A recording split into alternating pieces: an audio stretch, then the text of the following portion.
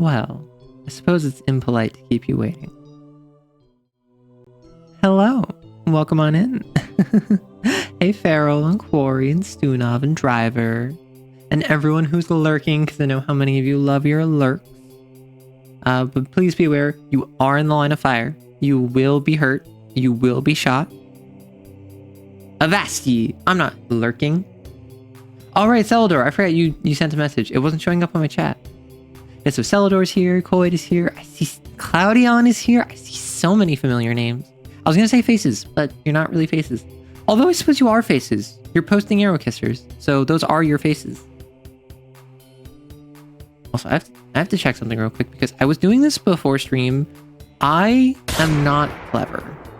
I am not someone who is very intelligent. Oh. So my recent short did pretty well. You're working on your game. Oh. Remind me, this is the TTRPG that's like the fusion, right? Because we have a couple different game devs in chat. Some of which are working on TTRPGs, some of which are working on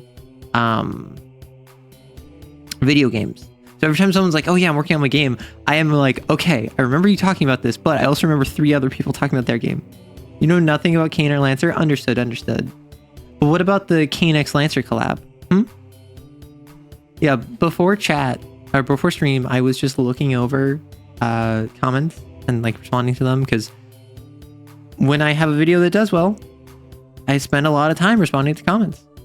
You've been working on a giant homebrew for a system nobody plays but totally should. Which system would that be, Claudia?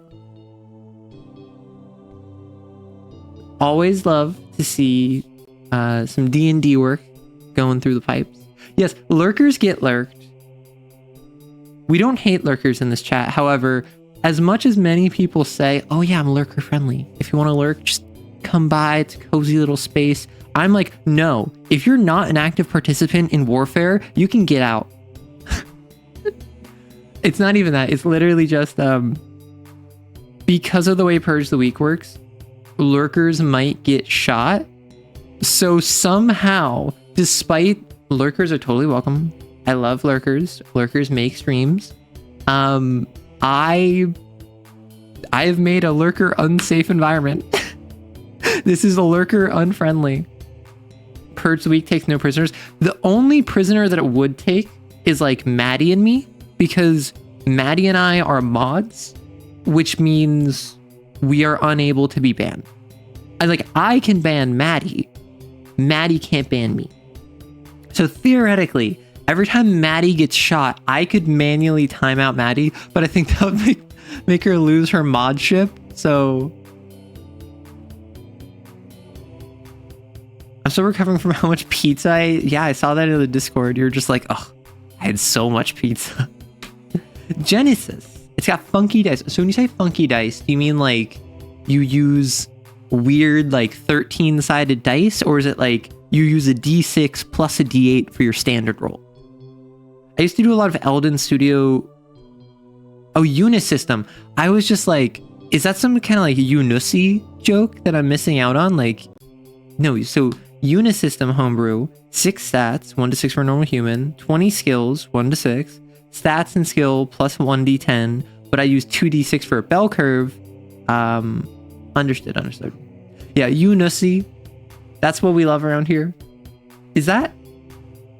Well, no, I was gonna say is like Unusi like the gender neutral term for that, but like I feel like isn't Bussy just the gender neutral term? Don't use that. Don't use that emote at me, Stunov. I don't know what I did.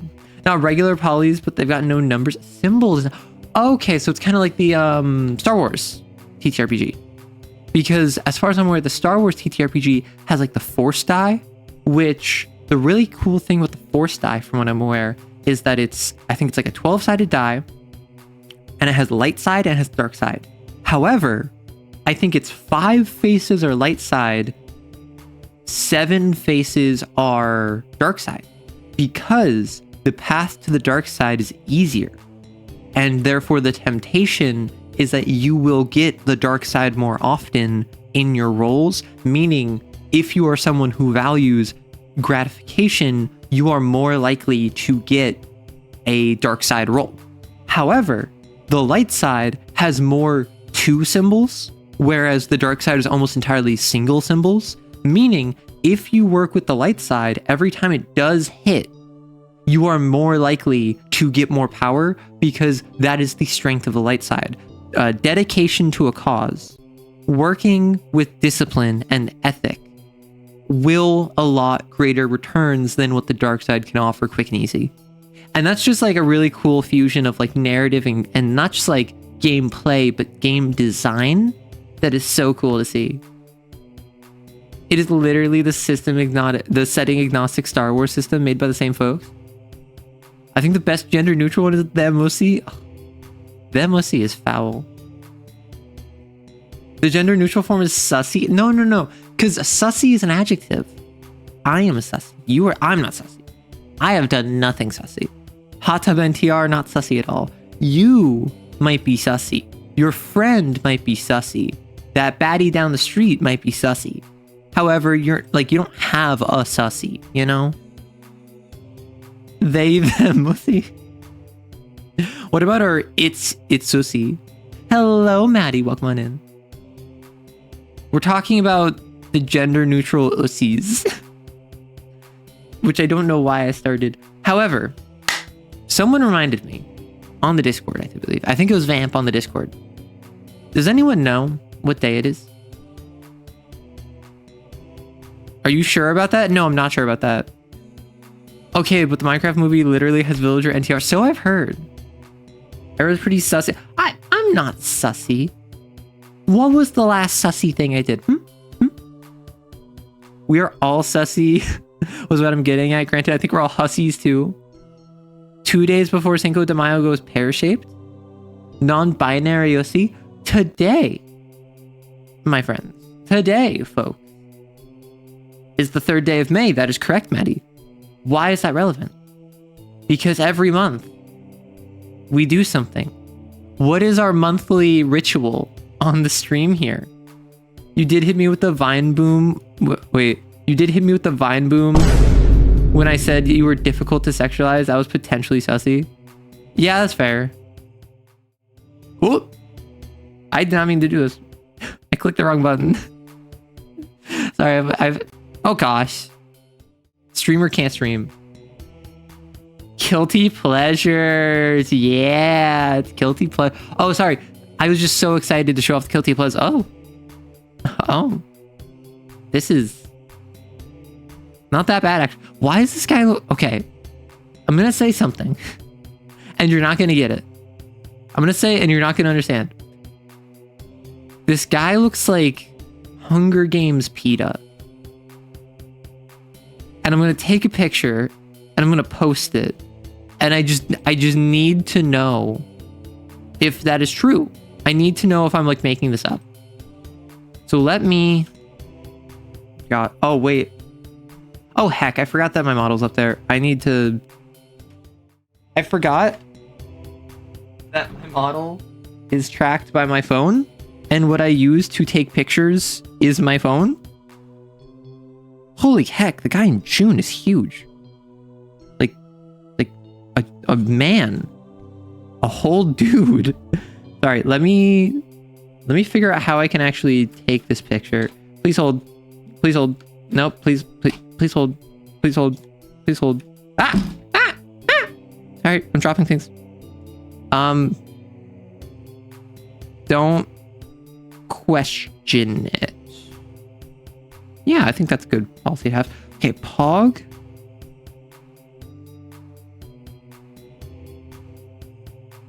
So I think I just gotta go like that. Okay, so now I'm gonna post this on the Discord. And I mean, this has got I think it's cool stuff, right? Like, it's very cool. Why am I a Klingon? What did I do?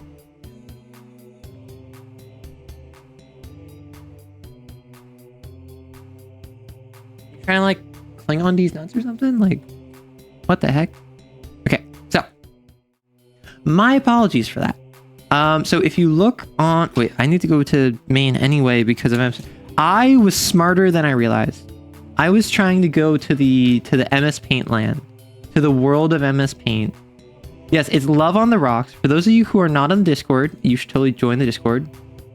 However, I will post it on MS Paint for those of you who require, if MS Paint would like to load, because MS Paint sometimes doesn't. Oof. Okay, we need sacrifices. Wait. Sorry. Did you just say what is a Klingon? Did you just say what is a Klingon? No, soon enough. I already made the Klingon these balls jokes. Like, you can't make that. However, do you not... I never got into Star Trek. I was never into Star Trek. I had like a single video game that I played that like was Star Trek related that I wasn't even like super into. And I know what a Klingon is. I know that like the thing to do if you were a sci-fi nerd was to learn Klingon in the same way that the fantasy nerds learned Elvish like 30 years ago.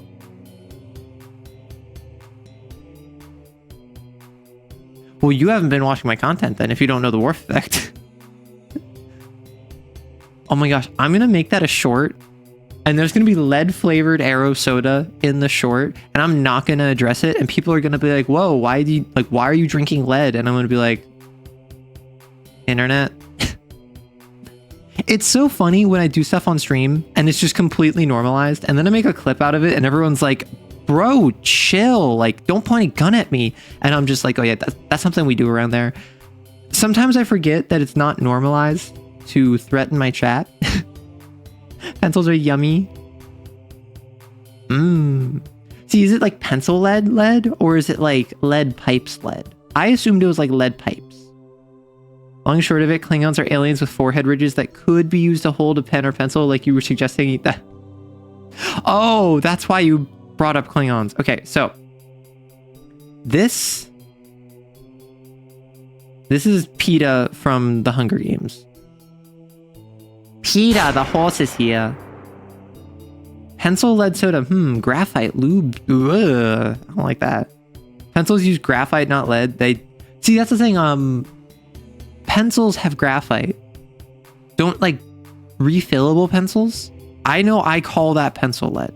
I don't know if that's actually pencil lead though. PETA, the horse is here. Okay, so someone I was in a call. I was actually in a call with someone else from Beehive the other day, and she made a reference.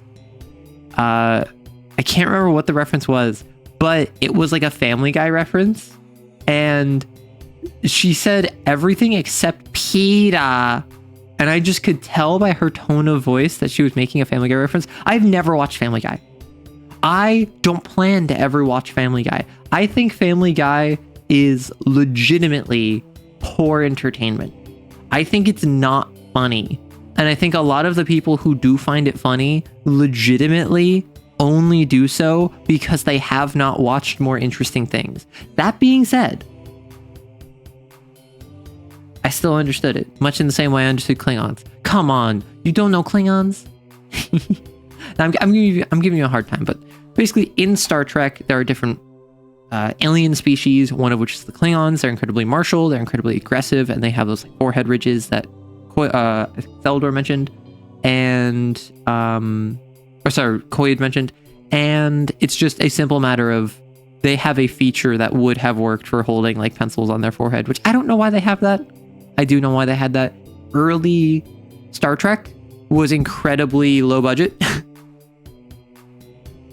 meaning that they had to make things look alien and cool without actually being able to spend money on costuming. So yeah, many had foreheads because that was the easiest for the makeup department. Exactly. It was like the 60s. You were a Simpsons kid? So I wasn't allowed to watch The Simpsons growing up because my parents thought it was like too inappropriate for me. So then I could finally watch like The Simpsons movie eventually. And then I do remember that there was one specific scene where like, we're gonna fast forward past this. And it was the scene where what was it? There's like a woman and she's like in the sky and she's pointing in a direction with her chest. And like the wind carries in that direction because of that. And like my parents are like, I'm gonna fast forward past this. But I got to watch it. I got to watch that movie. You were a Toonami kid? Does anyone remember? Okay, we're kind of stopping. We're kind of stopping guilty pleasures for a minute. Did any of you watch Jet X? Like, this was not the channel I watched. However, this was one of the channels I watched. This is absolutely one of the main channels I watched. Particularly, I remember it when I was I associate this with my grandmother's house. I would go to my grandmother's house. She had a PS2 that like my cousins had or whatever that they brought over one time, or that she had for whenever kids came over. They didn't have, I think, like Nickelodeon Cartoon Network up there, so I would watch Jet X. Hi, Tier. You have no idea what Jet X even is. So this was a show. This was a channel that had a series of different shows on it. As you can see, there's like Totally Spies, like 3 different times, which I never watched. Apparently, there were Spider-Man shows. There's the Sonic TV show. There's multiple Spider-Man shows. What was the one? So a couple shows I watched. So a couple shows I watched, but I don't actually think were on Jet X. However,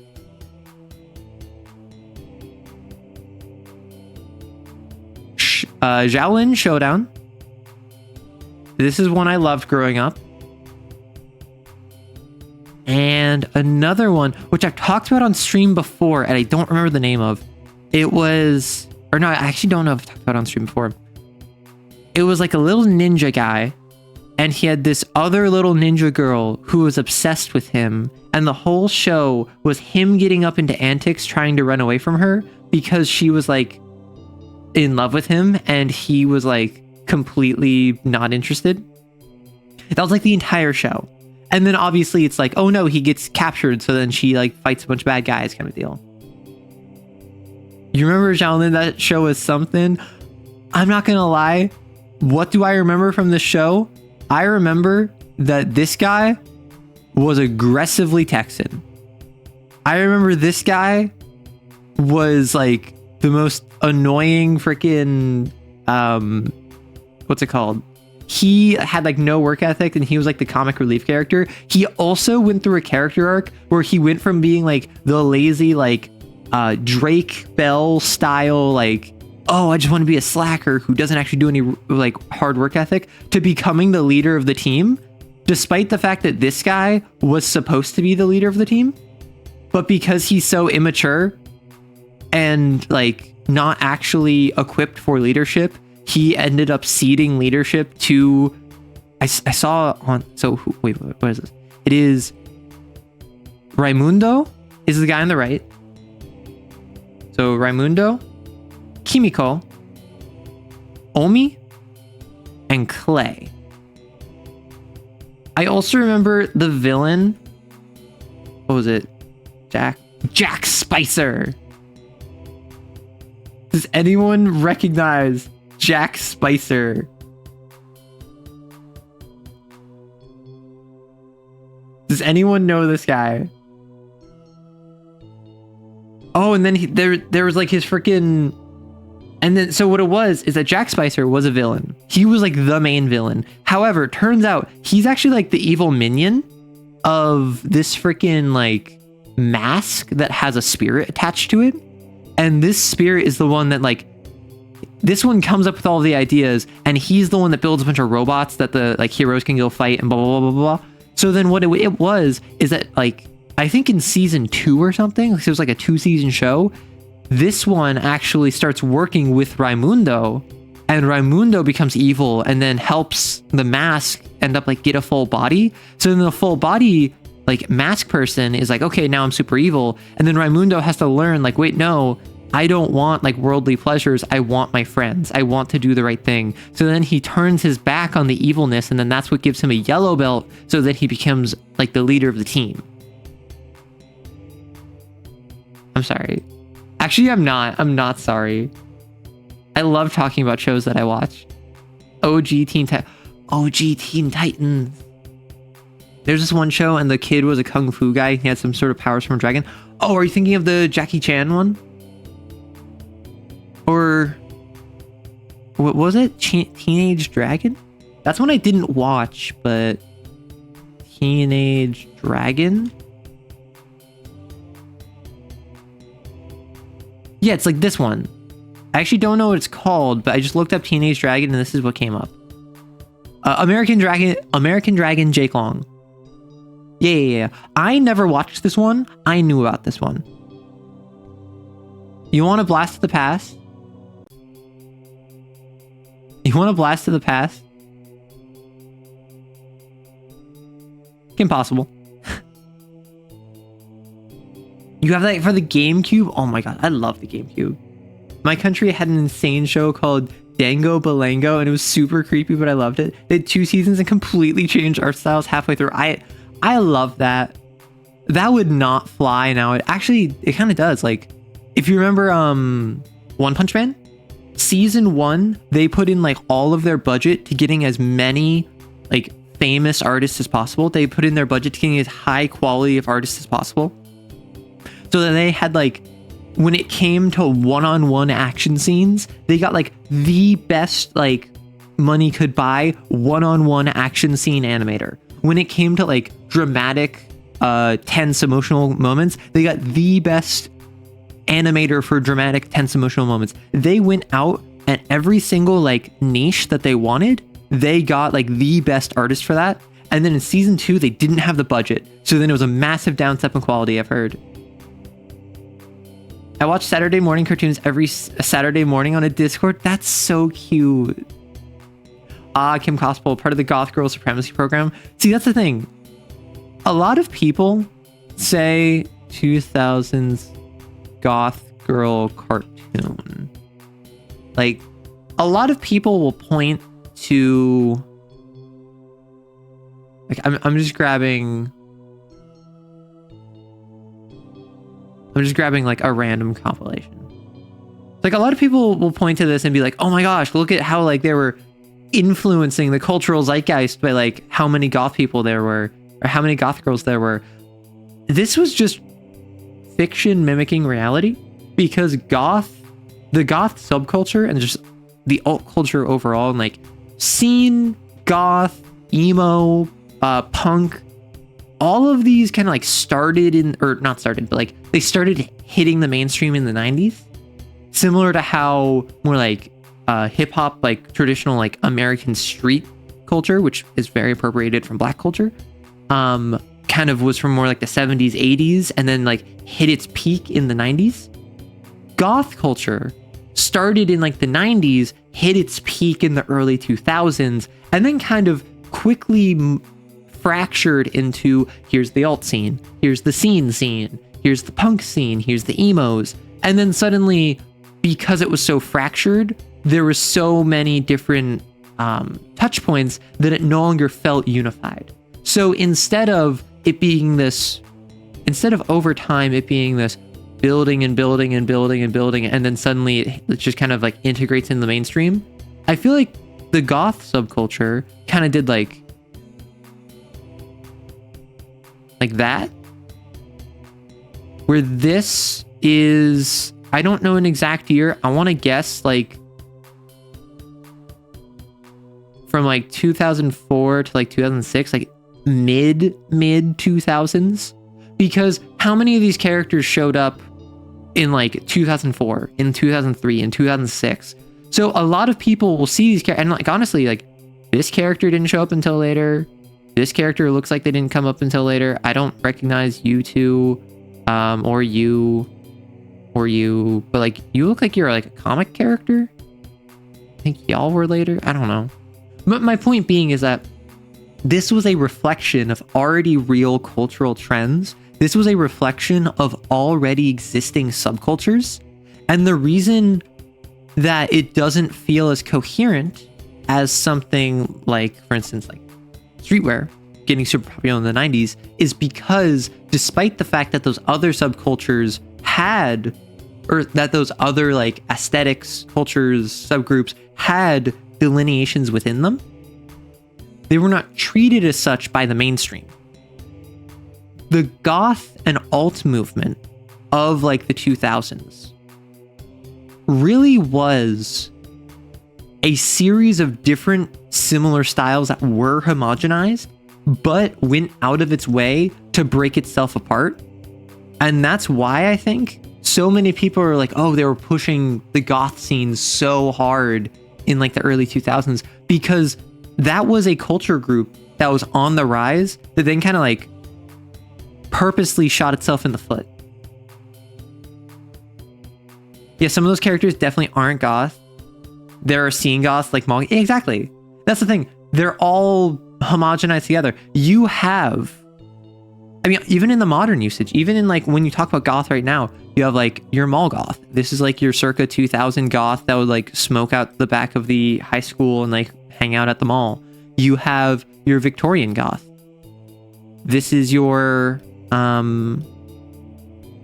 Victorian goth is the goth who will wear like Victorian style Regency era stuff, or buckles and laces and corsets and whatever. It just happens to be black. More modernly, you have Lolita goth, which this is more like pastels, pinks, being cute goth, so to speak, originating from like Japanese culture. And then all of this is just goth, not to mention alt, which alt kind of encompasses stuff like punk. There's scene, there's emo, there's thrasher, there's raver. Headbanger is like kind of under thrasher, but like there's these different subcultures that each of which, like under the goth umbrella is all of these, right? So you can say goth is a subculture of alt, but even goth has its subcultures, and someone who is more knowledgeable than I would probably be like, oh, Lolita goth, you have to make the distinction between monochrome Lolita and pastel Lolita. Those are two entirely different groups. Boom, that's a subculture within a subculture within a subculture within a subculture, right? Like, I just happen to know a bit more about like the alt crowd because that's the sort of folks I run with. That's the sort of folks, I mean, look at my model. The most colorful bit about me, is the fact that I have splashes of gold, and not like shiny gold, like dark, like burned gold almost. I'm not exactly extremely colorful, although I will say, yeah, I think burnt gold is a good descriptor of it. I will say, our Aeroth hasn't come back. Well, burnished bronze on someone. Ooh. See, that's the thing. I like gold. I'm okay with brass. I'm okay with bronze. I'm okay with like other similar colors. Oh, I'm not cool enough to be a goth either. That's why I just go by alt. But like, I don't consider myself cool like a lot of punks or alt folk are, but that's the thing. I mean, well, so let me say my thing first and then I'll say my second thing. Last night, I wanted to be productive and I had like 4 things to do, and then I chose the mysterious 5th option that was not really productive, but still kind of productive. So all I will say, lots of people have asked,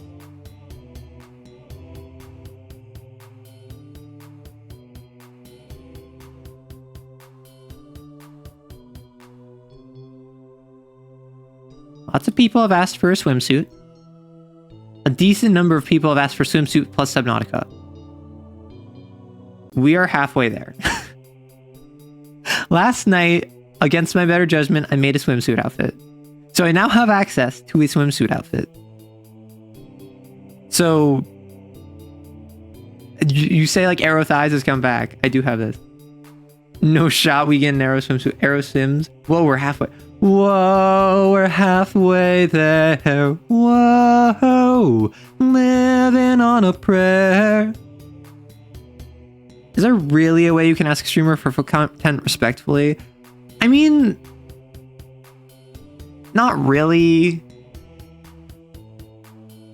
I will say, if you throw money when you ask for it, you will come off like a simp. However, I think that it has a higher chance of working. We'll make it, I swear. Oh, wait, whoa. Where'd my voice just go?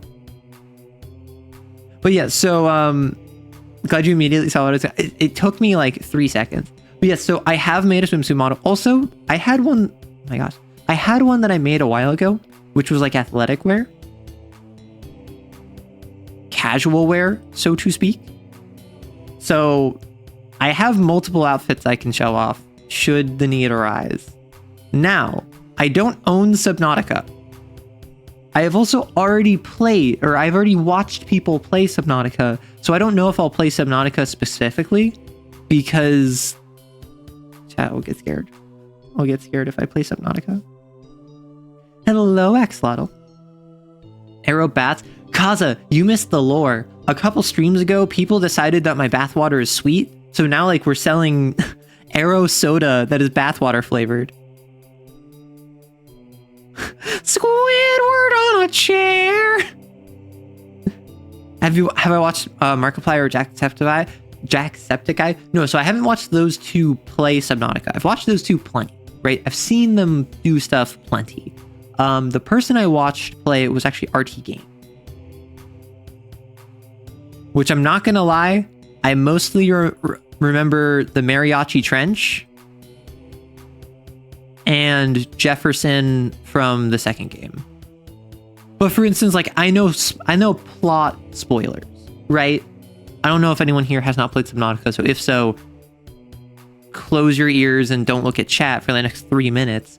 But for instance, like when you radio for help, and then the rescue barge comes by, and then the laser defense array shoots down the rescue vessel. Or when you meet like the Emperor freaking Leviathan, and the Emperor Leviathan's like, oh, shave my babies. Like, I know the plot beats, so I don't know how interesting it would be to play, because, well, yes, I would discover, like, I don't know what happens in the ecological dead zone. I have never done anything where like I've encountered a Reaper Leviathan. I've seen people encounter Reaper Leviathans. I haven't. But like I don't know how interesting it would be because I already know the plot. You played a bit, but you're too scared. They called him the Drift King back in college. I do know that, yeah. And he's also 30, so it's been a while since he was in college. Dear streamer, I respectfully and humbly request but a glimpse of your stompers. Allow me, I beg. Grant me a flash of your grippers. Pay me money and I'll consider it. That's my answer. Give me money and I will consider showing grippers.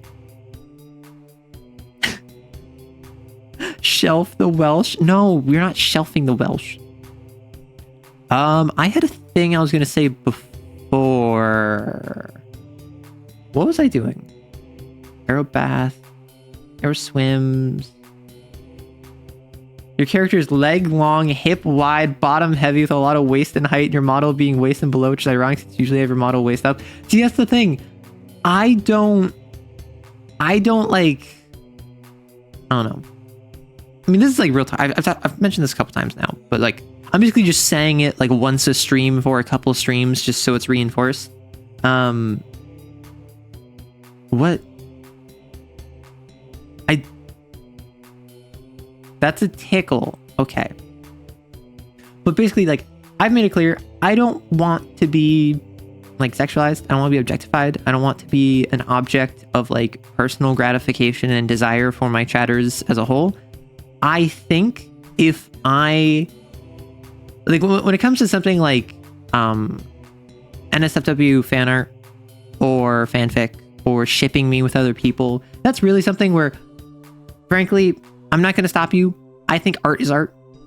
Like I've gotten to a place where I'm more comfortable with myself and my own boundaries. So if you're going to do that, I would just say like, don't make it weird. Don't misrepresent me or bring that into the community, and don't let minors deal with that kind of stuff, right? Because even something like shipping is kind of super dangerous if that's like what minors get involved in, because if suddenly a 16-year-old gets really invested in a ship between two content creators, and then the two content creators aren't involved, that 16-year-old probably doesn't have the frame of reference to understand what like a healthy friendship looks like, and then boom, you get like parasociality and whatever. So like really that's my main thing, is that I don't want to like have the main thing with my community be like desire. I want the main thing with my community to be you guys shooting each other. I want the main thing with my community to be inspiring each other for running TTRPGs and storytelling and all of that. But like, if individuals are like, oh my gosh, you're so pretty, like you're so sexy, blah, blah, blah, blah, I'm like, I'm not really gonna stamp that out so long as you are being responsible and respectful. No desire, only ultraviolence. The only desire I have is for violence. I've described my art of arrow with a hard hat and a rock pick. Yeah. I brought that up because people pay for models, and I know some people pay for partials. I mean, so the thing with my model is, so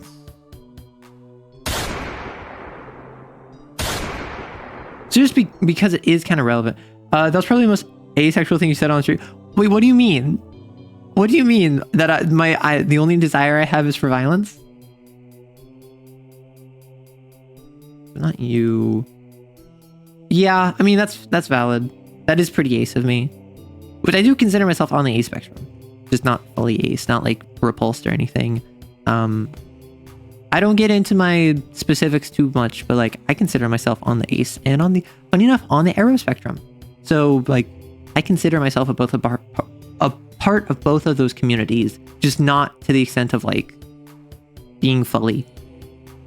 How much would I need you to review Dungeons the Dragoning? You keep mentioning it. I mean, listen, I'm not going to say no to money. Flattery will get you everywhere, but bribery will get you everything. But I might just have to check it out. It might just be a funny video to make. Ouch, I dropped my croissant. Asexuals are well known for craving cake and death. Yeah, so cake, dragons, garlic bread. What is Dungeons the Dragoning? Dungeons the Dragoning 40K the 7th edition is basically the most silly combination of a series of different like rules and settings and systems,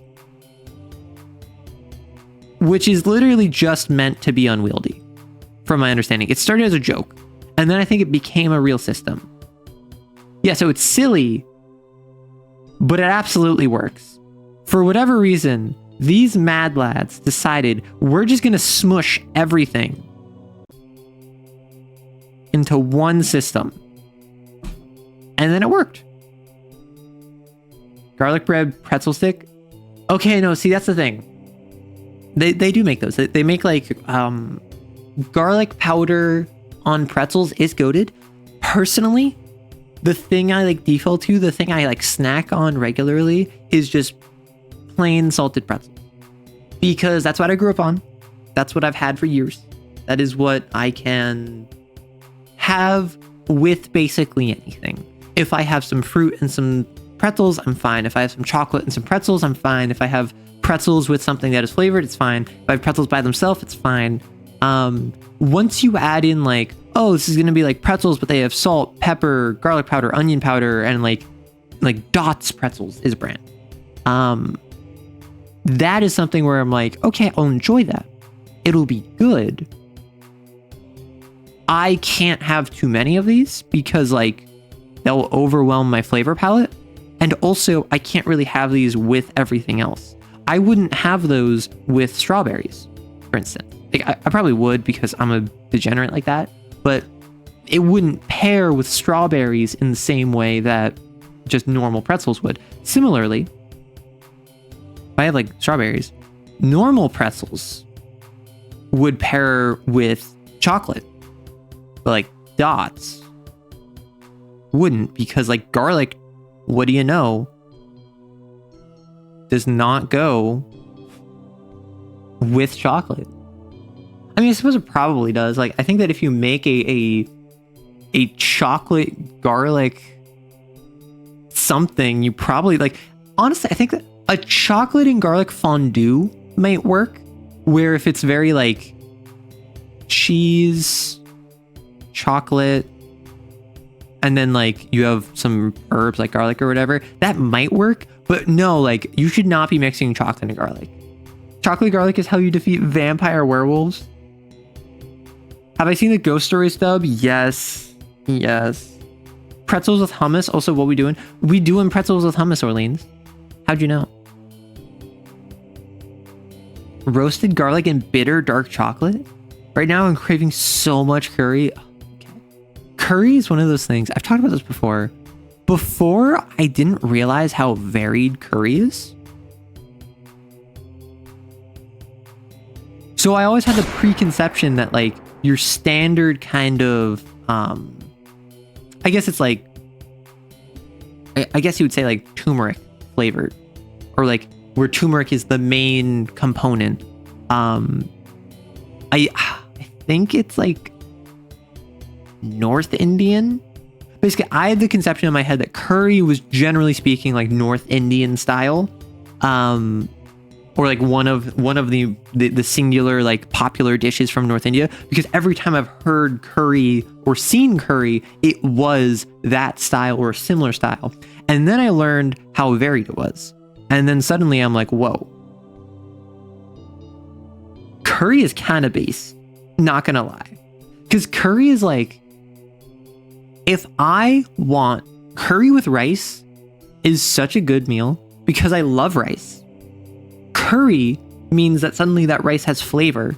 It's also like halfway between a soup and like just a solid dish, where it's almost like a risotto in that it's like a sauce for the rice. It's so good. Musamun curry is goated. Goodbye, guilty pleasures. I dropped you. I'm so sorry. Yeah. Sorry. I had to leap to go rescue Love on the Rocks Scottish style. My apologies. Pretzel pita doesn't sound real. Wait, until recently you didn't know about curry from other places in India? Not recently. This was years and years ago. But like growing up, for instance, I had had curry before, I had smelled curry before, I had seen curry before, I'd heard people talk about curry before, but I always thought it was like a single dish, in the same way that, for instance, like, I don't know, a freaking Swedish meatballs is the same dish. You can stylize Swedish meatballs, you can experiment and change Swedish meatballs, but fundamentally, it's going to taste like 80% the same. Like maybe it's slightly spicy, or it's kind of sweet, or it's more savory, or it's very salty. Like you add some variation to those Swedish meatballs, but it's going to mostly be the same unless you're doing something explicitly different. With curry, that's what I thought it was like. Turns out curry is closer to like ramen or soup, or like a categorization of a type of food rather than a discrete dish that you then add and drop from. And that kind of opened my eyes a while back, and then suddenly curry has been amazing. A friend once gave me curry as the answer for what food he would eat if he could only ever eat one food ever again, because there are endless possibilities. Indian curry comes from British people not knowing the traditional way that Indians use spices. Yeah. Which I still find it so funny. I find it so funny that the British, back when they were the British Empire, colonized like, I don't know, what was it, like 30% of the world? Maybe. I want to say half seems like too much. The British colonize a lot. So then what they do is they get all these spices. And then because they colonize so much and there are so many different spices, it's like, hey, let's use this in our cooking. So then suddenly British cuisine was amazing. They were using all these different spices. They were experimenting. They were having like Western European stylizations of cooking, but with spices from South India, East Asia, the Philippines, the Caribbean, like all these different places. And then the rich people were like, these dirty poor people are using spices. Clearly we can't do that. We have to differentiate ourselves. So then they made like beans on toast. And they were like, yes, I'm so rich with my caviar and my beans on toast. And then all the poor people were like, well, we want to be like the rich people, so we're going to do that. And then decolonization happened before they went back to the spices. Thank you for the bits. The deliciousness of their food and the beauty of their women made the British the greatest sailors in the world. Exactly. And that's why a French sailor was talking to a British sailor, and the French sailor commented how poor, like the French sailor was poor. So the British sailor was teasing him, and the French sailor's just like, well, we all fight for, or sorry, here's what it was. A French sailor's talking to a British sailor. The French sailor says that he fights for money, and the British sailor says he fights for honor. And then the British sailor proceeds to dunk on the French sailor because the French sailor's poor. Because the British sailor has money, the French sailor doesn't. The French sailor says, well, we all fight for what we don't have. And that's because the French sailor was poor but honorable, and the British sailor was not. I completely flubbed that. Also, thank you for the follow, second coolest person.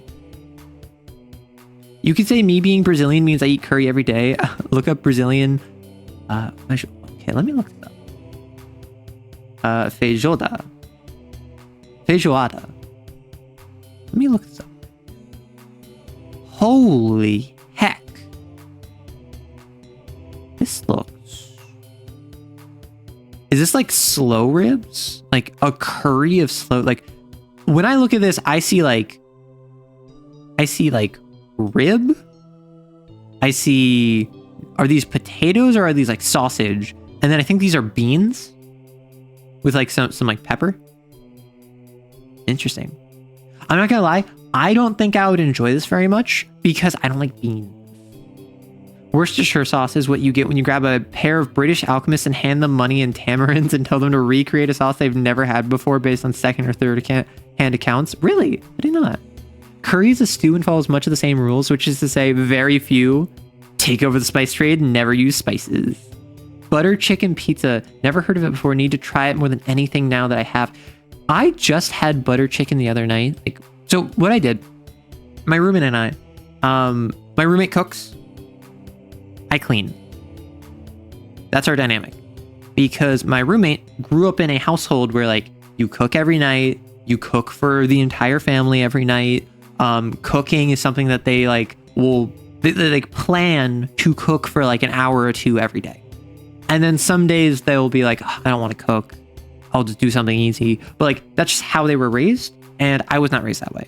I was raised much less culinarily inclined. However, I was raised where like you clean up after yourself. I was raised like you clean up the mess of the house. So we have a nice like balance where they cook, I clean. But obviously not every day you want to cook. So sometimes we have like frozen stuff. What we did is we went to the store and we found that we went around at the frozen section for like, what's the thing that like, when you don't want to cook, we can just easily make. And we found this recipe, or not this recipe, this brand of like Indian styled food, which is all frozen food. It's all like under 10 USD, but it was really good. Like, it's not restaurant quality. It's not like sit down, right? Because it's frozen food. You're not going to expect that quality, but it was like not just 1 or 2 steps. It was like 3 or 4 steps above other frozen food we've had. So now anytime we don't want to cook, it's just a matter of like, all right, grab out the frozen Indian food. We'll have like butter chicken today. And then it like comes with rice, or like we have a rice cooker. So we'll just put some rice on, and then boom, we have a pretty like good meal that we can just throw on. Sounds like Trader Joe's. It wasn't Trader Joe's, actually. I do have Trader Joe's near me, but I don't go there regularly. How long ago did you encounter a coal-burning food truck anyway?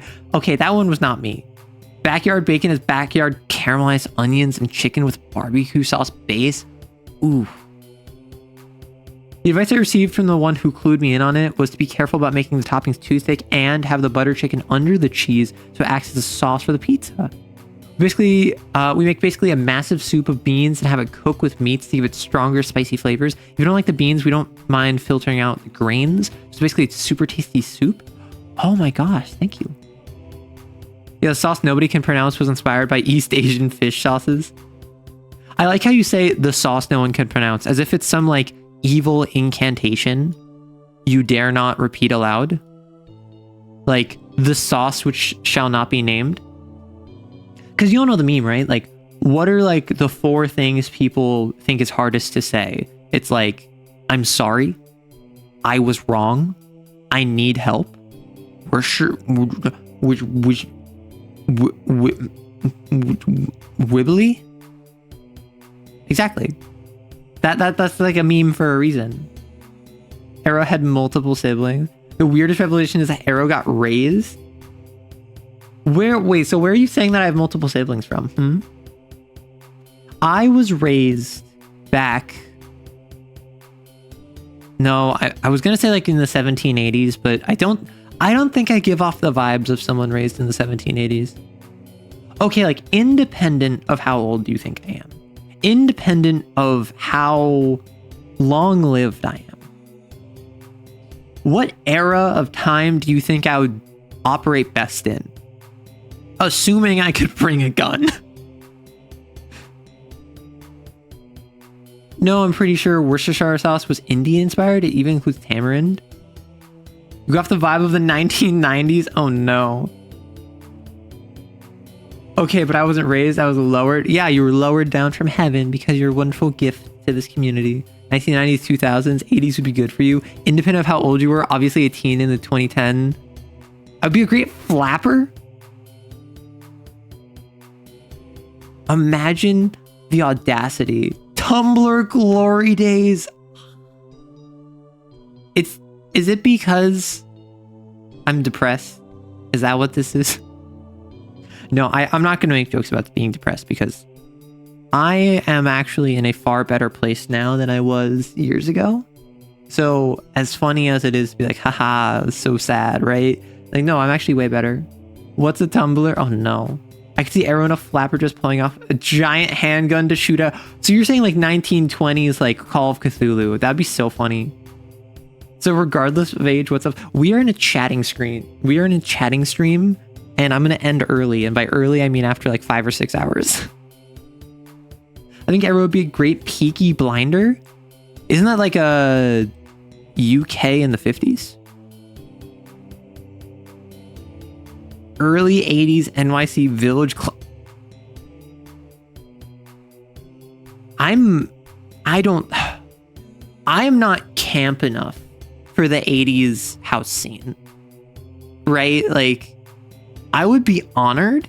I would think it would be so cool, but I am not camp enough to survive the house scene. No, I mean, you were talking about housing and siblings. No. So I mentioned that I was raised to like clean up after myself and clean up around the house. And like one of the things I did growing up was like sweep the floors and whatever. And my roommate is someone who grew up cooking. Like every day they would be like, okay, the entire family cooks. The entire family cooks for the entire family. Everyone gets together and chips in. So like, that's just how they were raised. That's how I was raised. So we kind of made it so that they cook, I clean. And suddenly my roommate and I have a very nice dynamic where I don't have to worry about spending 2 hours cooking. They don't have to worry about the annoying bit after they actually ate. I can cook and I can clean. I'm the best of both. Yippee! Well, simply become someone's trophy partner. You just got to be you, all quirks out in the open. That's why I figure you give off Tumblr Glory Day vibes. Okay, that's fair. I am somewhat ill-advised. I am unabashedly myself.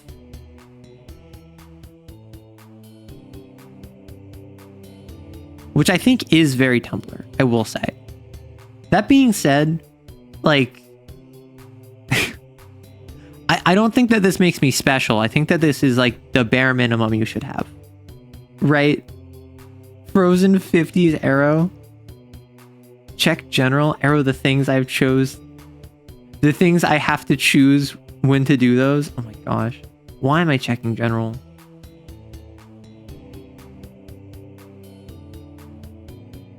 Oh, that's literally like a truck carried. So this is literally a truck with a coal-powered oven in the back. I was imagining a pickup truck. My mistake. Oh, wait, so... Oh, right, Worcestershire sauce was supposed to replicate garum, which was Roman. Yeah. Yeah, this is not what I was expecting. I was imagining, personally, and I don't know about anyone else, I was picturing, when I hear coal-fired oven, so like if this is the back of a truck, and like the window's here, and like the wheel is there, and like this is like the back of the pickup, I was picturing like coal here, oven, like pot here, you know, like I was expecting like campfire on the back of a pickup. A beat up Butte, to paraphrase our Aussie friends. Oh no, the old truck looked like it had a back sawed off and a hitch on it still connected to the main body. People are weird, I'm not gonna lie. Like it's mobile wood-fired pizza, which like if I'm at a social, if I'm at like an event, whether it's a con or a game or a fair, like having mobile wood-fire pizza or like coal-fire pizza sounds pretty pog, I'm not gonna lie. That being said, this is probably like $30 for a pizza and like $6 for a single slice, which does not sound worth it.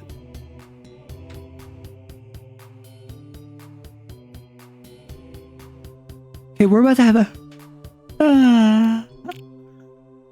sorry, we're about to have an ad, so watch out, folks. I've just been yapping, so not like I have gameplay to pause or whatever. I suppose during the ad break, I need to... Wait, that would be so funny if I added a yawn counter. Because don't you have a yawn counter? Well, no, so real quick, during the ad break, feel free to hit me with questions about TTRPGs, games, or whatever. This is a chatting stream. This is a yapping stream. Let's talk. And if you have any questions, feel free to drop them. But Arrow would never do gameplay. Vamp, this is a dedicated gaming stream because in about 7 hours, I'm going to be joining one of the other members of VHive, one of my fellow bees, on their channel for a MonsterCon playthrough, where I'm going to be revealing myself to be a monster lover, but it's going to be at a convention, so it's cool. There's another streamer who has a meep counter. I don't meep. I do go sometimes because I picked that up from a streamer. A streamer I watched goes and then I picked that up and it's like, yeah, oh monsters. Yeah. Ah. Do I gotta hit them up and I'm just like, hey, your community said that you meep. Can we get a meep in chat? I can only imagine what kind of feather Rory would feel it was in his cap if he could get a meep out of Arrow. Okay, let's not get weird about it. No one's making me meep. Get out of here. Darn it, you tried to glitch past the ad but didn't work. Hey chat, can I get a meep real quick? Can I get a meep in chat? I want to see how many of you are willing to meep for free if I ask you politely. Yeah, so Vamp got it twisted. No, I only have one counter for when people mention the city of Louisiana. Do I yawn a lot? No, so Arlene's, you don't yawn a lot. It's just you strike me as someone who would have a yawn counter. You strike me as someone who would have your chat bully you and tease you and also call you cute whenever you yawn, because that's just kind of the community you have. Ad break arrow. Can I take shots at Orleans?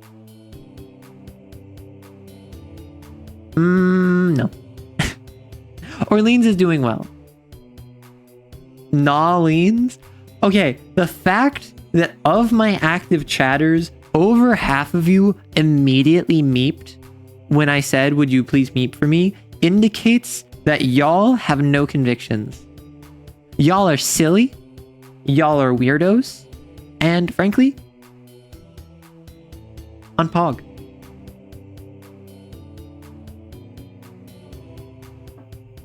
What can I say? I'm big. Okay, I'm also silly. Silliness is my brand. I go out of my way to be silly on other people's chats and communities to expand the realm of my silliness. I'm not meep silly. I can test that last point, kill the part of you that cringes. See, that's the thing. I am cringe. I accept that I am cringe. I will always be cringe, and my specific stylization of cringe is what makes me interesting. I don't play shy about being cute, so I'm not bullyable topic. Oh, come on. Orleans is very cute, I will say. Which, I don't know how many of you don't know Orleans, but I will shout him out because Orleans, very sweet, incredibly sweet. Been playing Halo recently on a collab with one of his friends, but the funny thing is Orleans streams like, I don't know. Don't you normally start stream like an hour or two after I wrap up? Because I end like 8 p.m. EST. I end in like 7 hours from now. Okay, Farrell. This is your last warning. This is the second time this stream where you just started shooting. So let's chill. Cursed Halo's over, but I recommend. Okay, I have never played Halo.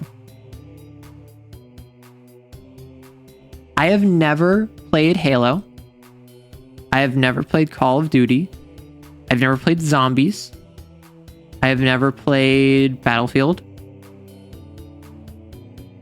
I've never played like CS:GO or Valorant.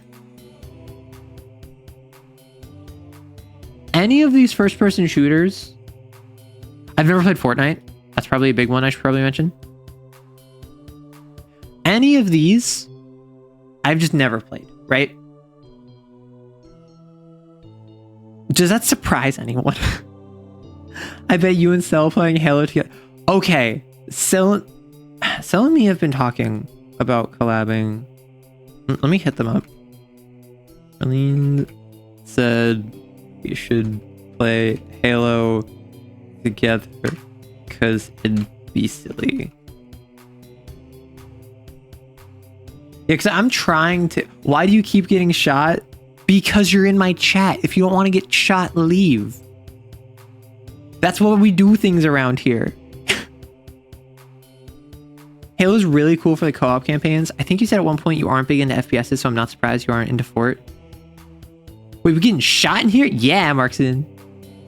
That's what we do. However, we're also talking about how I've never played like so many classic FPSs. Like I played Battlefront. Like Star Wars Battlefront. I've played FPSs before.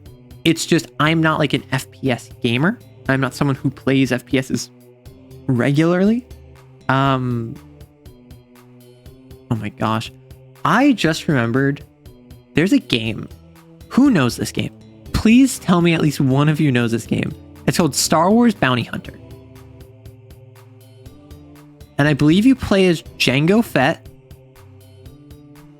And you just go around like hunting people, right?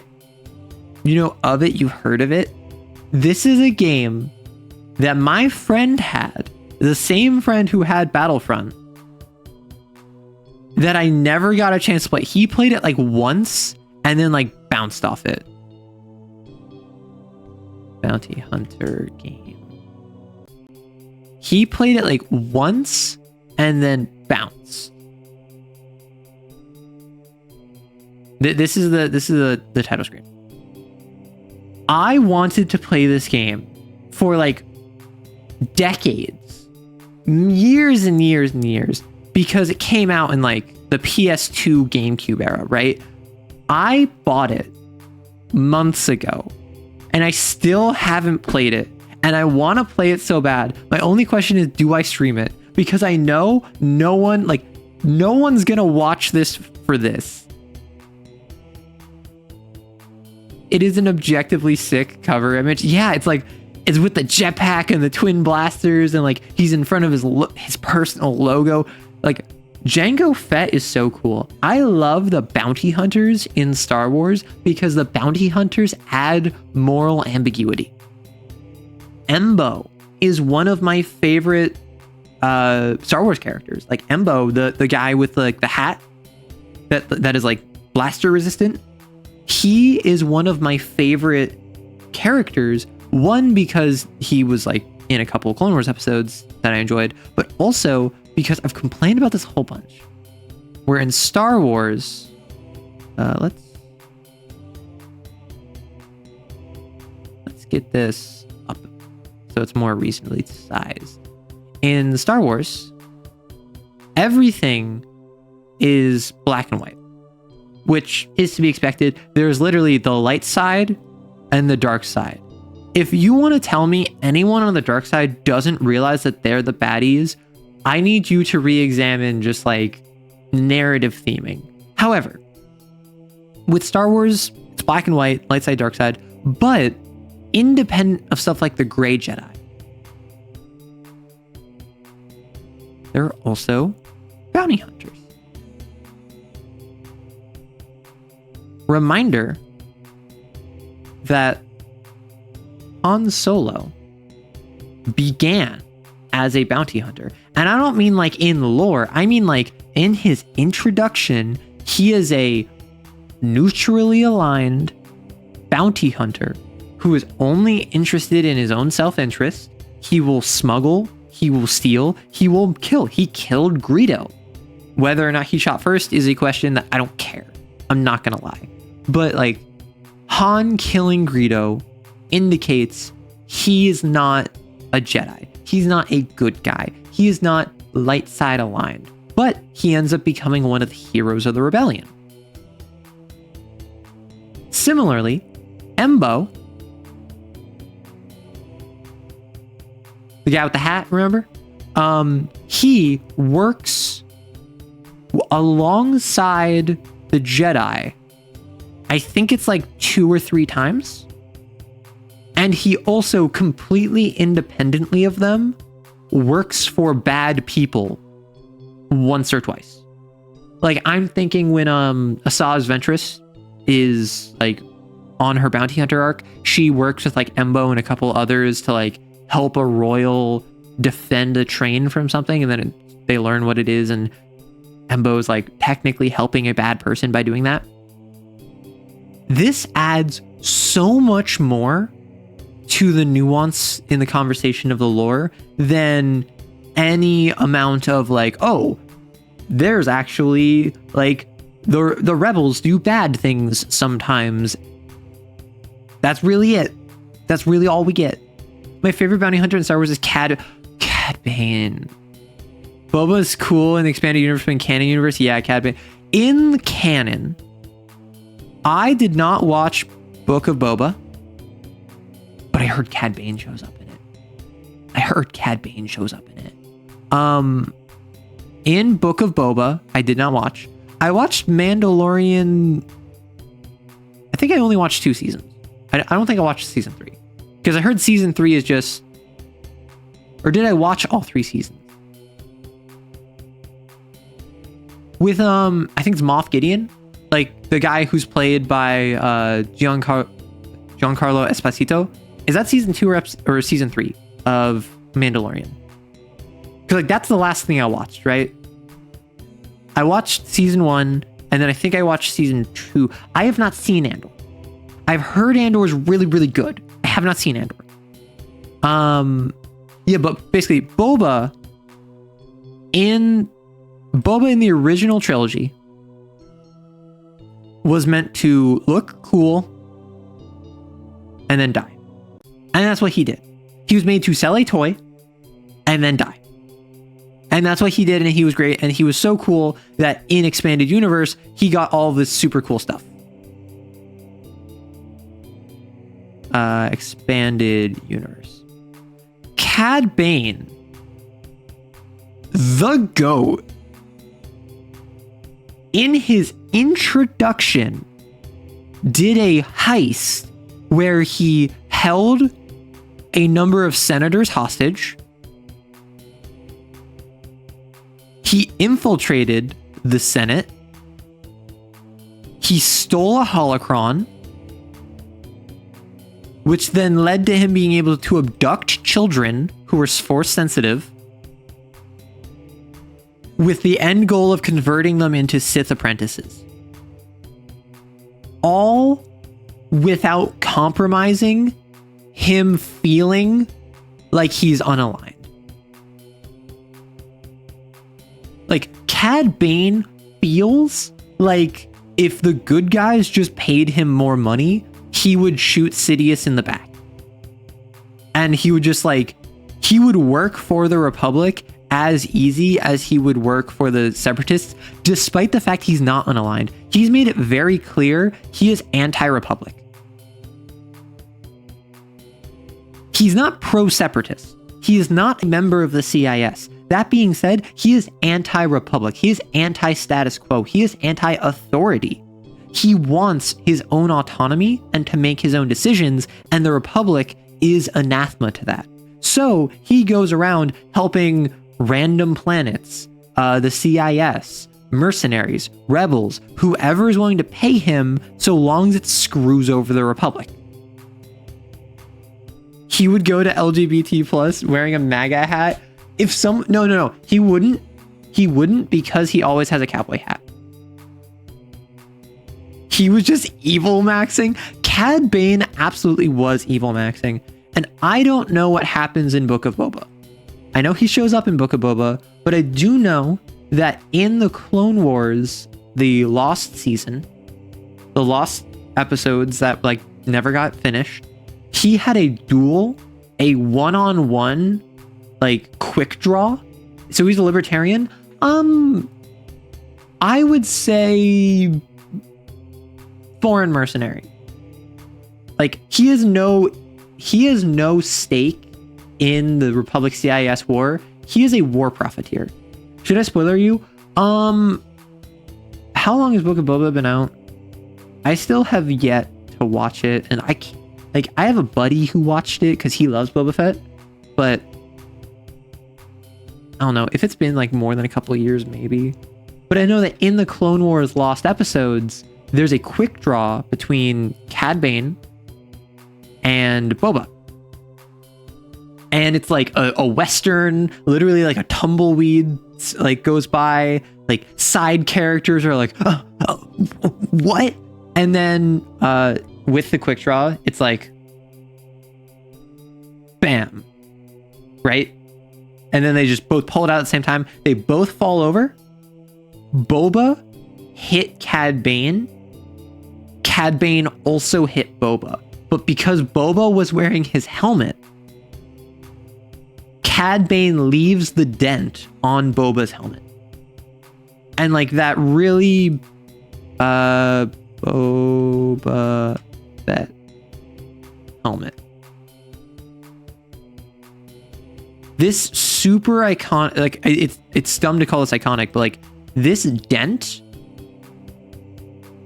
which had an explanation in Legends that is no longer canon, they gave it to Cad Bane. This would have killed him had he not been wearing it. Tapioca pearls? Oh no.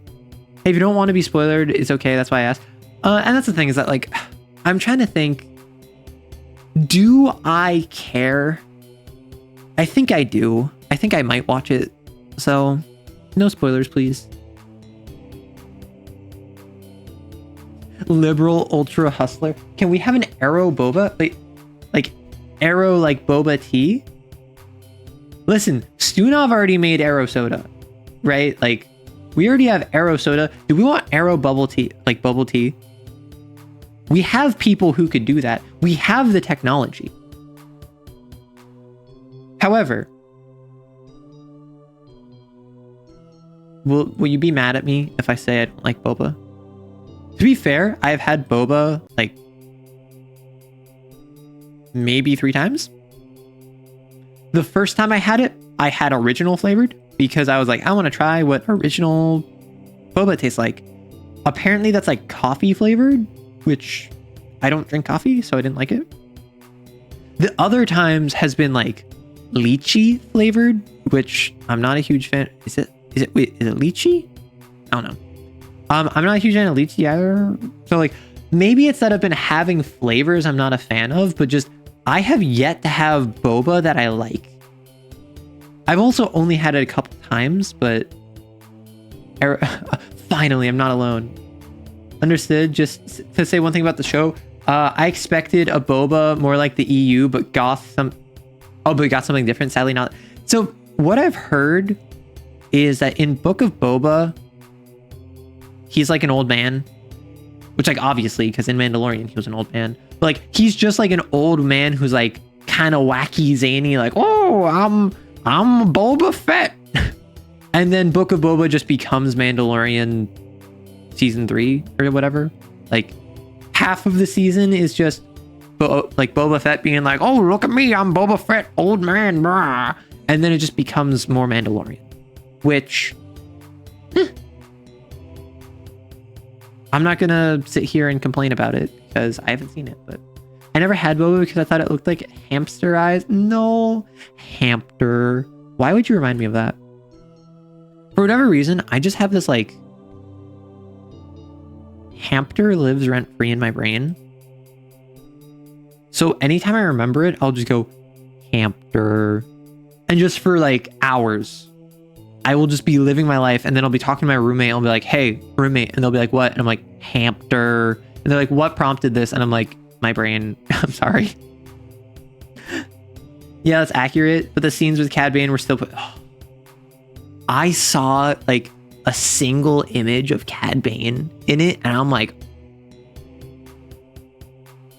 right? Like, hamster.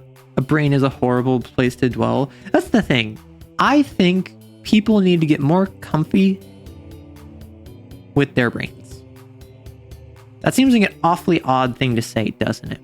However, I feel like a lot of people are scared to be alone with their thoughts. I feel like a lot of people have a certain degree of, whether it is self-doubt or lack of confidence or hostile relationship with themselves, where if they're just sat there thinking, if they're sat there with no stimulus, no input, no nothing, they will just start beating themselves up, which is a symptom of a deeply unhealthy relationship with yourself, which is a symptom of not allowing yourself the grace you should allow yourself. Not just because you're like deserving of love and wonderful, blah, blah, blah, blah, but just like you're being a jerk. Like, have you ever considered that if you treated your friend in the same way you treat yourself, your friend would be like, bro, you're being awful to me. Like, you're not letting me make mistakes. You're not letting me celebrate my accomplishments. You're not giving me space to just dwell on my own things and focus on myself. You're constantly saying I need to be productive despite the fact that you're not allowing me to be productive. You are stopping me from being productive. You're constantly projecting so much frustration on me and then blaming me when that frustration prevents me from accomplishing my goals. Delivering mail is lonely and streams are more engaging than music. That is very fair. Oh, that's easy for me because I have a brain that can work in idle mode when no thoughts are made. That's the thing. As time has gone on, and maybe this is because I'm a creative. And I say creative because like I like to create stuff. I don't necessarily say that because like, oh, I'm a writer or I'm a streamer or like I'm a yapper. It's just literally I create regularly, so my brain at rest creates. And much in the same way that if you want to be an artist, you need to learn to have an artist's eye. And like, if you want to be a poet or a writer, you have to kind of have like a poet's tongue. I would say that to be creative, you need to have like a creative's mind. Not that you have to like change how you view the world, but just kind of, you have to be comfortable being like, wow, that building over there, I'm walking and I just realized that off in the woods over here, there's this like crumbling ruin of what once was a building. Like, what's the deal with this? You don't even have to investigate. You can literally just ask yourself, what's the deal with this? Why is this here? Why did this not get repaired? Why is this in the woods? Why is this crumbling and not already destroyed? I see graffiti on it. Who is over here? Just asking yourself those sorts of questions, suddenly you have a story that you can write. You have a scene you can draw. You have a story you can talk about on stream. Even if it's literally just like, oh, I'm a horror YouTuber and I come up with a 2-paragraph long horror story that I turn into a short. Boom, content. Hello, After Crash. Oh no, meow. Oh god, I just had a glimpse of the AU. Wait. Did I have a Valley Girl voice for a second? Arrow Horse Girl makes me... Okay, what did I do? What did I do? It can't have been that bad. I love creating too. That's why I love game mastering pen and paper. I see Arrow has the same methods for storytelling like yourself. That's the thing. This is not unique to being a GM. This is not unique to being a writer. This is not unique to being a streamer. This is just creativity. To be a creative, you must see the creativity in the world, and to see the creativity in the world, you have to look for it. And it's not that hard, really. Like, once you start looking, you will be like, okay, why do the houses here go 9, 11, 15, 17? Where's house 13? This is a real thing that happens, at least in the US, where the fear of the number 13 is so strong that some housing developments will skip number 13. And the 13th house will just be called the 15th house. And then it just continues as if the 13th got skipped. There are situations where you will see, like, in the middle of a parking lot, there's like all of the different cars, there's all the different parking spots or whatever. And out of all of them, you would see a single car parked in the exact center, but for whatever reason, it's taking up 2 spots. Please, Arrow, stop speaking Japanese. Hello, Hero Shadow Flame. All right, chat. You know what to do, goons.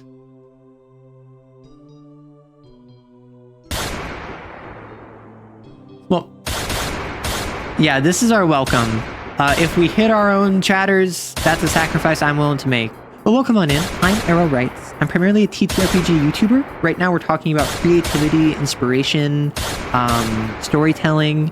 Generally speaking, on YouTube, I make content on D&D, Lancer, Kane, The World of Darkness. But over here on Twitch, I'm also a yapper. I chat, I do variety gaming, and this stream we've just been kind of yapping about, well, lots of stuff really. But right now we're just kind of talking about like different ideas of inspiration for your TTRPG or your writing or whatever. So I assume you got shot, so you can't type right now, but please let me know what you are up to once you survive. All right, folks, hold. All right. Whenever people raid, we give out some shots, we take them out, and then we let them recover. But yes, welcome on in, everyone. I'm Arrow Writes, TTRPG YouTuber, part-time streamer. I'm right now streaming instead of writing, which, oof, that's too real. I'm surprised I managed to survive that barrage. That is 10 tempting fate, I hope you know. But yeah, welcome on in. It's always a pleasure to have folks raid in. But imagine a situation where you're in a parking lot and you see a completely empty parking lot and a single car in the center, which happens to be across two spots. Why? They have so much room. Why aren't they by the store? Why aren't they by the off-ramp or the on-ramp? Why are they dead in the center, and why are they in two spots? And why do they have a one of those bumper stickers that says "No baby on board, but please don't hit me anyway," despite the fact that they're taking up two spots? Suddenly, you start making a story. You start being like, what kind of person is this? Who are they? Arrow, I told Neko some of my pen and paper stories, and he was like, why do I have a feeling Arrow will be breaking down my door any moment? Listen, I wouldn't break down Neko's door. However, I would crush the crate that we put him in. I would just like compress it down into, well, frankly, tiny little itty bitty pieces. Because he doesn't deserve the tuna that we give him. Is that a football field? No, this is a parking lot. It's more lock. Do not trash compact the Catboy. Okay, so I was so does everyone know what a squishmallow is?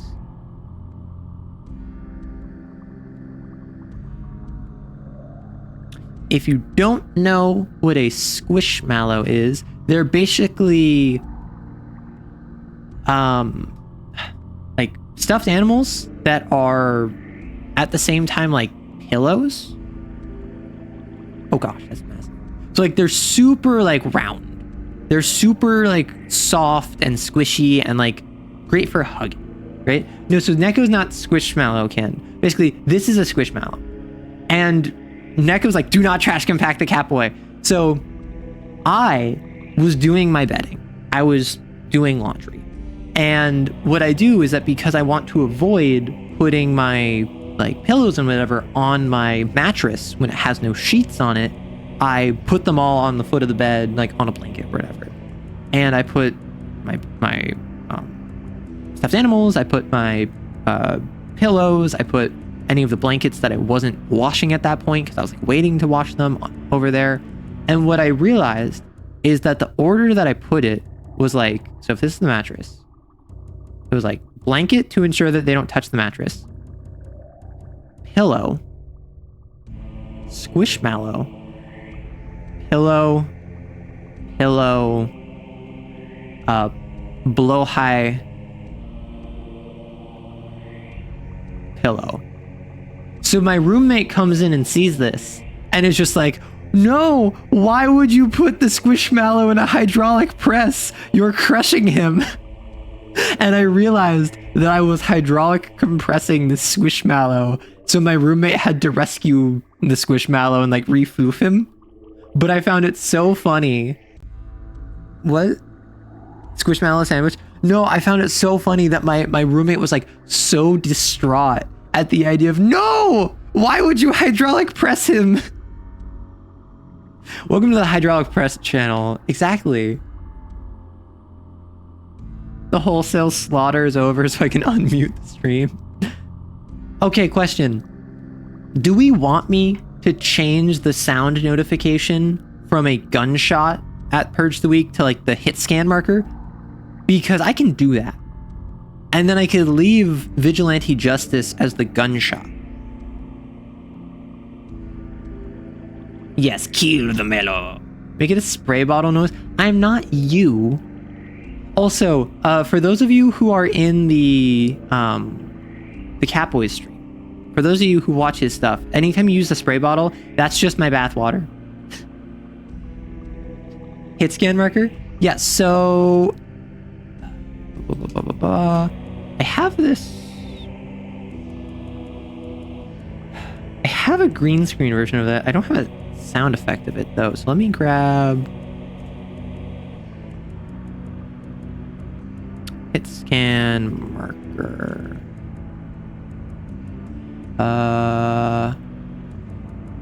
SFX.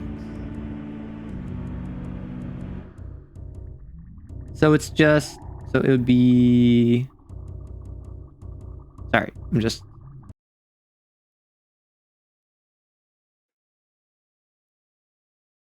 yeah, so that, right? Like just bump. Because the idea that that's from like old Call of Duties, I think that's like Modern Warfare 2's, where it's just like anytime you hit someone, it would be like a little pop. I know, like a little X would appear over your crosshair. Spraying with arrow. No, people are not going to misbehave more to get sprayed by bathwater. Are they?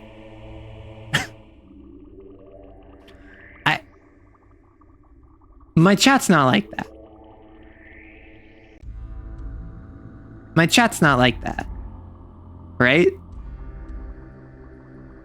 I underestimate people. Unfortunately, I think they will.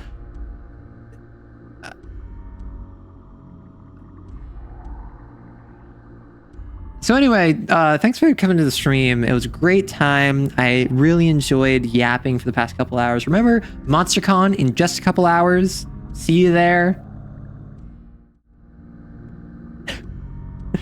Oh my gosh. No, I'm not giving people diabetes with my bathwater. Taking notes of who is freaky. That's the thing. That's the thing. I keep saying clearly you should put a bit cost on it. Listen. If people were to pay me for my bath, I would just give tap water. And I wouldn't hide that fact. I would say, listen, you want to buy my bathwater? Sure, you can buy my bathwater. However, I would add a disclaimer that would say this is just tap water that has never touched Arrow. Like, if I can make a buck off that, sure.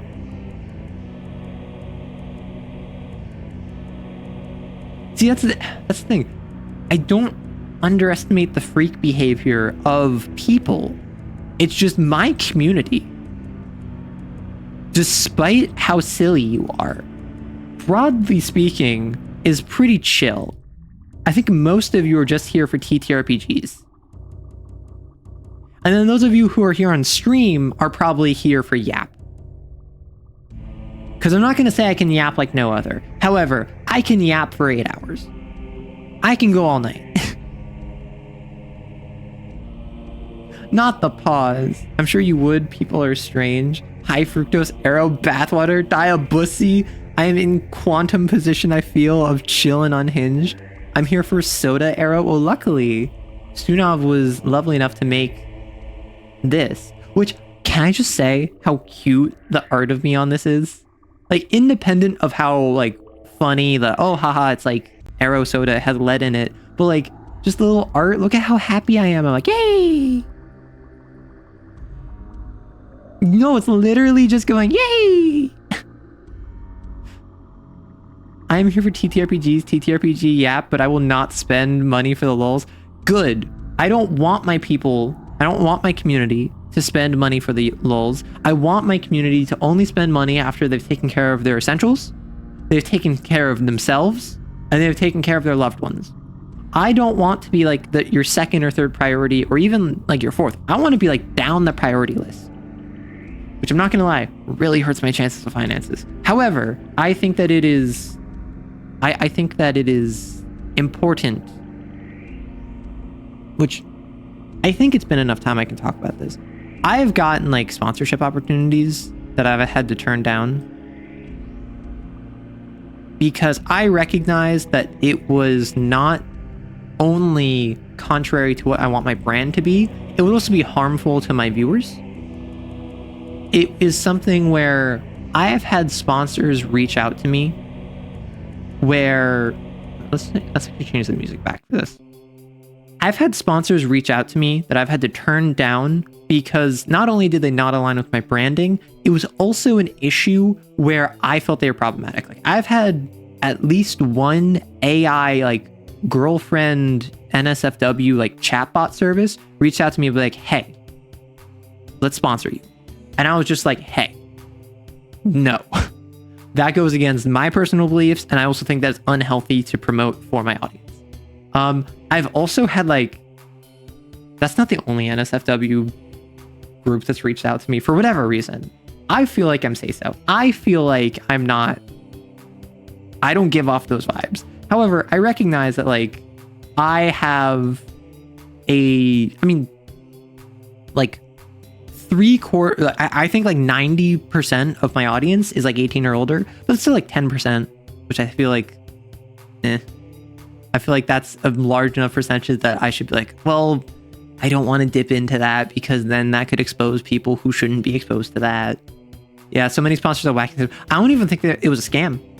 I think it was literally, they just had a big marketing budget. They saw that I had a platform, and so they reached out.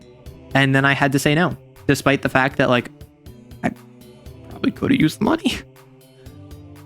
I hate those NSFW AI chatbots are A-okay with YouTube's advertising parameters. AIRO. We should make a Google service where you chat with Arrow AI. No. See, that's the thing. If I was to do that, I would have to rebrand to be Arrow Rights. I've thought about this. This would be such a good NSFW tag. Because like, you know how like corporate VTubers, they have like, oh, here's my art tag, here like Arrow draws, and then like here is my fan tag where it's just like Arrow kissers. Like here's my NSFW tag, it's Arrow Right. This isn't a stream, this is a bathtub. Yeah, see, it's funny Rory mentions that, which I already told him about this because of course I did, but I did mention to him that I made a swimsuit outfit last night, and he's just like, huh. And then I'm like, it's not sexy, calm down. And he's like, aw. And there's the rock boy. Erotica would be interesting. Like, what does an asexual, aromantic person do? Or, see, that's the thing. I consider myself both aro and ace on those spectrums. But I very much do not consider myself fully. I don't consider myself uninterested in either of these things. So, like, I have a frame of reference. I understand what people want. I can give the people what they want. You're not say-so, but not because you're lewd, but because you promote violence via lethal chemically propelled kinetic slug thrower. What do you mean? I was like, aw. I was like on cold meds and said, Hans, I didn't understand what you mean. Shh, it's for the bit.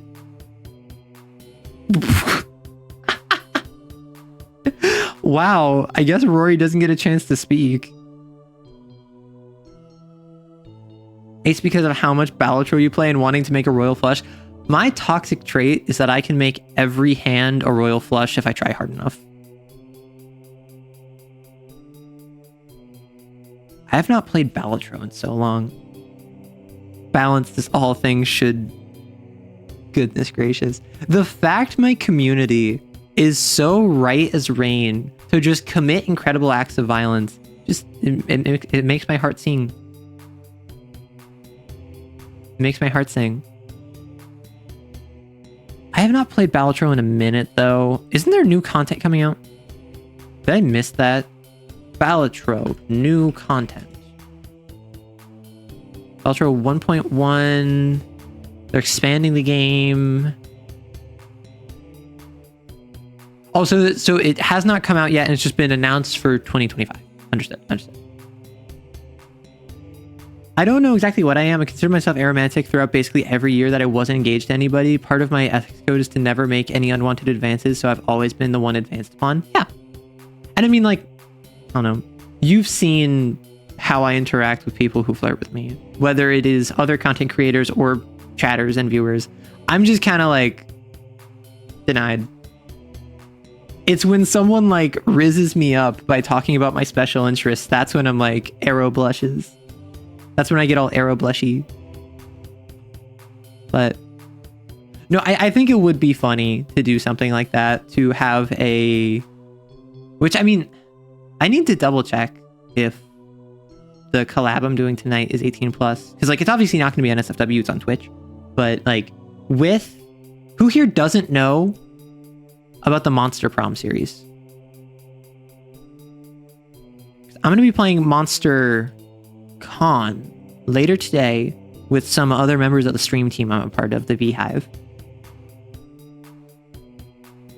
Yeah, exactly. It's a lot of NSFW jokes and dialogue. So obviously, like, I could see the stream being 18 plus. So if you're not 18 plus, sorry, but I'm gonna be collabing on someone else's channel to play Monster Con, because this is a game where you are a series of monsters, and it's a dating sim where you are trying to romance another monster, but it's very self-aware of how silly it is. It's very non-serious, and it's very much so like any option you choose is never going to be the good option. It's always going to be a bad option that leads to like half the world dying, but also everyone finds it funny because you're all monsters. Monsters dating monsters. Yeah, the good thing is that there's no rush to figure it out. It's basically ineffable whether an advance is wanted or not. The key is to just not go overboard too quickly and be respectful. Yeah. And that's the thing, is that I feel like a lot of people, I feel like a lot of good people are scared about being too strong. They're scared about like scaring off the person by being too imposing. And a lot of bad actors don't care. So the medium that you have to hit is that it's just be respectful.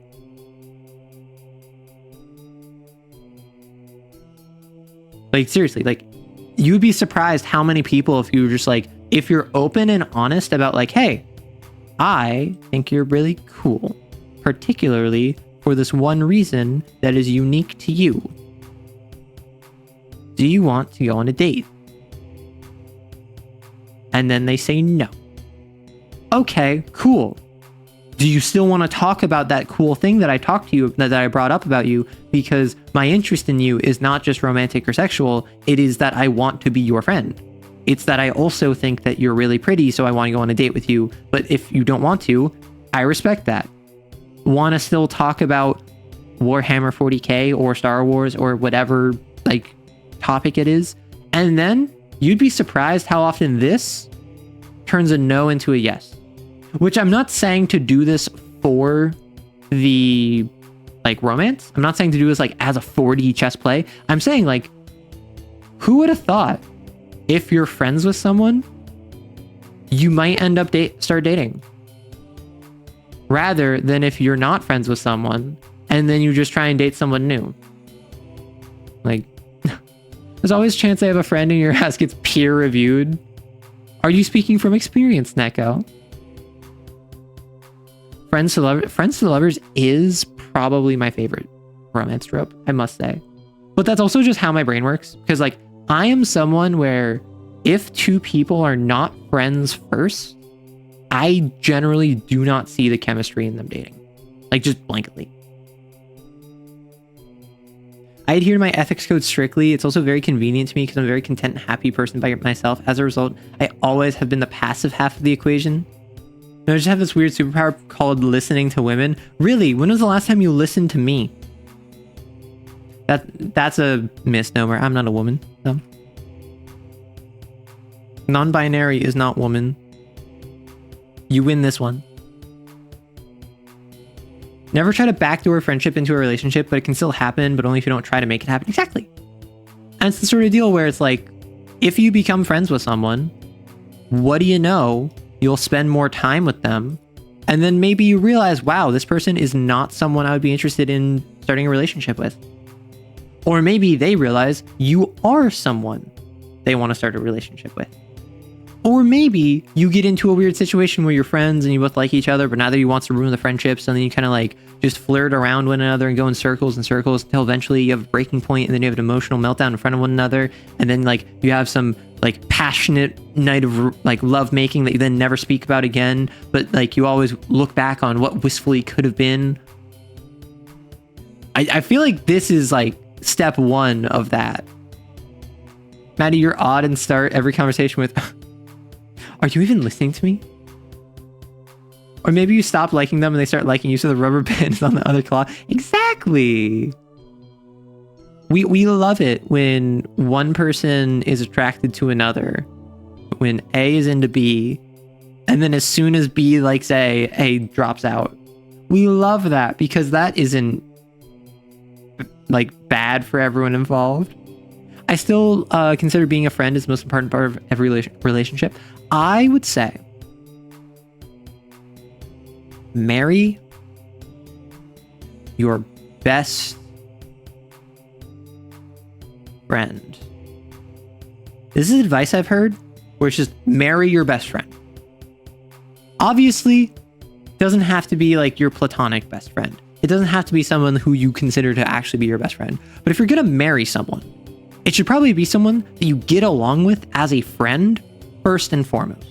Why? Because they're going to be a part of your life, presumably for decades and decades. Ostensibly for the rest of your life.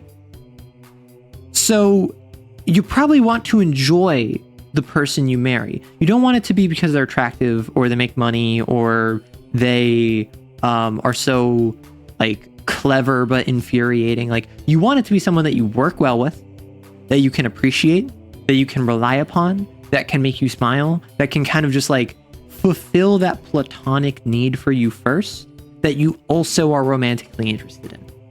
Or not even romantically interested, because like, I think it's valid to get married to someone for tax benefits. I think it's valid to get married to someone that you're not romantically interested in, assuming both of you are on board with not being romantically interested in one another for the tax benefits. Like go off. I don't think I want to get married, but I don't know. I'm not even in a relationship right now anyways. You don't want to run into the wall of what happens when you no longer have that spark and you're both just old and drained. Exactly. You want someone, like, if you're thinking about getting married to someone, think to yourself, if we're both like 70 and ugly, can I rely on this person to help me when my leg isn't working because I took the wrong medication? Is this someone who I will want to make happy when they've been shut inside for the last 5 years and their dreams of like going to see the famous sports ball game have been crushed? And I will go out of my way to cheer them up and stay with them and support them, despite the fact that there is no end in sight for that conflict. Because, I mean, a little bit of it is, you have no other, like, when you're like 20, 30, even like 40 to 50, these are considered reasonable ages for if you were to split up with someone to quote unquote, like, still have a chance, right?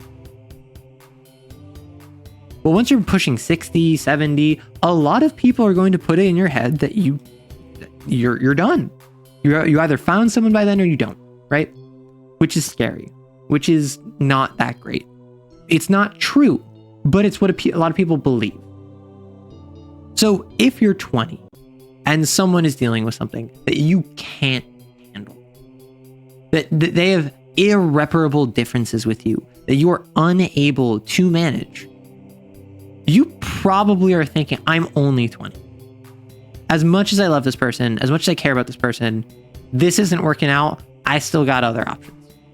If you're 30, I got other options. If you're 40, well, I'm getting kind of old. Like, I need to find someone quick, but like, I still got 10 good years left in me. If you're 50, you're probably sweating bullets because society is telling you that you're old and sad and alone, right? But there's still a reasonable enough dating pool. There's still a reasonable enough companionship pool that you don't have to feel trapped in that. If you're 70 and you're old and you're ugly and you've been like helping each other for the last 50 years or 40 years or whatever, maybe only 30 years, do you feel like you have the same options and flexibility as when you were like 20, 30, 40? No. So marry someone that you would not feel trapped into supporting if it becomes a massive struggle to support them.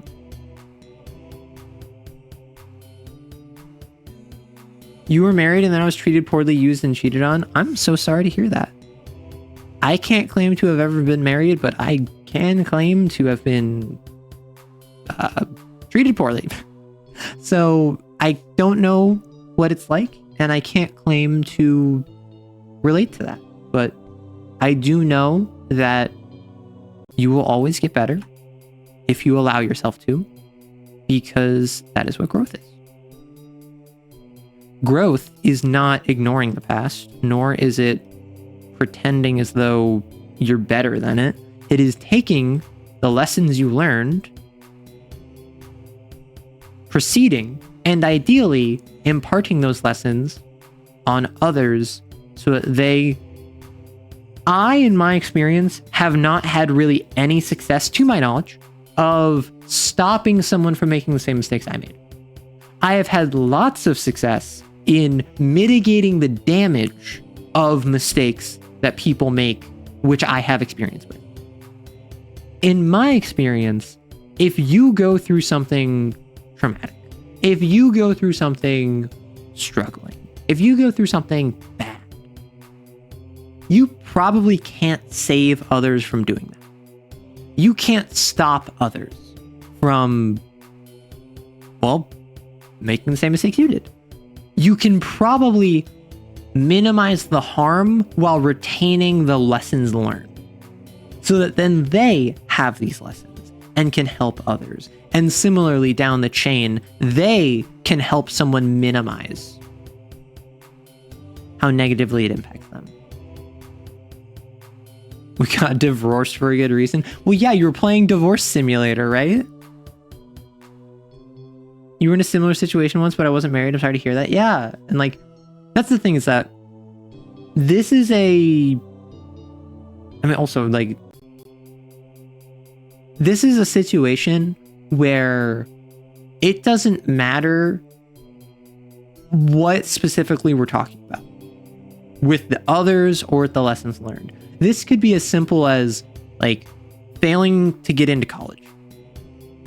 This could be something incredibly serious as like getting mugged and like dealing with the ramifications of that. Like, whatever this is, whatever lessons you learned, whatever goodwill you're trying to impart on someone else, what matters is not that you are responsible for what happens to them. It is that if you have grown from this, if you have survived and not just like thrive, but change for better or for worse, you can help others with that. That's the big thing. But yes, I'm very happy that this community can recognize like, wow, this is a bad situation. Let's give the homie some support. Because this is what I want. This is what I want, a space where maybe not everyone is constantly like trauma dumping, but if you have something bad, for instance, a chatter a few months back lost a friend and mentioned it in chat, and folks are just going to be there for them. Yeah, if you're in hell, why stop there? Like, if you're... The power of... I have had worse is one of the strongest that I've seen, personally. The ability to look at a situation you're in and be like, wow, this is not the worst I've had. I've gone through worse. Thank you for the follow, Flaccid PP Gaming. I've had worse is such a powerful phrase. It's a dangerous phrase. It's a phrase that can allow you to push yourself too far and not treat a situation seriously because you're comparing it to something non-comparable. But the ability to look at a situation and be like, this is not the worst thing I've ever experienced. Yeah, you survived your worst days is what I like to say. Thank you, Flaccid PP Gaming. I appreciate it. Which, speaking of, I've talked about this before, because I want to turn this into a short. But in the TTRPG Kane, there are agendas you can take, and each agenda gives you something to get experience from, but it also gives you special abilities. And one of them is the loner. And the loner's whole deal is that the more you act like an archetypal loner and do stuff yourself and avoid the group and kind of push your own path, you get experience. Also, you get more experience, but rarely. You can get it less frequently, but it's worth more if you let other people help you. That's something I love about the agendas in Kane, is that there's always this sort of, you get one thing that lines up with the archetype you choose, the agenda that you choose, that gives you consistent small amounts of experience, but you get a lot of experience infrequently if you go against type. So if you act the loner, you get a little bit of experience, but consistently. If you actually let the mask slip, which is the specific phrasing they use, then you get a lot of experience, but infrequently. One of the abilities that the loner has is called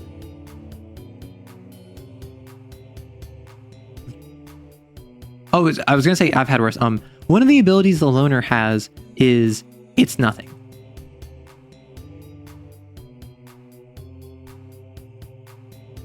If you take a significant amount of damage in Kane, you will get what's called an injury. Injuries are bad. You don't want an injury. So the loner can say it's nothing when receiving an injury, and they ignore that injury. However, they get what is called a hook. That every time they say it's nothing, or they get another injury, they slash the hook. 3 slashes, they die.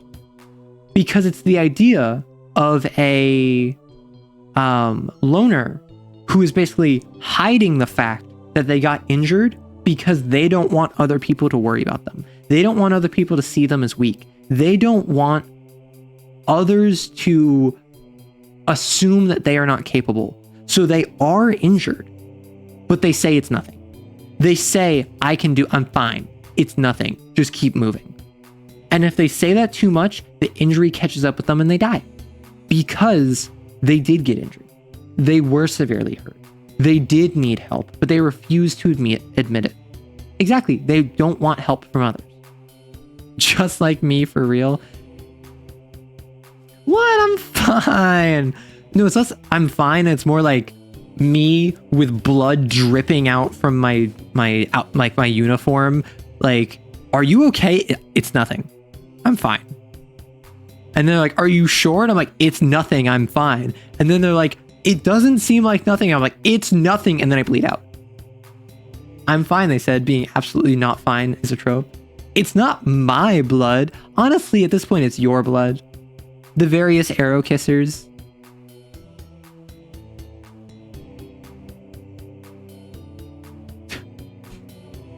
Oh my, so we have an ad that just came in.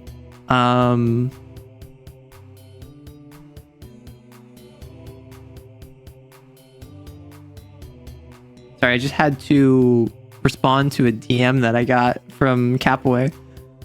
It's our blood. Sayu serori. I don't know the words, but I do have the sound effect. I have so many sound effects. I'm not gonna lie, I have so many sound effects, and still, I feel like I use the same 10 on repeat. Like, how many do I have here? 1, 2, 3, 4, 5, 6, 7, 8. 1, 2, 3, 4, 5, 6, 7, 8.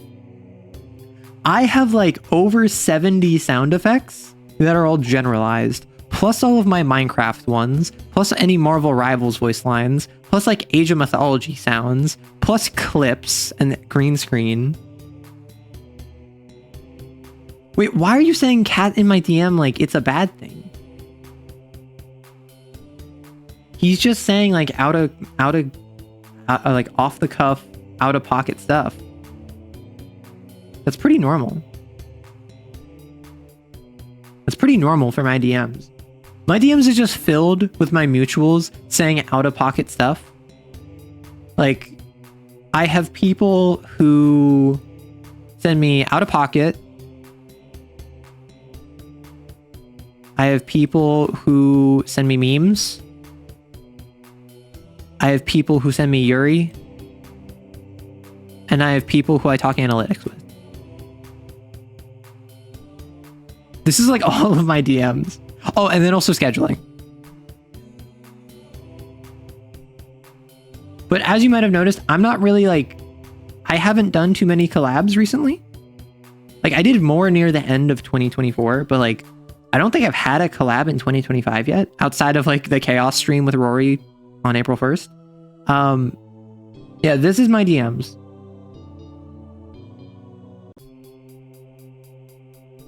I still don't start conversations, but that's because I'm generally uninterested in starting them. I'm an introvert and I'm content with that. And I'm also learning to enjoy conversing when people approach me. Did someone say Yuri?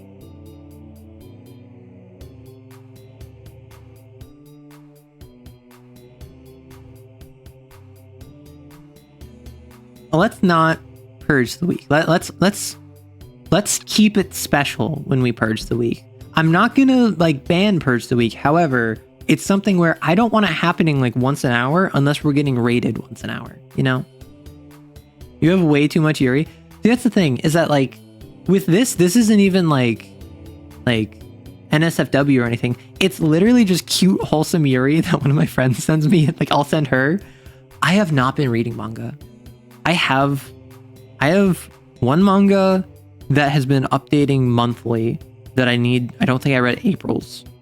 And then I have another that I just wanted to start because it's by the same mangaka who made a previous one that I loved, that I really enjoyed. And funny enough, this mangaka who made, so it's a mangaka who made a series called Can't Defy the Lonely Girl.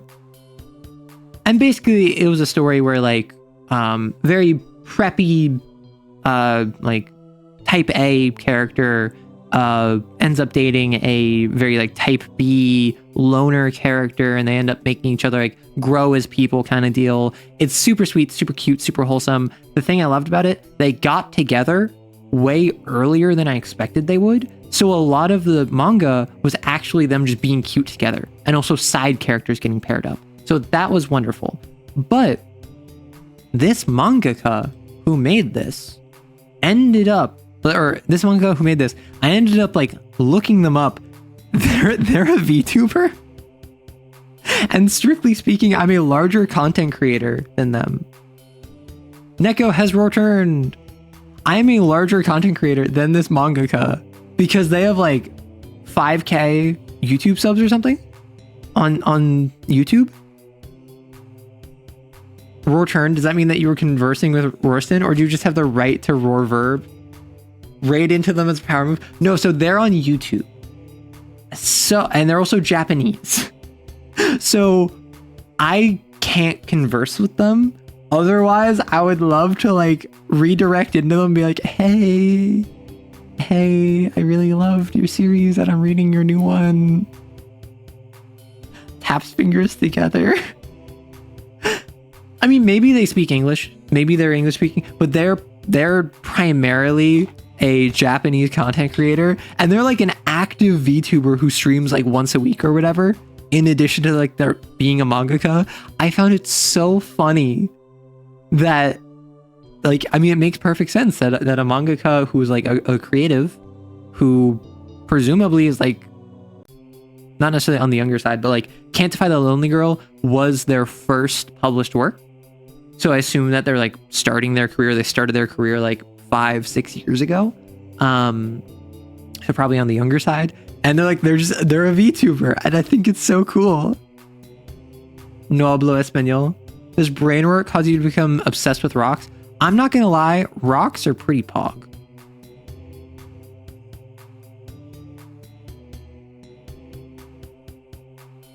I think saying how cool rocks are is not an indication of brain rot, it's an indication of being pog. That's pretty nifty. I literally have their channel. I still have their channel like in my back pocket, just in case, like, well, not in case I ever get to the point where I'm fluent enough in Japanese to converse with them. I am not putting in enough effort to learning Japanese to actually do that because I just don't have the time. I kind of have the interest, not really. I am someone who I consider myself monolingual.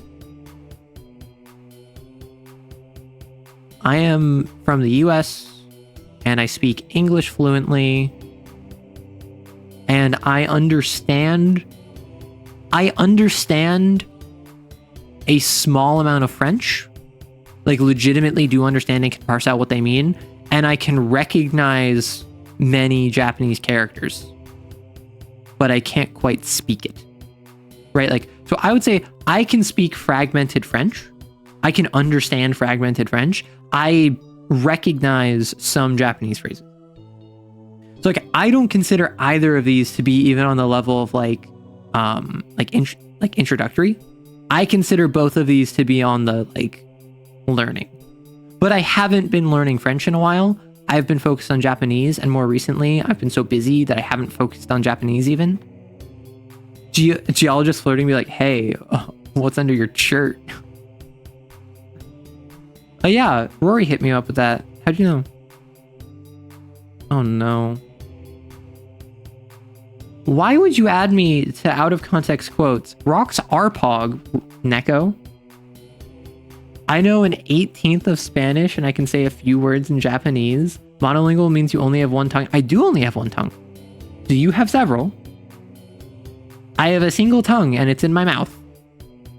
Is that not how most people are? I thought I was the normal one. I might be the weird one. At least they don't slate shame or take people for granted.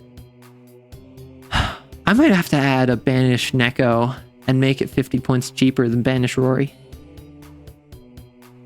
Where do you keep your additional tongues? A special freezer? Sometimes in relationships, people have more than one tongue in their mouth. Is it bad? My first thought was, God, I wish that were me. I'm so sorry. Does that mean I have double tongue? No, you speak parcel tongue. You know how to hiss. You don't banish Neko, you send him to kitty jail. Get yourself a girl with 17 tongues and a brain that processes thoughts in a higher dimension. I think that's my plan with MonsterCon later. Nope, I feel most of that. I feel that's my plan with MonsterCon later, because like, as far as I'm aware, MonsterCon is like, everyone's a monster. So presumably at least one of them has like 17 tongues and simultaneously will like process thoughts on a higher plane. Well, yeah, Celador, that's what Neko just said. So I'm going after Zoe. Is Zoe like... I don't know who Zoe is. I've seen Monster Prom a little bit. I know in Monster Con, there's like a vampire lord, there's like a slime dude, there's a mimic as romance options. Purple elder god trans girl. I think she is in MonsterCon. I think she's one of like the two like recurring characters that shows up again. Said Neko the pound with a bunch of bulldogs. Okay, question. Do you think I could break the curse of if I got a pit bull and I named them Princess? Do you think it would be an absolute killing machine? Because like everyone knows the meme, right? Of a pit bull named Princess is the most destructive being, whereas a pit bull named like Nuclear Warhead is just the absolute sweetest thing. Do you think I could break the curse? It's not your joke but louder, it's your joke but looter? Sometimes in relationships, people have more than one tongue in their mouth. Sometimes in relationships, people have more than one tongue in them. Oh!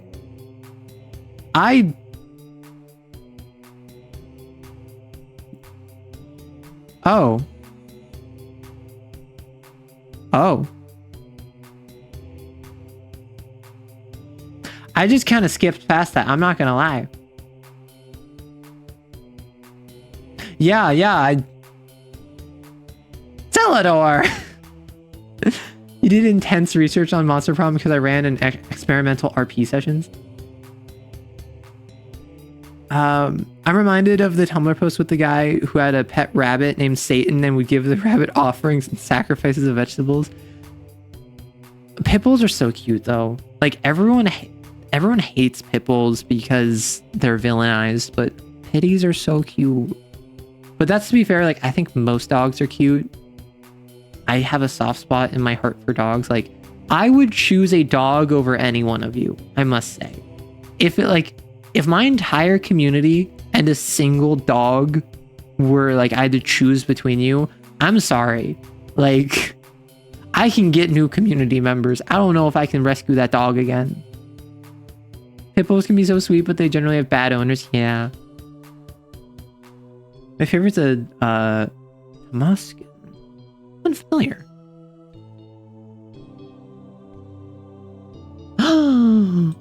They're so cute. Look at them. Pit bulls are friend-shaped. Only problem is sometimes their behavior. See, that's the thing.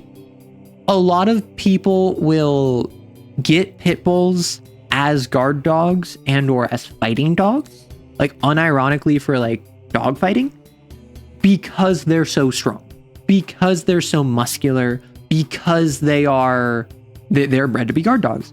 So if you have a situation where a dog is raised from a pup to be either a hyper-aggressive and territorial guard dog who only respects one person in the house, or which was legitimately abused and like was a fighting dog, then you're going to have a situation where that dog is going to have developmental issues because it's traumatized. That is a traumatized animal that then gets rescued or given up for adoption or whatever, or like put in the pound, and then someone adopts them, and then that dog acts out when someone else starts screwing with it because they don't know how to handle a traumatized animal. Suddenly the animal is villainized because it is a traumatized animal acting in accordance with how it was raised because it was not handled properly. It's a big problem defining the issue with the dog breed or the people who own them. Exactly. And that's why like no one has an issue with golden retrievers, because golden retrievers by and large aren't raised and bred for that. However, there are golden retrievers that have hurt people very badly because what do you know? Dogs are animals that are not wild. They are domesticated.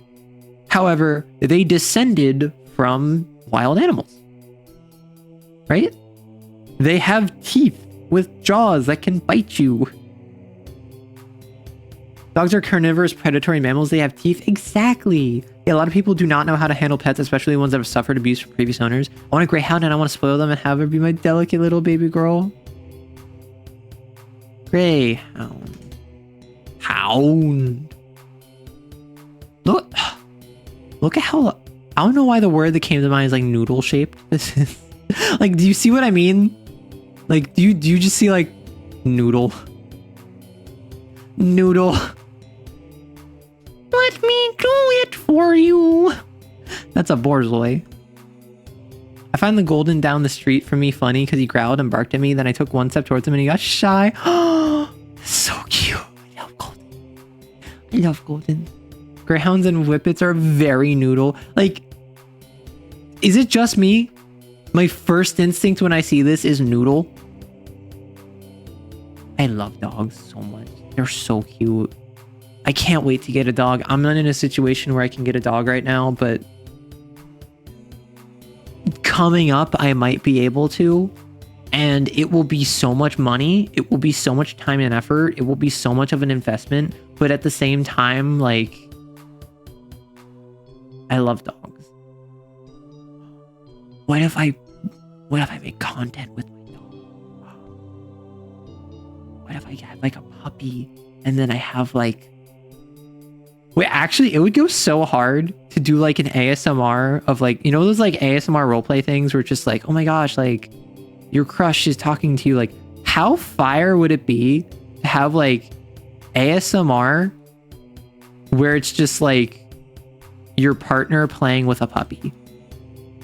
I feel like unironically, that would that would like do such numbers. I wrote dogs. What's a dog doing? If I get a pet, I'm gonna rescue from a shelter. I'm gonna make sure I'm a place I can really support them. But until then, I'm not having any. Yeah. A Woosamar. Oh my gosh. Okay, so fun fact. I was in talks with some people, and long story short, still in talks with them, so I can't talk about it. However, I saw, like, networking wise, they were also talking to someone who was in ASMR. So I was like, oh, let me check their channel out because I don't know anything about ASMR. I click on their channel. I click on a video. And they're talking. And I'm just like, ah. It made me physically recoil what I was hearing. It was so, like, I could never do actual ASMR. Like ASMR where it's like mouth noises and like tapping, like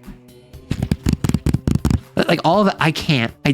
It makes me so viscerally uncomfortable. I don't know what it is.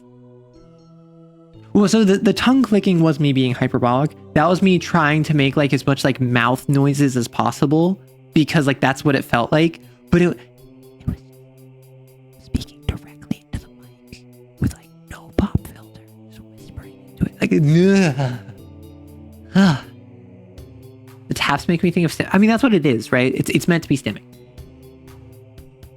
So like, I get like, I don't think I could ever do proper ASMR because having to like go back and edit it would like I would have seizures.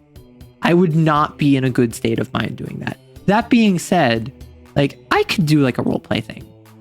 I'm literally a TTRPG channel. I feel like roleplaying and TTRPGs go hand in hand. What do you know? Roleplaying is literally in the TTRPG name. You dated a puppy girl to snack. Do I dare ask if she was into pet play? Because then, yeah, kinda. Just have a dog sniff your mic. That would be better than non. No, exactly. Like literally, I'm saying if you have ASMR where it is just your like, if it's like GFE, BFE content or whatever, and it's just popular streamer who or like content creator who is like role playing as your partner and they're playing with a dog, I feel like that would do such numbers. Because I feel like so many people just want to have a life where they have a partner, they have a dog, and they're happy. And if listening to a content creator you really enjoy pretending to be your partner while playing with a dog makes you happy, you can pretend like you have all three of those, right? I don't think that's healthy. I don't think that that is something that you should do. However, I feel like it would do numbers. Evil Arrow be like, any editors want some Arrow work? Oh my gosh. Honestly, I don't need to get an editor. I need to edit for other people. Imagine, like, y'all have seen my recent edits, right? I feel as though my editing quality has just gotten better and better and better over time. Maybe, so, like, I don't know. Maybe if my editing quality is better and better and better over time, maybe, like, this is the quality for mid. So maybe I have mid-tier editing.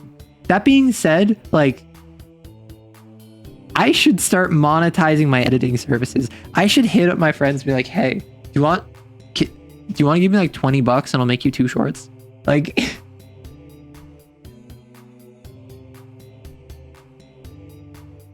throw up on the carpet and find out. It's Stunov. I forgot about that. Yeah, my chatter casually being like, oh yeah, I have a Tommy Mommy. Which is so funny to me. Speaking of Dommy Mommies, this chat is already down horrendous. I will remind you of why we're here today. Does anyone remember why we're here today? I talked about it earlier. I showed it earlier. I demonstrated in the Discord server why we are here earlier. It is time for guilty pleasures. It is time for guilty pleasures. Now, we need to decide, how the heck am I drawing this? If you remember, if you recall, I will post it once more, just for you all. This is what we're looking at. This is what I'm trying to draw. So, like, I've done eyes closed. I've done chat tells me how to draw it. I've done with my left hand. I've done using my feet. Elbow? Forehead wrinkles. I'm not here. Dippity, you just exposed yourself. I know you've been lurking. I know what you do. With my elbows? I mean, I physically don't think I could. Like, I could do it with my wrists. Maddie, don't you become soup. This is a pivotal moment. I need my chat to inform me of what to do here. So like Farrell, chill on the purging. All right. I could just like, wait, wanna know what I could do? What if I just like trace it? This one, I just do my very best to just trace it, legitimately do as best as possible. Have you ever written ASMR? I have never written an ASMR script, no. I have not done an ASMR script. I have not done a roleplay script. I mean, I could. Like, I could theoretically, like, if my audience was interested, I would be down to try a roleplay. I can't write it all, but I've been interested. I mean, Orleans, if you want, I could write one for you. Because, like, again, I'm a writer. I've written, like, I script write my videos. I mean, yeah, like Koi Driver, like, unironically, if my community is interested in something like ASMR, if they're interested in something like roleplay, like legitimately trying that out, I would be down. Roleplay myself paying my taxes. You're a month late for that, Neko, at least in the US. I would legitimately be interested in trying that, with the understanding that it's like, again, that's not what my channel's about. My channel's about TTRPGs. My channel's about, with the understand, like, I would be interested in trying something like ASMR, roleplay, whatever, with the understanding that my channel is about TTRPGs. My channel is about writing. My channel is about storytelling and connection and silliness and this relationship that I have with my audience that is about inspiration and creativity. Ignore what is on screen behind me. We don't talk about that. We don't talk about the fact that Love on the Rocks Scottish style is what May is all about. Ooh, lore reading ASMR. Of course, you don't have to. Yeah. Hit me up in DMs and, like, I mean, one of these, I know you. Like, I can just write you a script for free depending on the scope of the script, right? Like, I would try out my ASMR writing skills, my script writing skills. You would try out your ASMR skills. Boom. We both get to try a new thing. Aerosmart, your guilty players obsessed wife is whispering to you about TTRPG. I mean, like, there's the obvious answer. Well, no, Neko, I was thinking, like, that's clip material is what that is. I mean, like, I have the very obvious answer of, like, if I was to do like an ASMR roleplay kind of deal, the very obvious answer is like, your GM has a private conversation with you. Boom. And then suddenly it's like, oh, I'm your GM, blah, blah, blah, talking about how great you were in the session. Like, that's a very obvious answer. You clip the kitty. Perfection, but I can see it working. I mean, that's the thing, is like, I could do silly, I could do serious. It's just a matter of, I'm not interested in enough in this to do serious by myself. I'm not doing this for me. I'm not doing this for, like, oh man, I just really want, like, ASMR guilty pleasures. I would do silly. I would absolutely do silly. I have a silly ASMR, like, roleplay script in mind because I think it would be funny. You just quoted the Maybit. POV, you're a character in that visual novel Arrow is working on. I mean, basically, like, roleplay ASMR, you're an NPC and I'm the main character. Arrow Whispers tells you all about bomb manufacturing. Okay, so in order to make people, I need you to get some gasoline and some styrofoam. I actually have no idea if that's true. I've just heard about that online. Internet, for legal reasons, that's a joke. That's not actual instructions. Guilty pleasures. So someone said draw it upside down. I've already done upside down. However, what I could do is I could draw. I mean, I could draw at a 90-degree angle if we really wanted. Because this is also a pretty neutral pose. This is just like torso, leg, arm, right? So like broad strokes, and then it's just like, here's the kilt. And then there'd be like the sash across. Like, broadly speaking, this is a pretty neutral silhouette. Aerocrime ASMR. I think it would be funny to just go really hard into like the commit. No, I wouldn't want to do anything that's like could get me in trouble. Forehead arrow now. Haven't I already done one with my forehead? I feel like. Let me look this up. Let me look this up real quick. Because I have all of these written down. Yeah, Guilty Pleasures in April. I did it with my forehead. Last month, I drew it with my forehead. Draw nothing, buy nothing, and get a pizza instead. Words are hard. Make him a geometric shapes because he's a brick. Oh, wait. What if unironically, like, I draw it where, like, I can only use... Wait, what if I draw it where I can only use, like... Wait, I can't rotate these easy.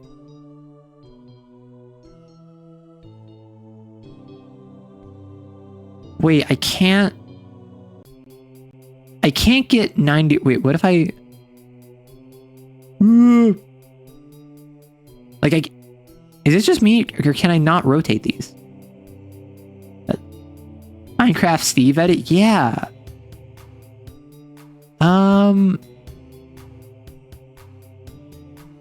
Man's is lightning. It's paint? Yeah, I can't for whatever reason. It won't let me do diagonals. So what I could do is I like everything has to be like boxy. So I can make it Minecraft style. I'll do Minecraft style. Well, enjoy your day. Only shapes and line tool. Oh, I have to do it with this. Okay, yeah. I think that's good. I think that's good.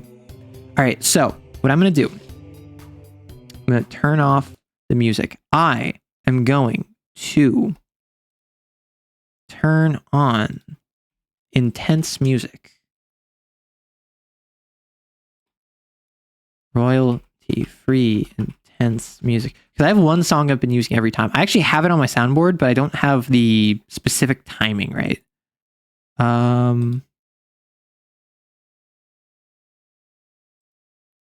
Okay.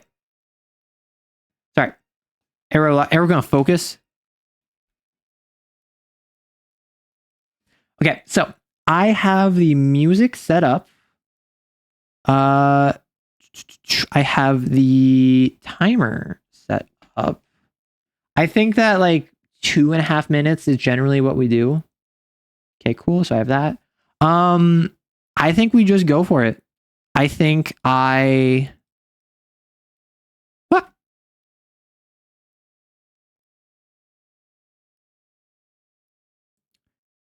We're gonna focus fire. Exactly. You don't even know. Okay, so I'm gonna make Minecraft Steve edit of this guy. And it's gonna be super good. It's gonna be super schmexy, and it's gonna blow you away. Okay. So what we're gonna do is we're gonna head back. Okay, at the drop, we're going to start the music. Or at the drop, we're going to start the timer, and then I'm going to have 2.5 minutes. I want all of you to just spam purge the week as soon as we hit 2.5 minutes, because that will be my timer. Got it? Okay, can you hear the music? Okay, get ready. All right, so we're going to start with his head. His head, oh gosh. I'm going to give him like a pentagon head, because... No, we're not purging the week yet. I want you to purge the week at 2.5 minutes. So he's also got like real blocky shoulders. And he's got like big biceps he can do. So he's gonna go like that. Oh gosh, I have to like oh gosh. This is actually way more difficult than I was expecting, because I have to like jump around Why does this remind me of like Enna's Dream Barbecue, like in the blockiness? Okay, so it's like that, and then it's like that, and then here's like the side of the kilt, and like the kilt kind of goes out, but I'm gonna stick with the leg. Then the leg goes up, and then the leg goes in, and then the kilt's over here, but then this kind of goes back in. But no, this goes. I'm gonna say I also can't erase because I think that's more interesting. So I'm gonna go like there, and like that. Then this is like his hand. Oh gosh, I'm approaching like the end of this. This is his arm. Wait, so we got this, and then hold up. We got this. So okay, now we can do features. So he's got the kilt that's here. Okay, so this is like a sash that he has. He also, oh gosh, I got to do like the whole freaking, so the kilt kind of like flares out over here. He's very like stoic face. He's got a jawline. So he's like that, and then he's like, he got kind of like a wide nose. He's very like straight mouthed. His hair kind of like swooshes down, but it's like also over here. Oh, the music just ran out.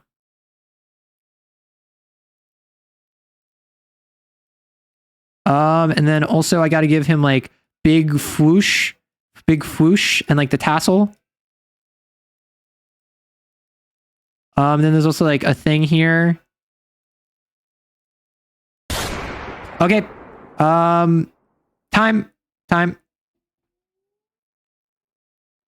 Okay. All things considered. Oh no, I didn't give him nipples or abs. Okay, thank you. So, all things considered, this was not the worst it could have been. No, he doesn't get nipples. I'm so sorry.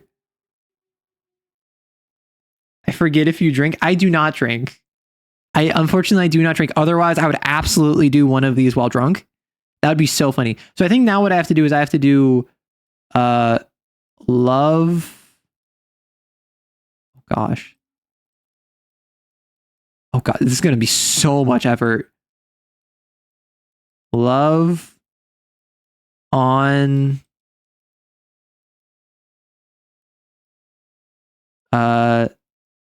the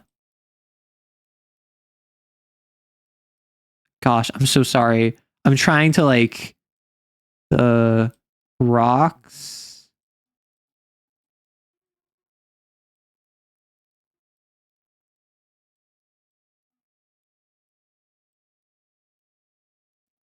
And then like M dash Scottish.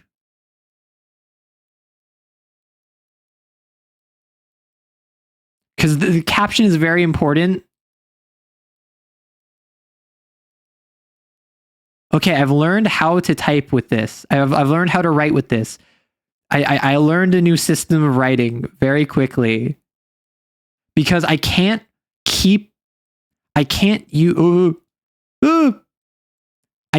actually use the same endpoint where I was, or else it will start moving the old one. So this is the official artwork of May's edition of Guilty Pleasures. Are you rizzed up yet? Can I get a pog in chat if this would rizz you up, despite the fact he has no nipples and no abs? It was funny, Quid, but I was imagining Arrow relaxing on a rocky coastline. I did kind of reinvent runes. I'm not gonna lie. You know, it didn't come out half-at. It didn't. This was surprisingly coherent. Like, he's got the face, he's got the hair, he's got like the kilt sash. He's got like that weird like oh ho ho pose. All right, I'm gonna save this. Images, stream archive, Guilty Pleasures, May, and then this would be straight lines, no erasing. Tomb in 30. Cool. So I hope you know, we have now done 5 of these. We have now done 5 guilty pleasures. And I'm going to probably release this on YouTube at some point when it's all of them. But just to kind of run down the list, in April. In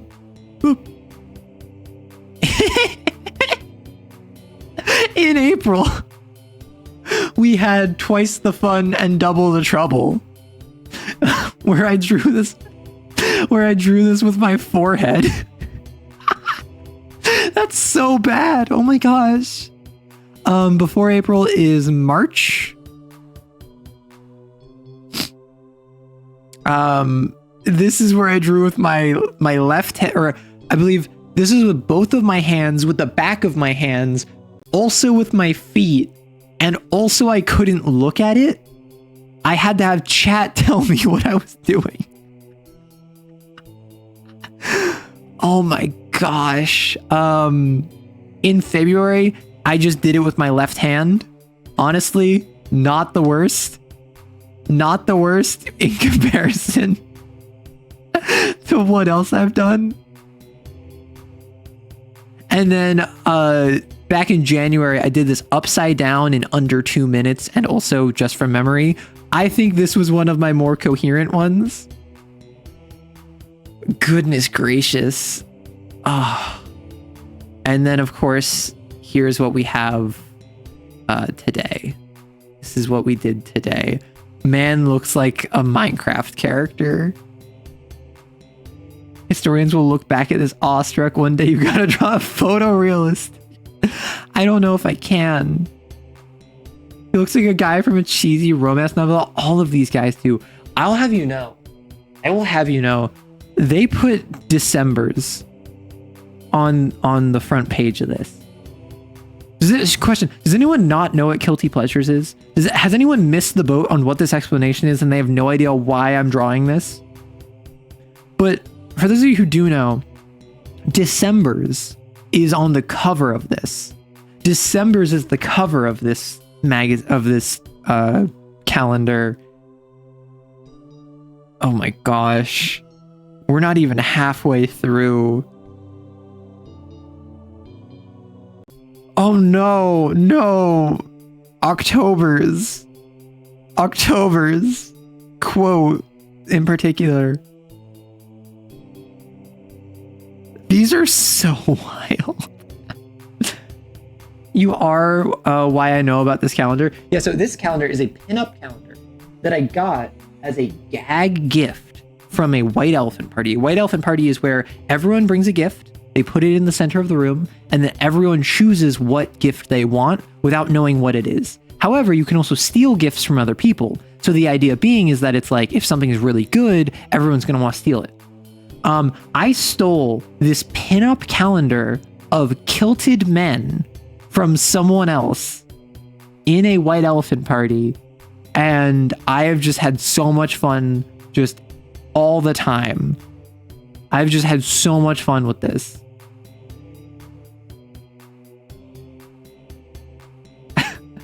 Because I will just sit here and I will draw kilty men. This is my guilty pleasure. This is my vice I indulge in. Imagine someone finds you thanks to looking up guilty pleasures. That would be so funny. This goes back to the creative mindset. Unironically, I saw guilty pleasures, and unironically, I had like a streamer brain moment where I was just like, I can turn that into content. At first, I thought it was just going to be a funny story to talk about. And then I realized, wait, I can like turn this into content where I actually like involve my community in it. And I have a great time with it, I must say. I think it's very fun to just whip out guilty pleasures and be silly with it and bust it down sexual style. Like, did stealing it raise any eyebrows? Oh, everyone burst out laughing because someone got it and they're like, haha, guilty pleasures. And what it was is that they're in the group, they're in the center, or it's in the center. Someone grabs it and they have like guilty pleasures. And then it's my turn. So I walk up, I look at it, I look at all of these, I go, and then I walk over here, and I look like I'm like looking at this, and then I just slowly grab this from their hand and I walk back to where I was sat, and everyone died laughing because of course guilty pleasures is so silly. Who would actually want it? So then I grab it, and then my roommate just looks at me and is like, is there something I should know about you? And then I'm just like, get a kilt and find out. Because obviously, like, I don't know, just to keep it real, none of the guys in this are my type. Much too like supermodel for me, personally. So I can do it completely ironically, right? Like, I find this silly. I find this funny. I don't at all. Hey, actually, I made a little heart here. Nice. I don't at all have any attraction to any of the guys in this. So I'm able to just be silly and funny with it. However, if this is what you're into, that would be even funnier. Get a kilt and find out. Arrow prefers bears? No. So these are too bear-like for me. I am not into like hyper muscular, hyper masculine, like body hair kind of guys. No, thank you. How else would such stories be thought up? Exactly. You have to look at the world. And again, this isn't just if you're a streamer. This is if you're a writer. This is if you're an artist. This is if you're a TTRPG game master. Because think about it. Your players in a TTRPG are talking to an NPC. How do you get the NPC to like them? They have guilty pleasures on their wall. And the party's like, what is that? And then the NPC's like, oh my gosh, I have this super funny story to tell you. So then the NPC says the story I just said. You steal from your real life a thing that happened to you and give it to an NPC, or modify it to be like, instead of guilty pleasures, it is, I don't know, like dalliances with dragons. And it's the exact same principle of like a pinup calendar, but it's all like dragons. And then this random shopkeeper they're talking to has this like dalliances with dragon pinup calendar, and the party's like, what the heck is that? And then the shopkeeper's like, oh my gosh, this super funny story. I went to this party with some people and they were like giving out joke gifts, and then suddenly like I saw someone had dalliances with dragons, so I stole it from them instead of getting a different gift because I thought it was so funny. Now every time someone walks into my store, it's a conversation starter. Suddenly that NPC feels more real. Like, that feels like something that you're talking to a random store. Like, I went to a store. I went to like to celebrate someone's like a family friend's birthday party, and in the local area, I went to like this antique shop,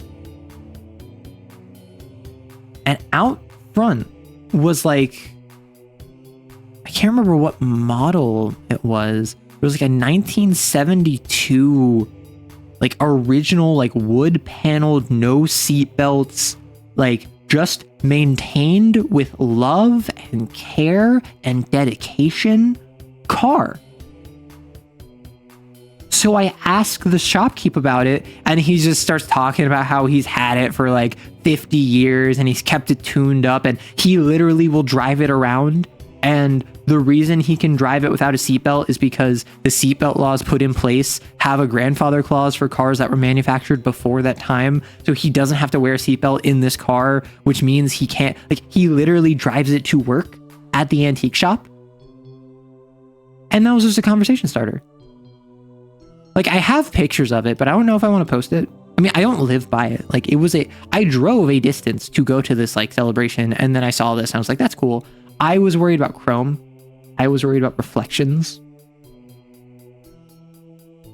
I might post it on the Discord later. If I double check it and I don't see anything like docs worthy, then I should be fine.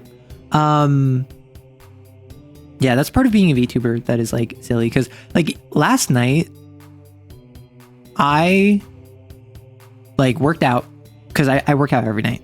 Like I do body maintenance, exercising, I do treadmill, I do cardio, I do stretches, I do weights, because that's important to me. I want to not necessarily stay in shape, but like I want to prevent myself from living a sedentary life.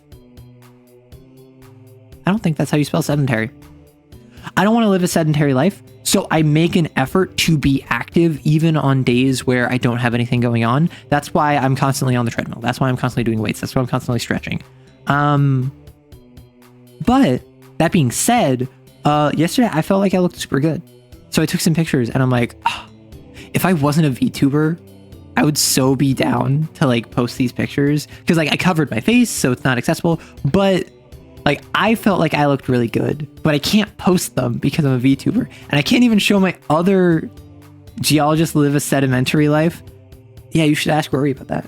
I can't even show like my other content creator friends because I take privacy extremely seriously. So despite the fact that like I've seen some of my other VTuber friends, I've seen them IRL. But I recognize that even if I trust people, it's kind of dangerous game to post pictures like that. I need pictures if you can. Yeah. I'll double check after stream. Because remember, I'm ending in about like 2-3 hours. Like it's going to be a short stream, which I know a 5 to 6 hour stream being short is kind of wild. But it's going to be a short stream. Because I'm going to be doing a collab in like 5 hours. So thirst traps are a dangerous. It's not a thirst trap. Like, okay, question. I have a legitimate question for you. Is me after working out in a sports bra and shorts, is that a thirst trap? Because like this is a perfectly like reasonable like thing you can wear outside as long as you're being athletic. Shorts, reasonable thing to wear if you're being athletic, particularly if you're running. Like, I don't think that that's a thirst trap. Maybe I'm not thinking about it trapping enough. Maybe I'm not thinking about it like from a thirsty perspective, but like I feel like that's just like an outfit you wear when you're athletic. Sharing pics, sometimes people feel obligated to share back and can create an awkward moment. Everything can be a thirst trap depending on the vibe. That's fair. Only if you take it with the intent of one and framing it that way. It depends on how thirsty people are. You wouldn't necessarily say thirst trap. People can be weird. You feel the pose matters. Oh yeah, so obviously if I take a picture and it's like, I don't know, if the camera is here, if this is the picture and like I'm like smile where like my arms are like something like that, and like I have an arm up here and like I'm doing like the whole thing where like I'm like doing the pinning angle, then yeah, like that seems very thirst trappy.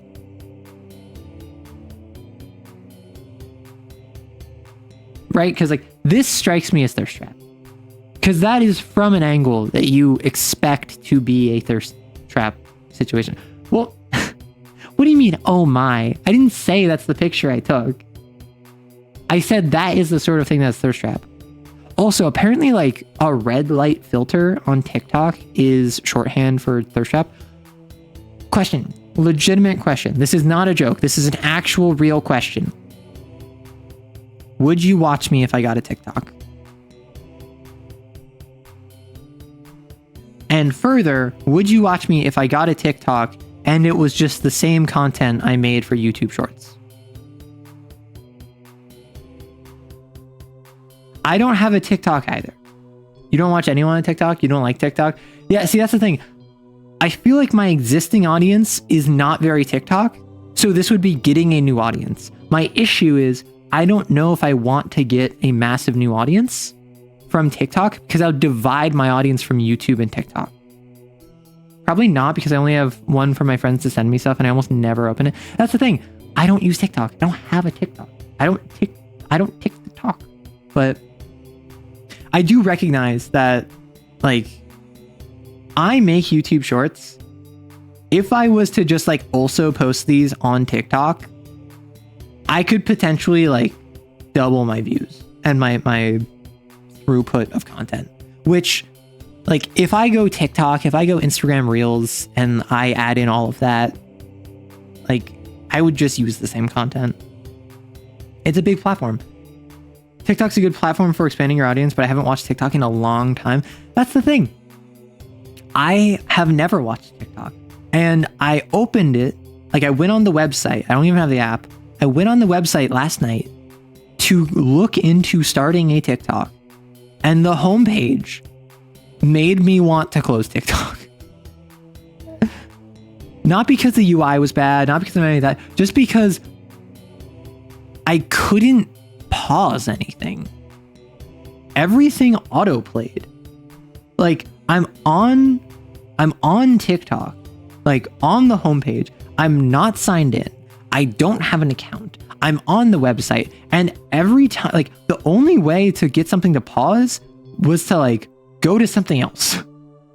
And like every single page had content on it, which was playing. And I'm just like, I don't like this. I'm overstimulated. I've been on TikTok for 2 seconds and I'm already overstimulated. Just log in, repost, log out. I mean, that's my plan, really.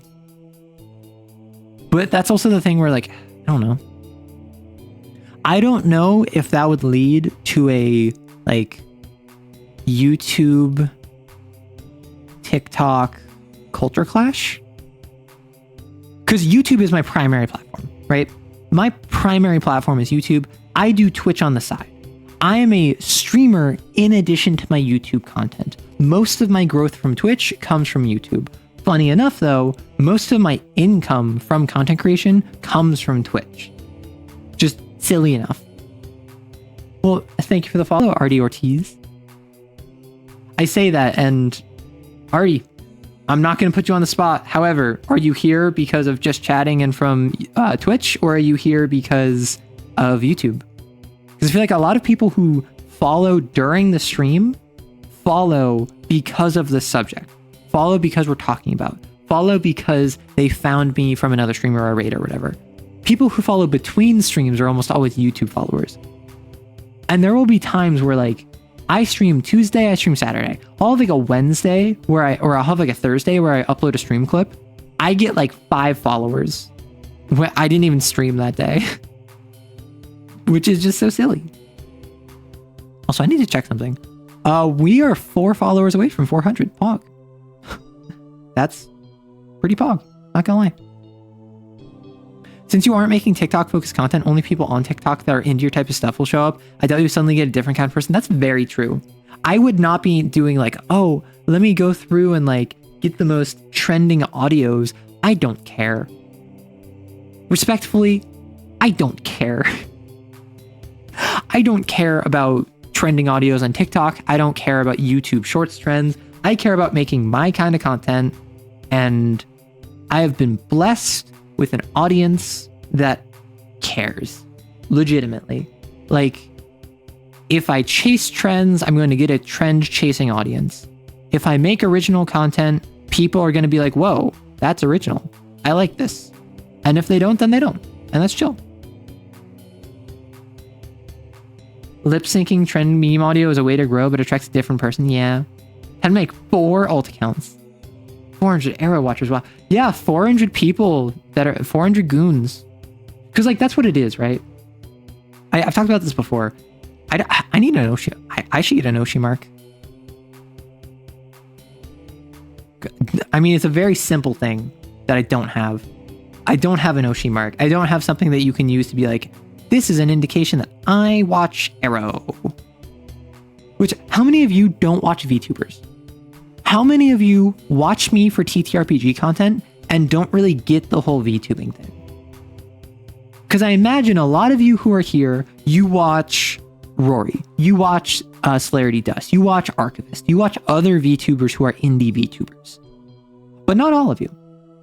Yeah, so the thing with VTubing is it's very common to have an Oshi mark, which your Oshi is just like, who is a VTuber you really like? So for instance, if I am the only VTuber you watch, I'm probably considered your Oshi in VTubing circles. That's like, which one do you push, right? Which one do you push forward and support and like, that's your favorite? Yeah. And an Oshi mark is a little emoji that I have in my name. So I'd be like, arrow, writes, and then like the gun emoji, right? That you as a fan can say, my name is Neko Boy Blue, because Neko isn't, it's not as if Neko is a streamer or something, and he would also have this gun emoji, which would basically indicate he is a fan of me. He watches my content.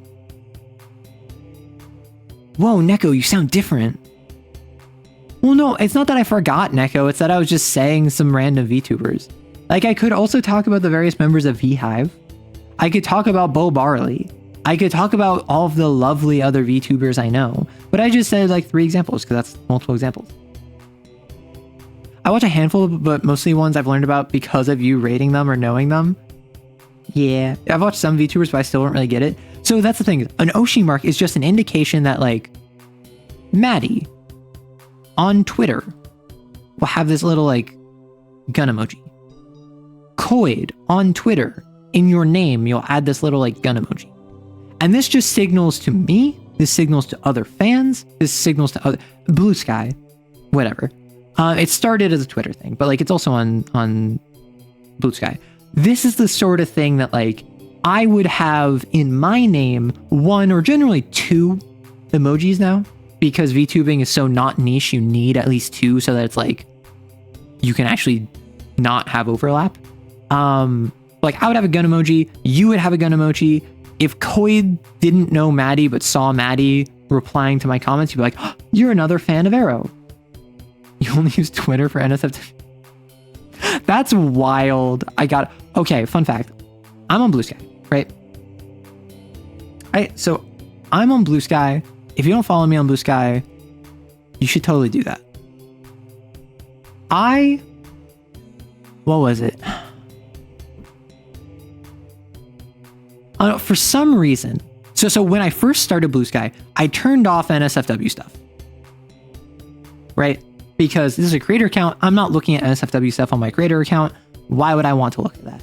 And I think it's that there was a TTRPG channel, or there was like an artist or something where I couldn't see their post because it was being hidden from me because I said, don't show me NSFW stuff. So then I went and I said, okay, I'm not going to block NSFW. I'm going to like obscure it. I'm going to blur it.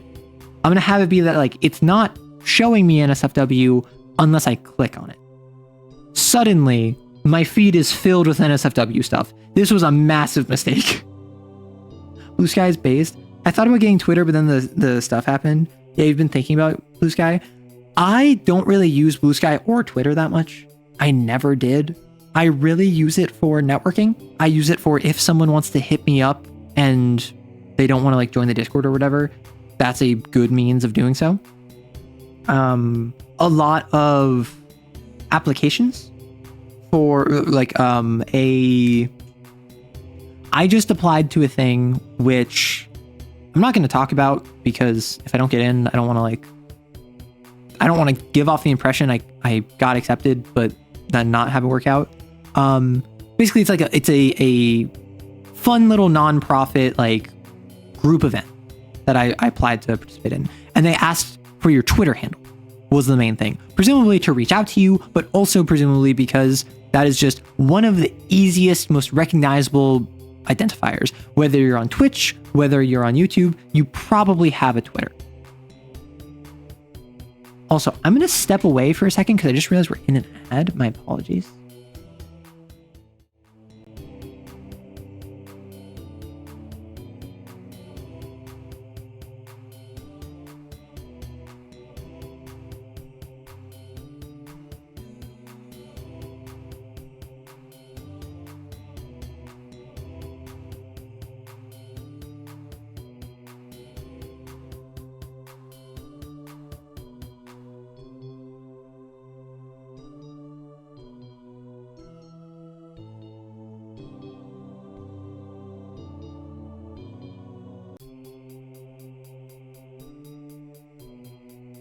Protective shield!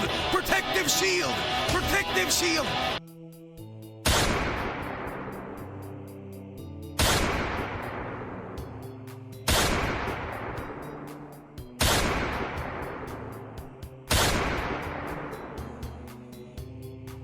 Protective shield! Protective shield! Protective shield! Protective shield! Protective shield! Protective shield! Protective shield!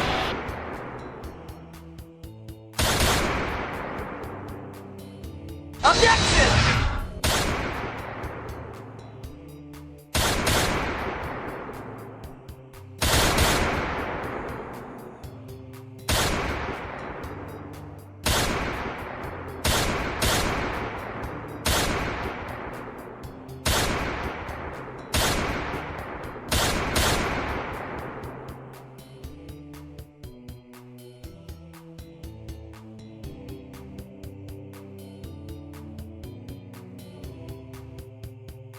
Protective shield! Protective shield!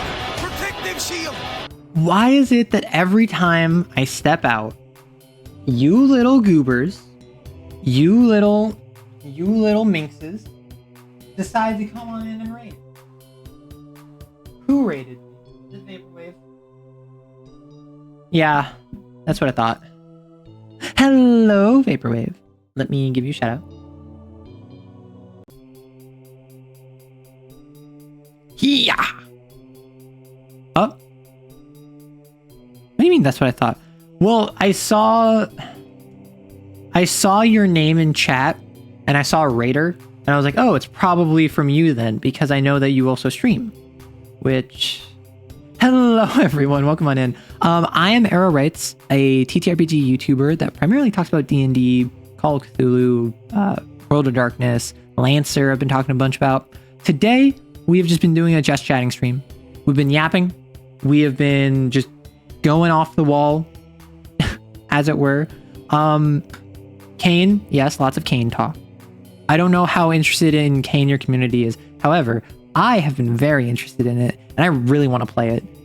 So what I've been tossing around, I've mentioned this a couple times, and folks seemed interested. So I want to work on this with my links page. Also, let me know what you were up to, Axolotl. Interested in anime and 40k, so they'll survive Kane. Understood. I want to work on my links channel because I want to have a single resource for like my YouTube and my Blue Sky and whatever. But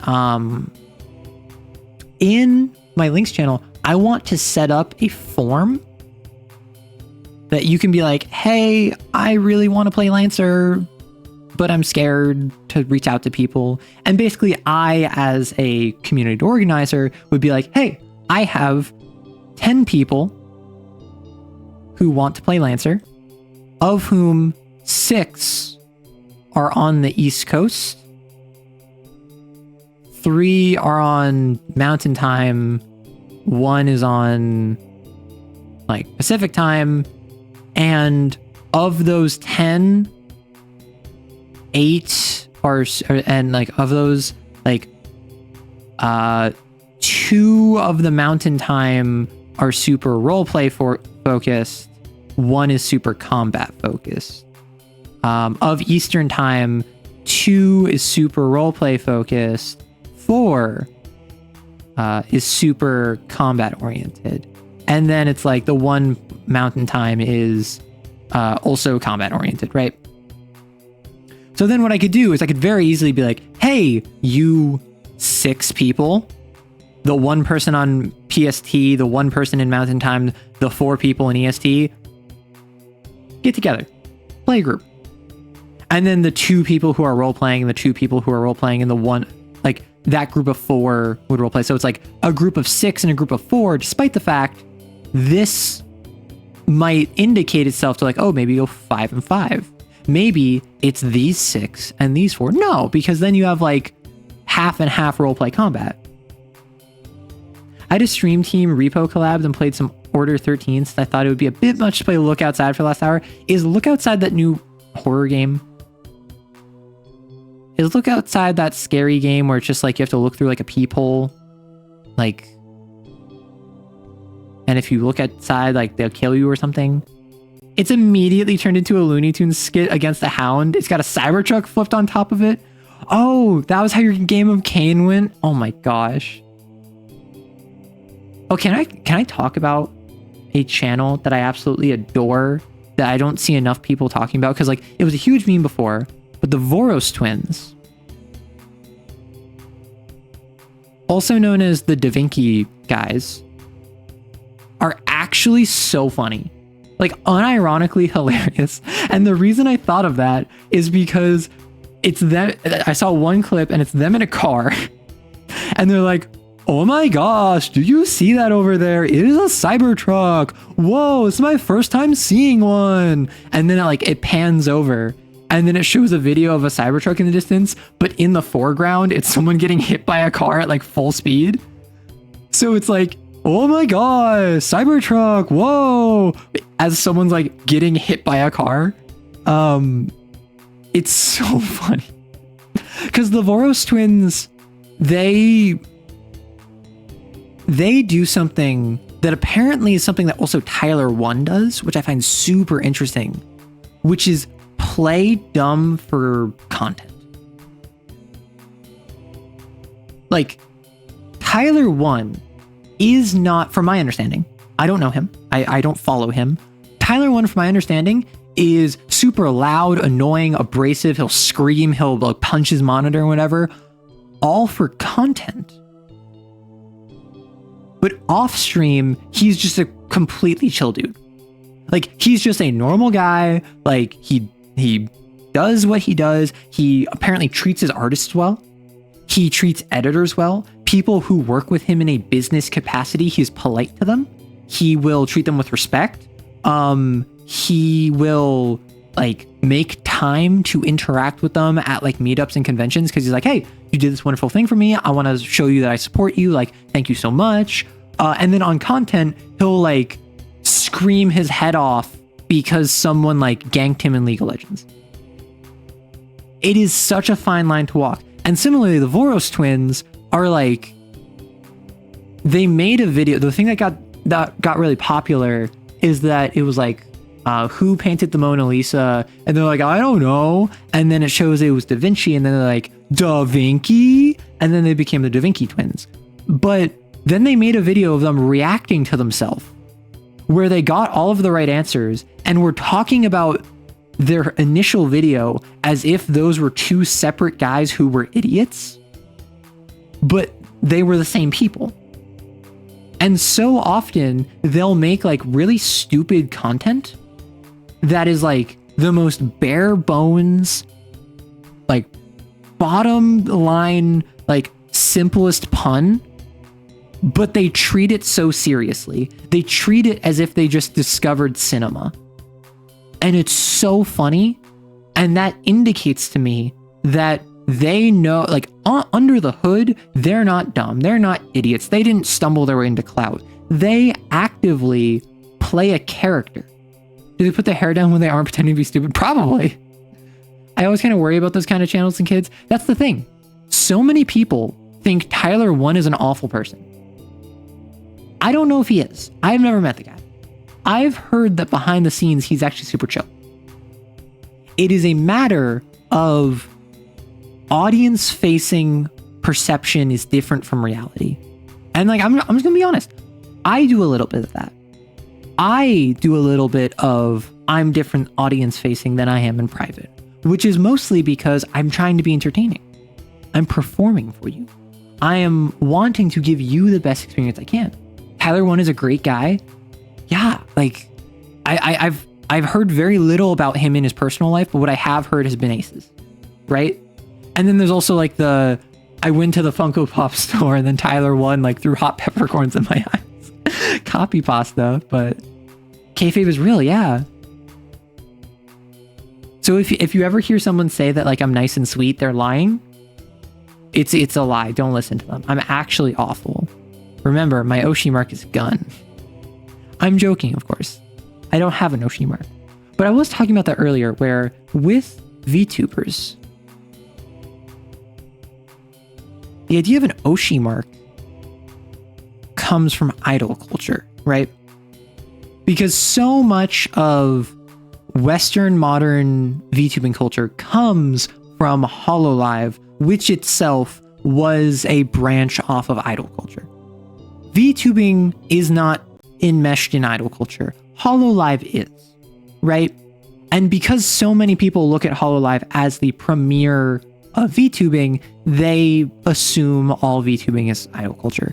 So an Oshi mark comes from idol culture, which to be a VTuber, it's expected you have an Oshi mark, but it's not expected you to be an idol. Really, only idols need and want and have the culture surrounding Oshi marks. So I'm like, as a content creator, as a streamer, as a TTRPG YouTuber, do I need an Oshi mark? It was so much fun. I was vastly overprepared, but it was a blast. Well, tell me more if you want. Yeah, so Celador, we were just chatting about... Honestly, not that much. I was just yapping. The airflow in my mouth was a vapid stream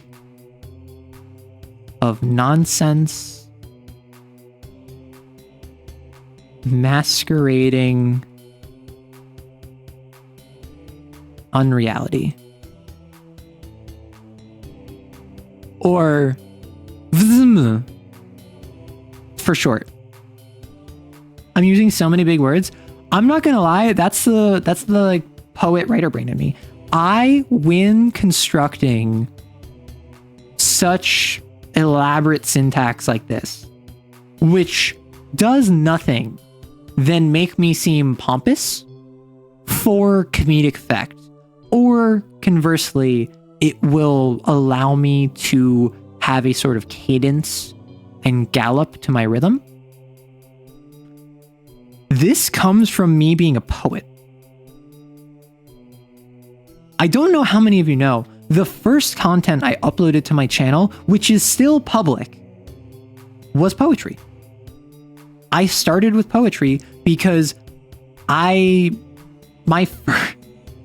first online presence was a shared poetry blog that I had with some other people, where all of us would upload our poetry. One of them very quickly dropped out. So it was just me and one other person. This one other person would post like once every couple months. So I was posting a poem once every couple weeks. And I had a backlog of poetry. I had a very difficult period of my life years ago where poetry was my way of kind of like processing. I wrote extremely angsty and like black journal you don't show anyone poetry that I then decided to share online because I'm dumb. And basically it was just me getting my thoughts out on the page. And then after being a poet, well, before both before and after, I was a writer.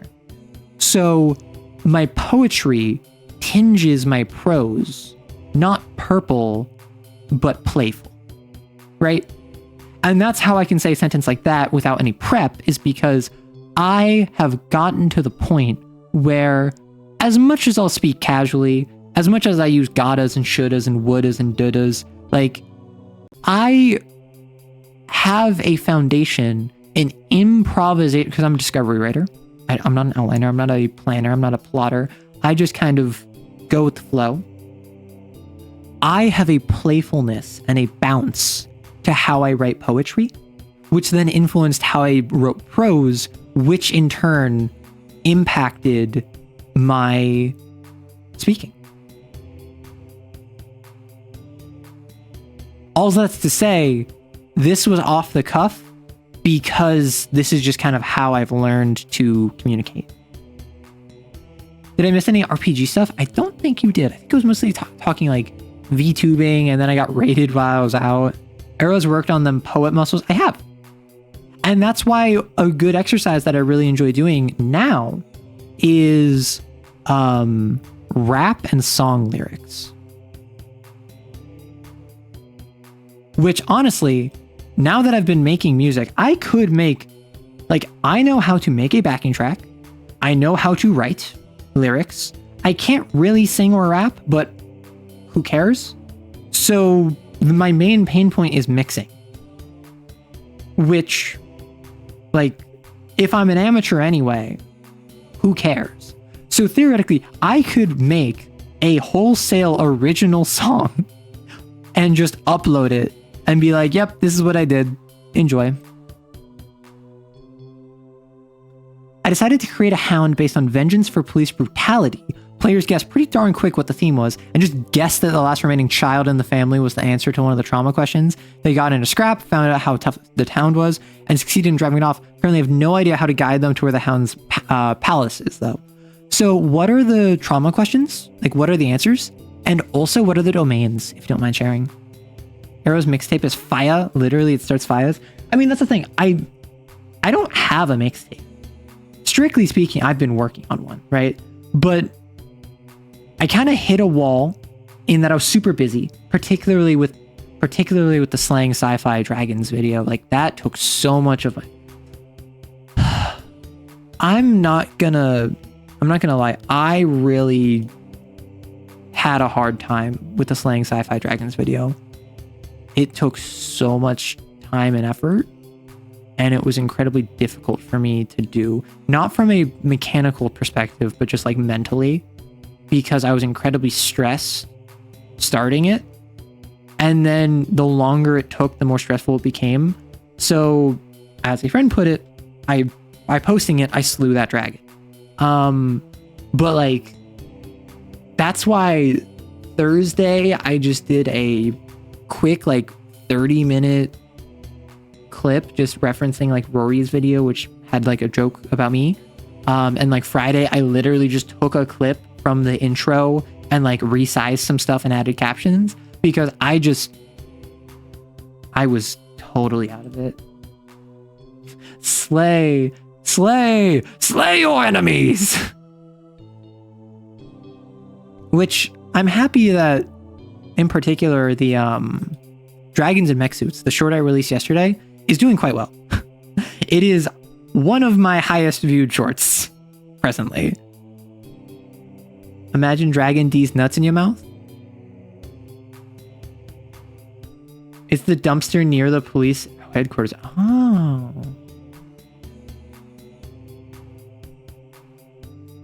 Who wronged you? The police. How are you wrong? They killed my two older brothers and said it was because they were resisting. I know that's wrong. What are you unwilling to sacrifice? My younger brother, he still has a chance in life that I never will.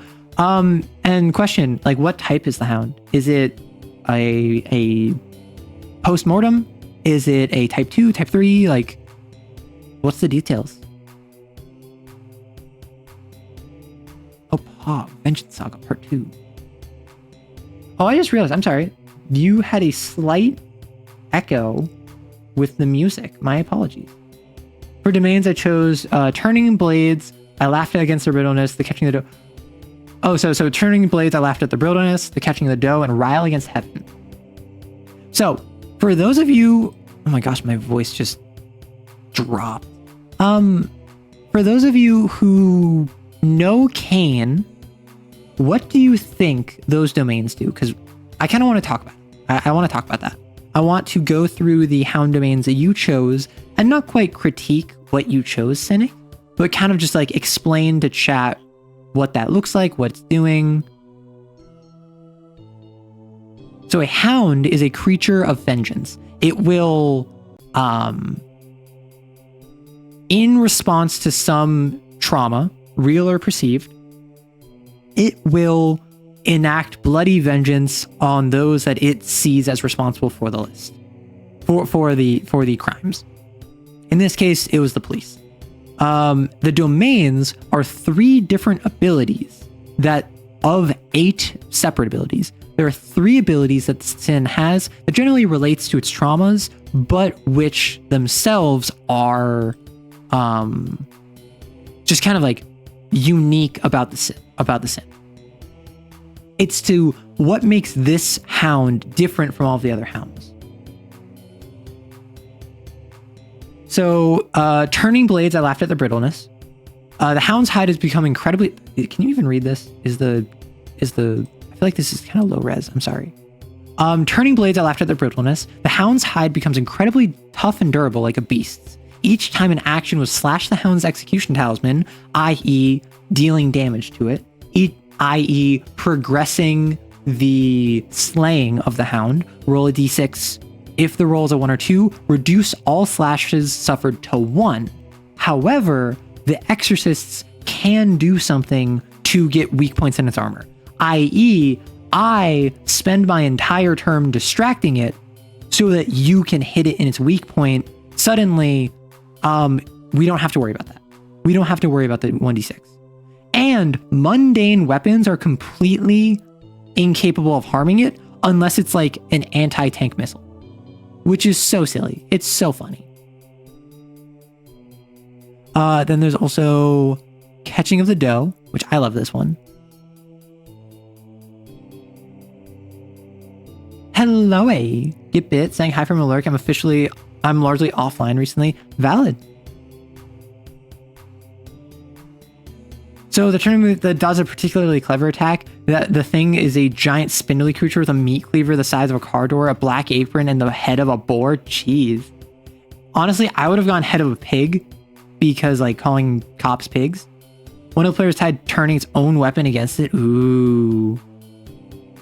So the Catching the Doe, it suppresses its nature and becomes a stealthy hunter able to stalk its prey. So at the start of the hunt, you pick an exorcist, and once per scene, any scene, you can declare that the exorcist caught a glimpse of the hound, whether it's real or it's fake. And you give them stress, which is like psychologically taxing, up to 3 times per hunt. The idea being is that it's stalking the exorcist. It's stalking the party. It is a hunter. And you're paranoid. You don't know if you're seeing it. You don't know if it's actually there or not. And then in any conflict scene, it gets a free reaction, i.e. turn, targeting the exorcist it's stalking if possible. Basically, it gets an ambush turn. It gets a turn where it goes out of nowhere and just attacks. And then Rile Against Heaven, which, I think this is probably the most apt. And Rile Against Heaven, the mere presence of the hound exacerbates the rifts between humans and exorcists alike. Humans never start friendly to the exorcists and are often outwardly hostile. The admin may make a fortune roll to see if they're like annoyed or hostile, but you can still make them friendly over time. Enjoy your lurk, Cynic. Any 2 exorcists can have a disagreement, and no matter how minor, they can declare it boiled over into a fight, which means that they are at odds with each other and they can no longer help each other because they're petty, they're angry, they're violent. But they both get extra experience at the end of the mission, meaning you are mechanically incentivized to lean into the rage, the riling, the roiling, boiling fight. The aggression that the hound just spills out from it. It's so good. I love Kane so much.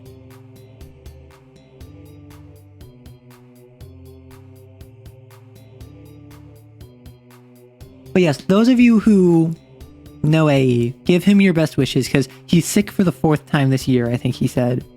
Ever watched The Angry Girl and Her Monster? I have not. Let me look that up. Yeah, I've not seen the Angry Black Girl and Her Monster. It's a science fiction black horror film. She's a brilliant teenager. After the brutal murder of her brother, she embarks on a dangerous journey to resurrect him. Interesting.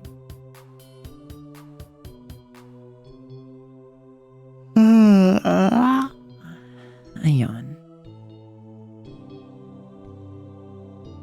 Okay, so what I'm going to do, I want to run what I'll call like a TTRPG triage. Oh gosh. TTRPG triage. Hit me with your questions. Hit me with your advice that you want. Hit me with your story that you want me to respond to. And I want to see just a rapid fire list of, I'm running Kane. How would you recommend I implement a centipede? I'm running Lancer, but my players have no melee units. How can I challenge them? I'm running D&D, but the martial, I don't know how to give them magic items. Like, I just kind of want to see how many questions we can come up with while keeping this actually useful. TTRPGPT. Lancer X Kane, Dungeons and Dragons. Okay, Celador, you're just saying words at this point. You're not even asking questions. You're literally just listing things, you silly.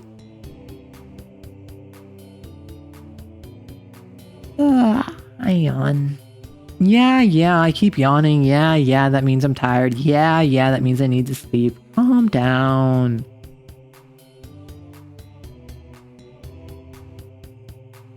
I went to bed late last night, really for no reason. I was up playing Marvel Rivals. I was playing Big Head mode. I want to get like giant-sized Venom brain as my tag. I already got the giant Venom emote, but the funny thing about that is that it's so annoying because like I'll get to like top 400 because the way that the Marvel Rivals thing works is that it's in Marvel Rivals Big Head. The top 500 get a special like tag. The top, I think it's 100 get a special tag, and the top 10 get a special tag, like a special tag on your profile. So I just want the top 500. However, every time I get to like the top 400, maybe even top 300, I go to bed and then like the top like number 500 is like twice as many points that I have. And I'm like, Jesus, Chris, that's so annoying. So how would I run a Lancer X Kane game? For Lancer X Kane, I would run it as a game where you are just playing Kane. You are playing Kane in a sci-fi setting. It's not urban fantasy, it is sci-fi, which would make the fact that you are so ill-equipped that much harder. However, what I would do is I would say either you as the Exorcists or you as a drop team. Lancer is what happens. A sit rep arrives when a sin event occurs or the mission is a bust. So I would run an incredibly difficult Kane game where if the Exorcists need to retreat, oh no, the Ogre just went into a sin event, send in the Lancers. Now you have a giant monstrosity with shamblers or stumblers, which would act as like grunts.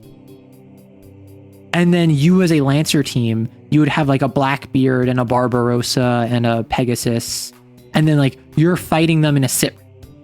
And then once this gets resolved, you would then go back to Kane.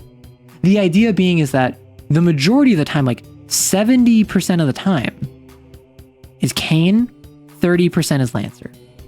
Because if you think about it, Lancer is primarily built with mech combat in mind. It's built for mech combat with narrative combat on top of that. Meaning, if you handle non-mech combat Kane style, suddenly you have a robust character-oriented system for character-oriented decisions. You have a robust, mechanically complex mech combat game for when you get into really high-octane combats, and then suddenly you're playing Power Rangers. You're playing Power Rangers, like M-rated Power Rangers, right? Because you're super cool hand-to-hand fighters, you have like guns and swords and whatever, but also you have a mech suit that fights against like giant monsters. And what I would do is that I would probably have it be is that you're treated like the Power Rangers. You are an elite team that specializes in shock deployment. Or rather, what I would probably do, what I'd realistically do is I would probably say, okay, you control two teams. You control the recon team, which is Kane, and the shock team, which is the Lancers. The recon team is Kane. Ideally, the recon team can take out anything of like Cat 3 and under, right? If it's a Cat 4, you probably need the Lancers. If it's undergoing a sin event, you probably need the Lancers. Honestly, if it's a centipede, once you do some recon, once you find its palace, you have the discretion to, are we going to attempt to kill this thing or do we send in the Lancers? And what I would do is that if you send in the Lancers, that costs you script, that costs you quietness, and that costs you attention, that costs you issues, which I just love the fact that because Kane is Black Ops, because Kane is international but multinational, meaning that they don't actually work with any one government. You have the strong scented lips of a whispering god, which is such a hard name. Like, I love the Kane names so much. That is really high up there. But similarly, I'm so sorry. I'm trying to figure out which one this is.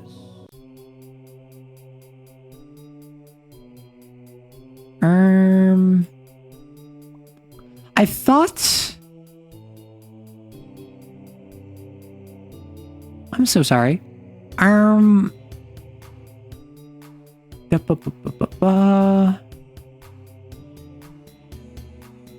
currently looking for the centipedes version because I thought the centipede had one where it gets out of control. But anyway, with the strong scented lips of a whispering god, the idol has a major connection because the idol is like cult. It's about their door kicker is nice, but then everyone needs to make two characters, and then that gets a little hard to split the attention between characters as a player and a GM. I disagree. I think that if you're playing one group with Kane and then you have them swap, okay, we're swapping from Kane mode to Lancer mode, suddenly they get to play, oh, I play the super stealthy metal mark. I'm our assassin in Lancer. In Kane, I'm our dumb as bricks tension frontline, right? That allows you to play two different stylizations in the same game without needing to lose either of those characters. And then you can get into the funny circumstance where like you have relationships between the two characters you control. Like maybe you play two characters that hate each other. Maybe you play two characters who are in a relationship. Maybe you play two characters who are siblings. And then suddenly you can make your own, like you can play with your dolls. You can have your dolls like kiss or like fight, or you can have your action figures like pull the arms off of one another as a player, which is what a lot of people really enjoy about being a GM, which I think would be silly. But basically, the strong scented lips of a whispering god, the idol has connections with really like powerful people that presents an expanding problem for Kane cleanup. So now all of the cultists actually are like well equipped. They have firearms, they have body armor, they have like proper weapons and like munitions. And then there's also an exposure talisman. There's a ticking clock that anytime you go in a conflict scene, anytime you fight someone, if you do something loud or violent, you also do this, you increase the exposure talisman. Once it hits 3 or more, local authorities step in and they're like, hey, we don't recognize your authority. We don't know who you are. We're going to arrest you. If it's 6 or more, suddenly, like the military might step in. And then once it fills up, you get no money. Because the idea being is that this is not, oh, the cult is just so powerful, or, oh, the idol is so magnificent. It's literally like, no, the politician that runs your county is a member of the cult. Half of the police force are active members of the cult, and the other half are loyal to those cultists. No one is on your side here from a position of authority. And then I thought that one,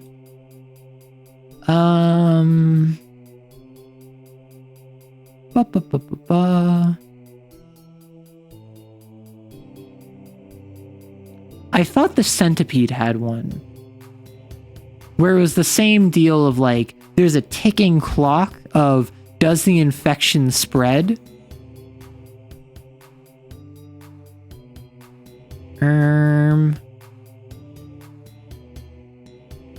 But I guess I was wrong.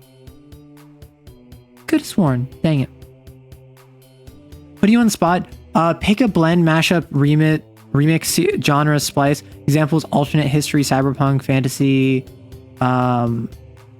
Okay, so you're saying like take two separate genres or games or settings or whatever, mix them together and just kind of spitball? I can do that.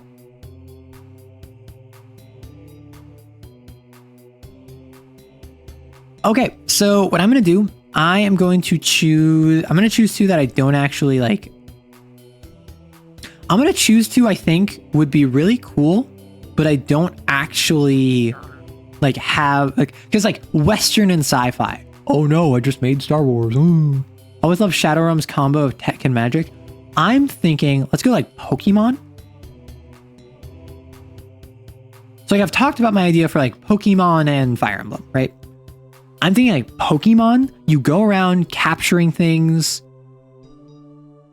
And I mean, fantasy is an obvious choice. What about Pokemon and like hard sci-fi? Hear me out. Pokemon hard sci-fi. The entire game is that you're a geneticist. Building and perfecting your absolutely perfect genetic construct. The whole idea is that you make creatures from genetic scrap that you have to go out and find. You have to like go out on missions to acquire like the saliva of an Ornithax, where an Ornithax is a giant like rhinoceros alien creature from the planet of like Cerex 3, right? So like you have to go on a mission to go get this, and then once you get this, suddenly you can increase the toughness of all of your creatures by 1, but it also adds like the brash trait to them, and they get 1 random rough mutation. Right? So it's the idea of like, you do this, but times like 10 times. So suddenly, like Magic Forever Winter. So it's, I'm thinking the idea of like, you know how everyone talks about like, oh, what about like a D&D game? But like you actually have to go out and find the spell components. So if you want to cast Lightning Bolt, you have to go out and actually find a tree that was struck by lightning. In this game, it would be all about what is the technobabble you can use to justify a +1 to your creature's toughness. So maybe you get that with the saliva of an Ornithax from Cerex 3, but maybe that's also like ground bone powder of the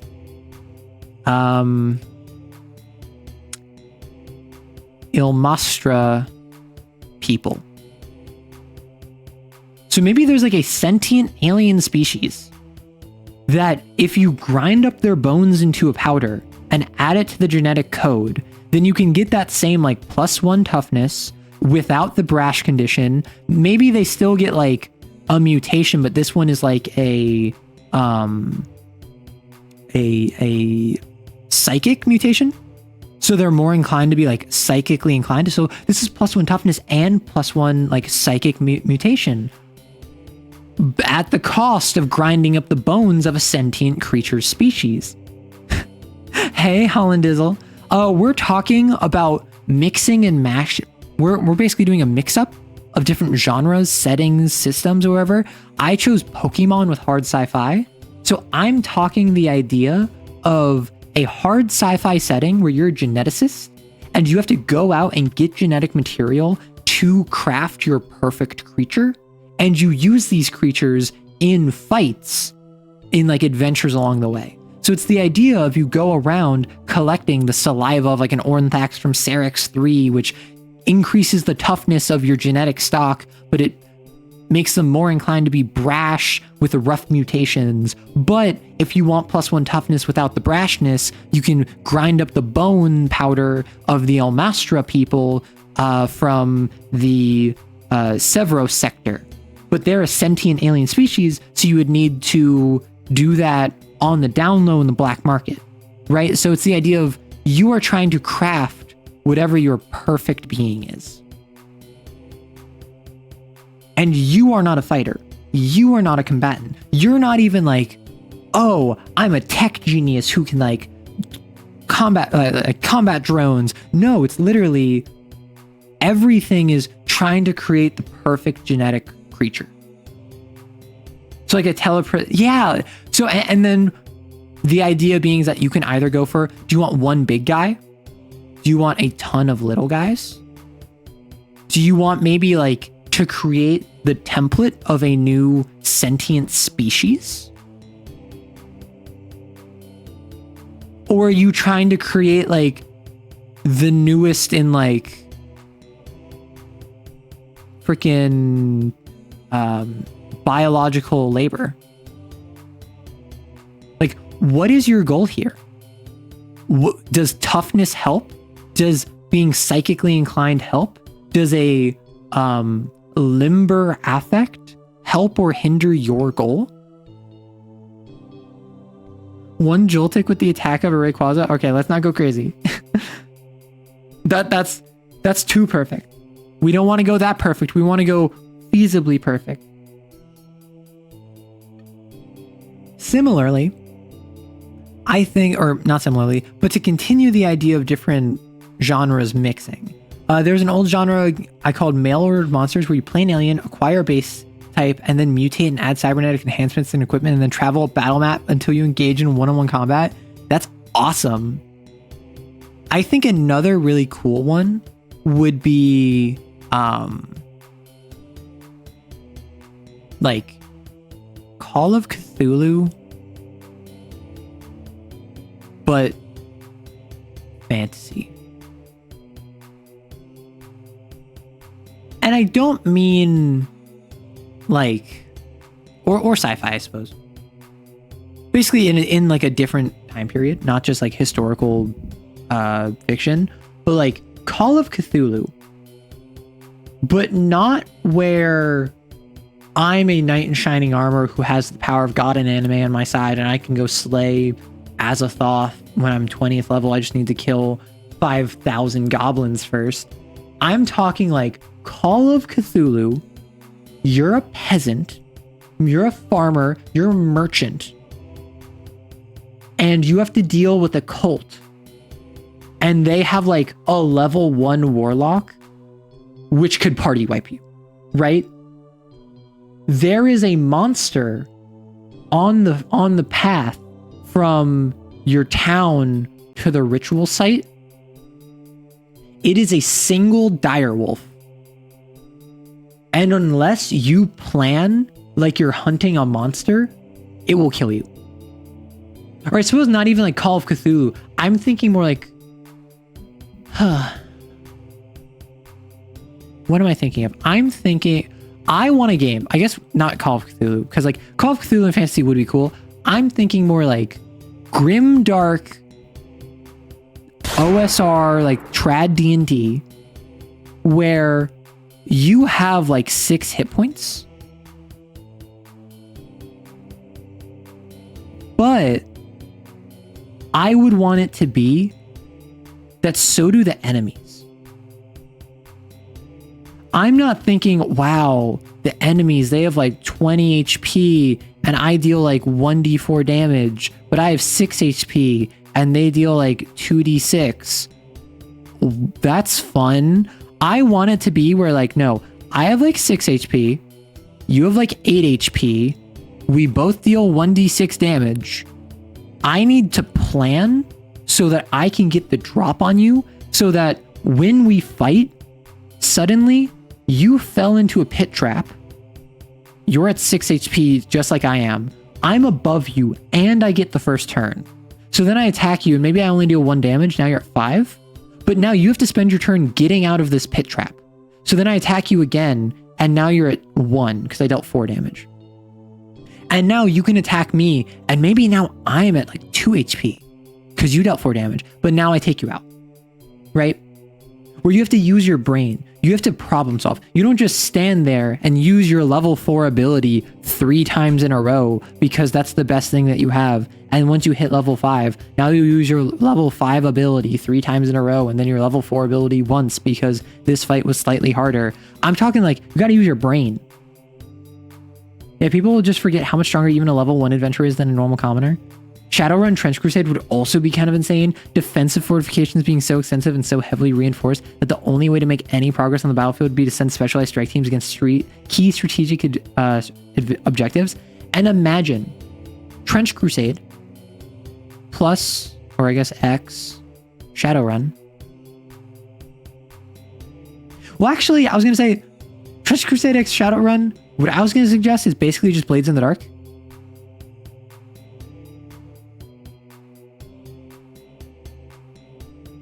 So I was going to say Trench Crusade X Shadowrun. My thought process there is it's Shadowrun's world with magic coming, but a Hell in the Holy Land opens with one of the corpos. So I think it would be interesting to have Trench Crusade where over time, eventually, a la Shadowrun, you get like goblinification kind of deal. But I think what might be more interesting is the corporatocracy of Shadowrun and then Hellspawn form. Particularly in a world where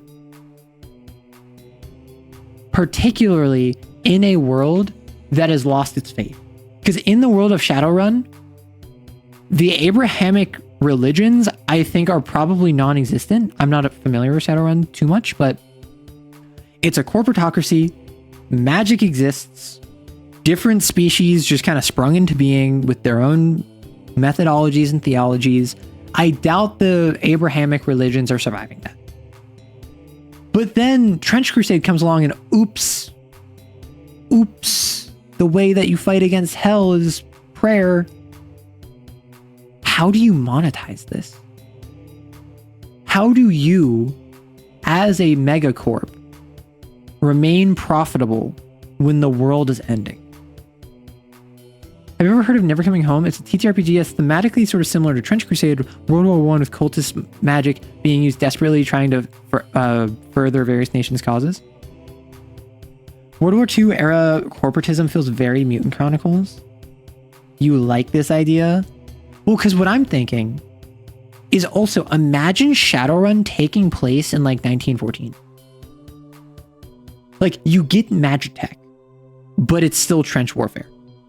You get corporatocracy, but it's like raw oil refinery corporatocracy. It's not computers, it's typewriters. It's not freaking like nanomachine processing. It is like oil processing and like cobalt and just old school.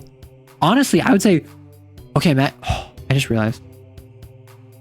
Shadowrun?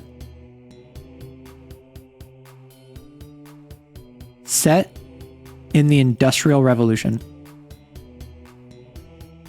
Shadowrun, where maybe even because or in response to the rising industrialization of the world, goblinification comes.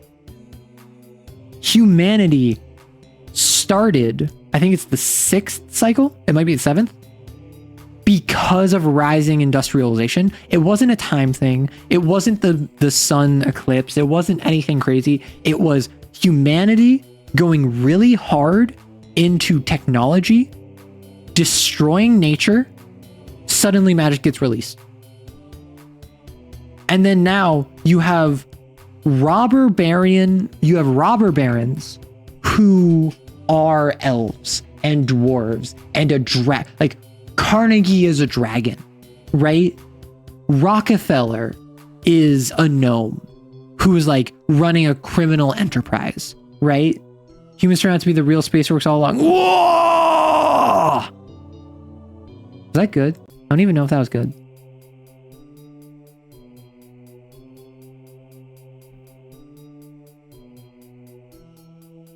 I love 40K. Honestly, I didn't think I would get into 40K as much as I did. Not bad at all. Thank you for the bits. I appreciate it. Yeah, I have a short that I made a while ago where I was just like doing orc voices. Like this was months and months ago. This was like half a year ago. And I just tore up my voice. So the following day I streamed and I couldn't, like literally I couldn't speak. My voice was so shot because I was just doing orc voices for like an hour for a short that didn't even get that many views. The boys are fun. And what I did is that because speaking at a higher register wasn't working for me, a lower register was actually more comfortable. I swapped down to talking like this for an entire stream, and then suddenly I became a Valorant e-boy, and all of chat became my Discord kitten. It was honestly a really dark time, but people seemed to enjoy it, so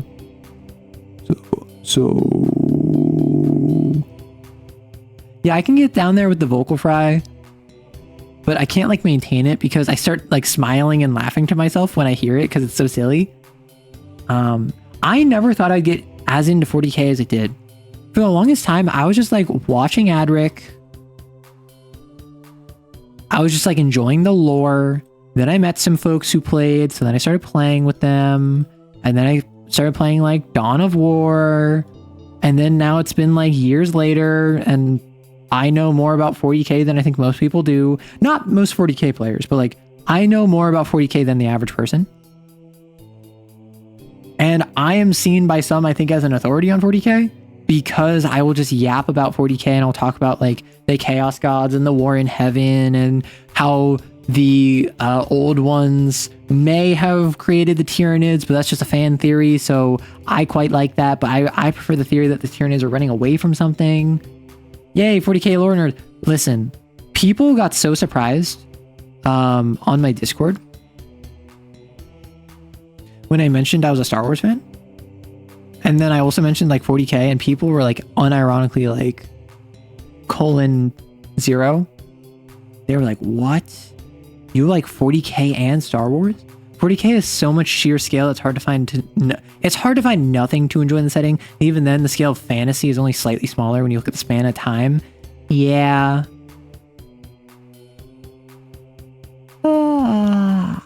I want to know what I could do. I've done this before, but I could do it again.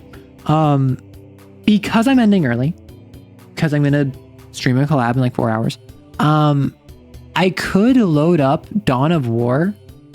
And I've done this before with Age of Mythology. I could play an RTS where I end stream when a unit dies. I think it'd be really fun to do that with like OG StarCraft and like play as the Marines or play as the Terrans, where I'm just like, yeah, if any of my units die, the stream ends. And like I just send my Marines and I hope no one dies because Marines are the second weakest unit in the entire game. Okay, when I played StarCraft, I grew up playing Brood War.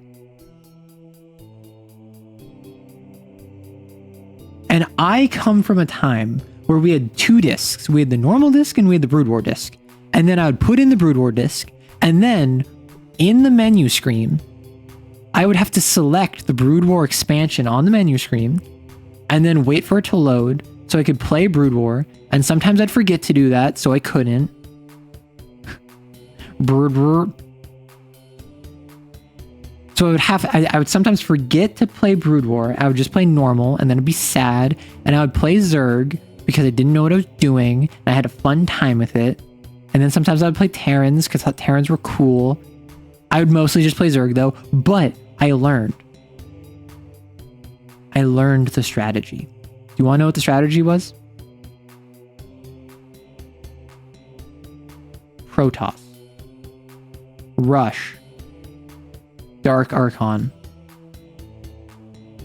Mind Control. A Terran. A CCV.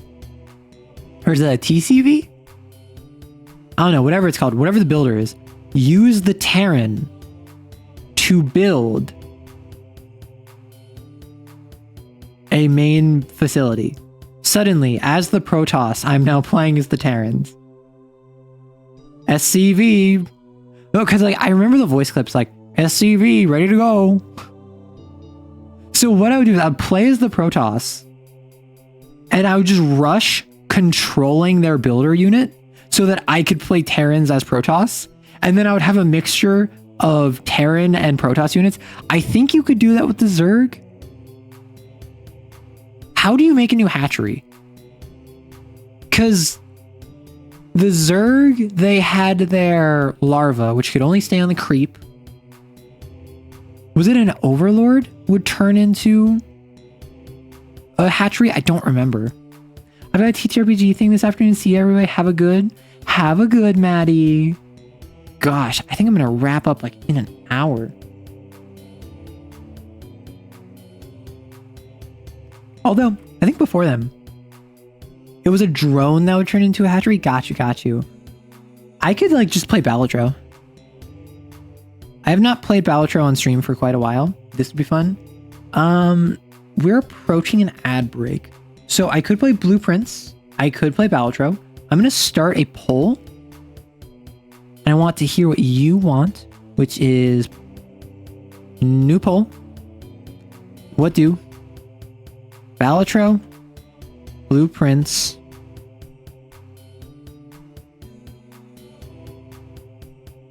okay, so that's the vote. Funny Jonkler game. That is true. It is kind of the funny Jonkler game.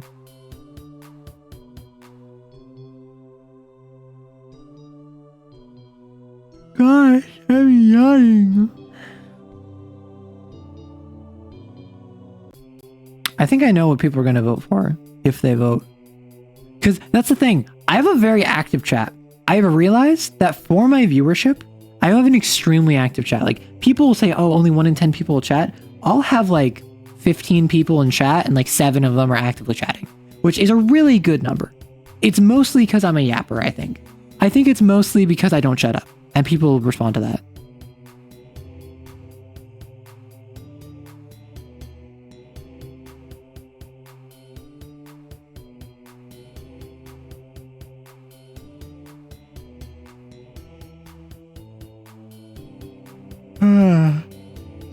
We're in an ad break.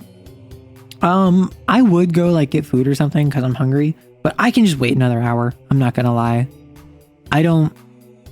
We chill like that. You're look now though. Border-wise drawing time. Enjoy. Well, people are voting for yapping. I think I might end up going Balatro though, because I think what I do.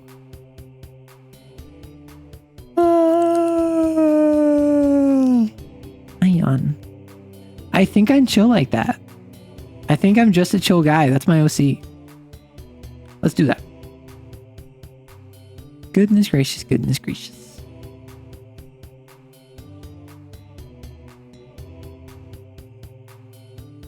Let's get our...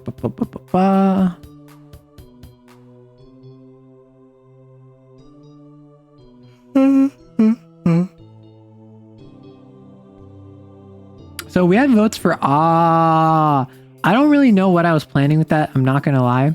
I didn't really have a plan, like just to be 100% with you. Like I could just do ASMR.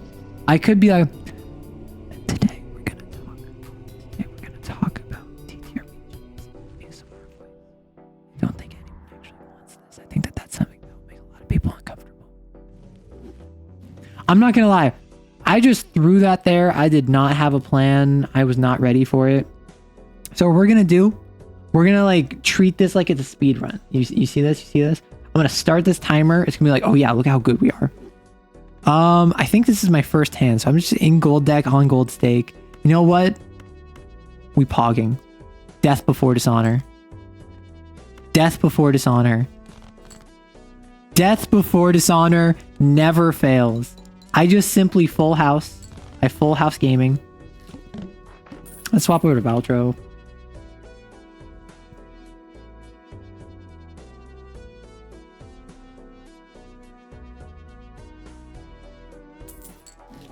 So I have not played this game in a minute. What I could do, I could just sell my polychrome. Holographic card sharp this early, pretty pog. If I skip the double tag, I'll be hurting on money, which is unfortunate. However, if I just keep winning, nothing can stop me. I'm gonna go bow their Latro until I Zatusdan, they're just chatting. I mean, that's positive +1, but I could save it. I'm gonna save it. I don't need it yet. I will be honest with you. Like, I mentioned being willing to do like a ASMR style roleplay. I don't want to make ASMR, at least not in the like lip smacky. We are so in. We are so in. Eternal Brainstorm Anti 2. It's gonna cost me money. I don't need this yet, so I think that we're just chilling on the brainstorm. But like, if folks are unironically interested in more of a like, I don't know, like a roleplay thing, let me know. I am willing to do that. I am down for clowning. Let's get.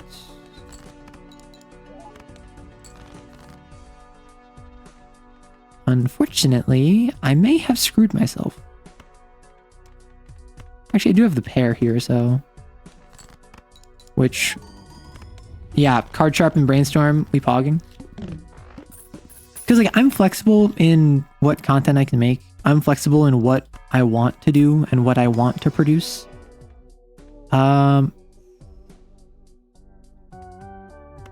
I'm more than happy to do stuff like experiment with different styles of content. The issue is I just don't think a lot of people would be interested in that style of content, because maybe that's just how I view myself and my content, but I don't think people check out my stream, or I don't think a lot of people check out my what's it called?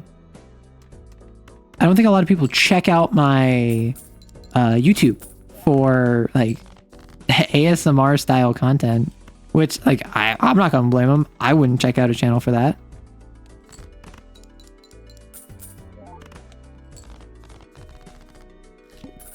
But I am loving Talking Lancer. I was so worried that people were really only gonna be interested in what's it called?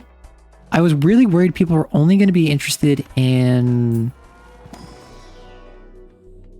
Sure, I'll get pair. In D&D. But it turns out more people, at least in my community that I have found, are interested in Lancer than anything. Which I found so surprising. I was incredibly happy to see that. Well, you know what? We're just going to do pairs. And then I do this.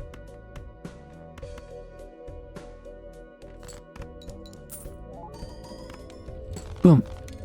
Cause I'm blue, dabba dee dabba die. Yes, Bal Atro. Bal Aerotro.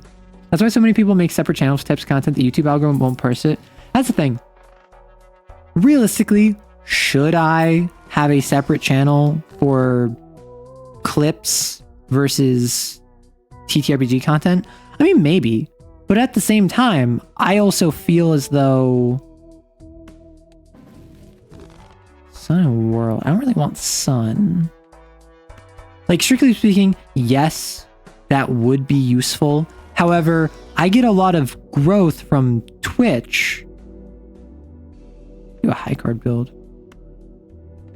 mean, I'm already doing... I can already do pairs very easily. Like, I'm already doing... I already get a lot of growth from Twitch, even with something as simple as... what's it called? Even something as simple as just the occasional clip. I do like 2 clips a week. Well, I think Balatero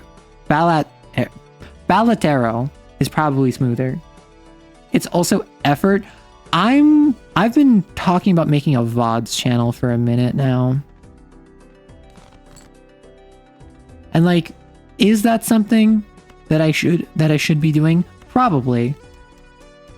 Let us make this a straight flush, because my toxic trait is that I think I can make everything a straight flush. Also, point and laugh at the streamer who doesn't even make their hearts cards. What's it called? I don't even make my hearts cards Among Us, because I'm not gonna lie, I played Among Us a little bit like 5 years ago, and I did not continue playing it. So I have 2 hands before the needle. I am not in a position to beat the needle.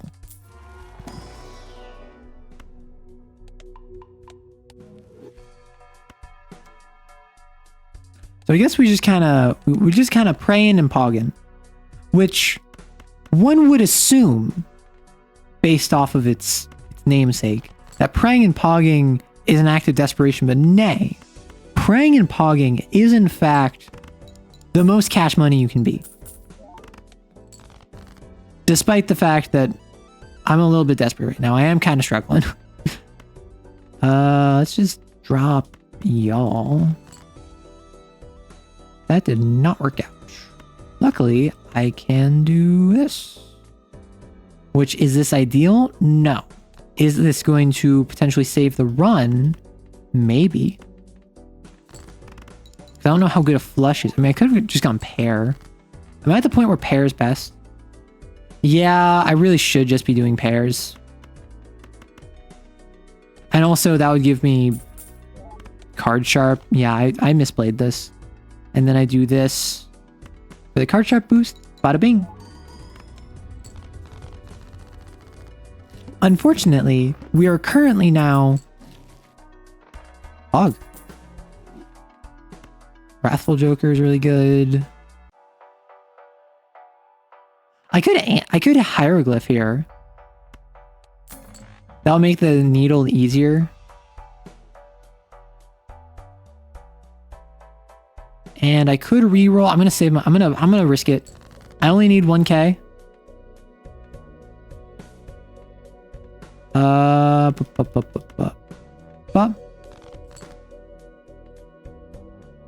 I have 2 Spade Kings. But the only interesting pair that I got. I think I just gotta do this. Because my pair is upgraded, I'll get Wrathful Joker twice. I will get Card Sharp. I'll also get some money. So, allons-y. Perfect. I don't think I would have gotten that had I not hieroglyph. The needle is now out of the way. Left card and the right card.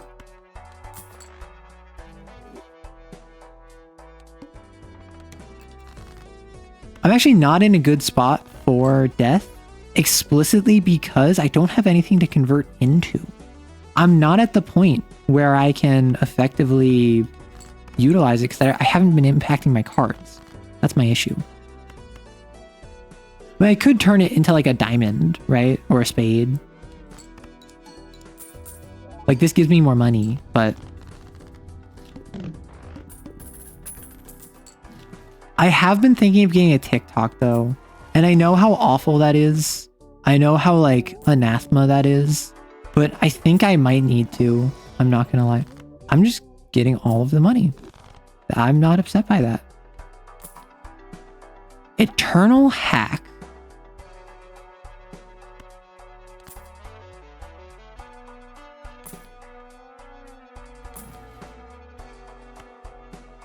Even more money.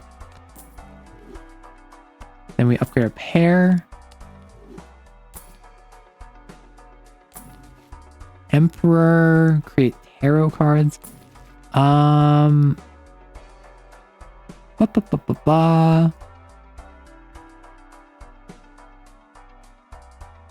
Yeah, this is not worth it to keep re-rolling. So what we're going to do, we now have Eternal Hack and Brainstorm, which means if I do something like this, watch. Each of those triggers multiple times. Now, was that fantastic? No, it wasn't, because none of those are modified. None of those are actually special. However, if I now start investing in my lower ranked cards, suddenly, if I get lucky on them, if I get really anything to impact them, I need tarot packs is what I need.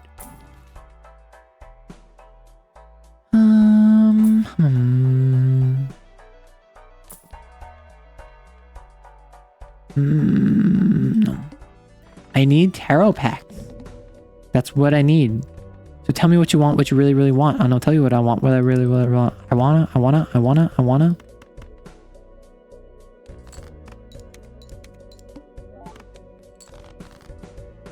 Like, luckily, I'm at the point where I can just pretty effectively do this.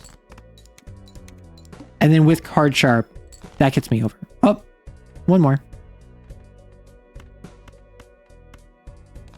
Trash y'all. And I'm gonna trash y'all. Paw. But it nearly gets me over. I am debuffed though, which is kind of making it more of a struggle. However, again, they aren't special cards. I'm not getting much for that. So I'm still not getting a tarot pack. Rocket will immediately pay for itself.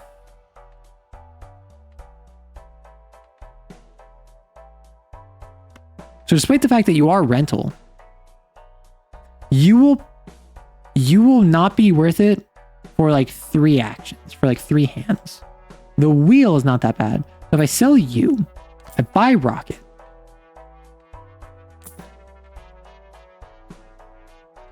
You tempt me, Baron. You tempt me. What I need really is I need low spades. That's what I need to fish for.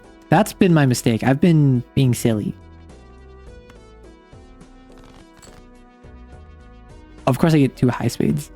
So if I, for instance, grab you 2 and do this. Now I get my pair off. And then what I do is I play you 2. Suddenly, I'm going to get multiple triggers of Wrathful Joker because of hack. And then times 3. Now, I'm not going to get hack off of this. However, this is just another pair and more spades. So I lost some money from Rocket, which is unfortunate. Arcana pack? Wild would be nice. Nothing here actually matters.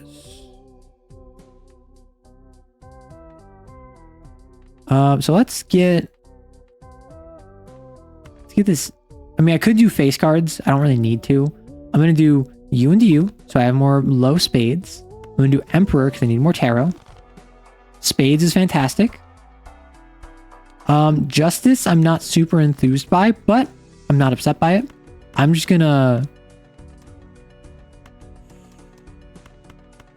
Let's trash all these.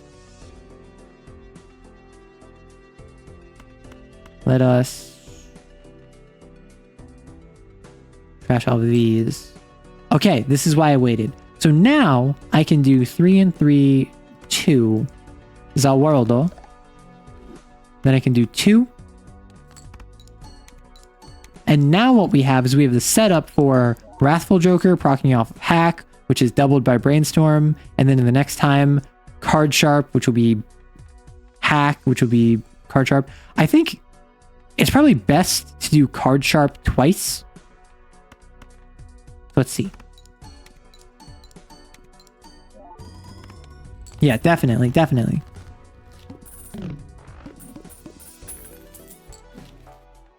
I'm just doing pairs. So I don't think I need any of these. Because you're going to increase in value. I don't want to buy voucher reroller yet. Because honestly, I can't think of a single blind which is going to screw me going forward.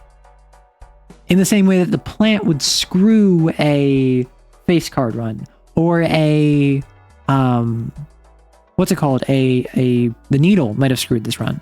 I'm gonna keep going. Luckily, I don't care about high cards.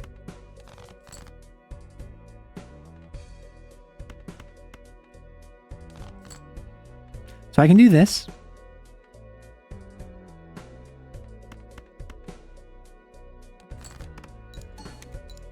Awesome. And then now I can figure out what you are. Nope, it did not show me because it was too fast. This is either a 3 or a 4.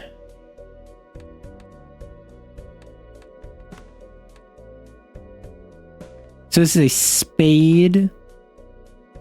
So if this was a 4 spade, it would be over there. So this is a 3 spade.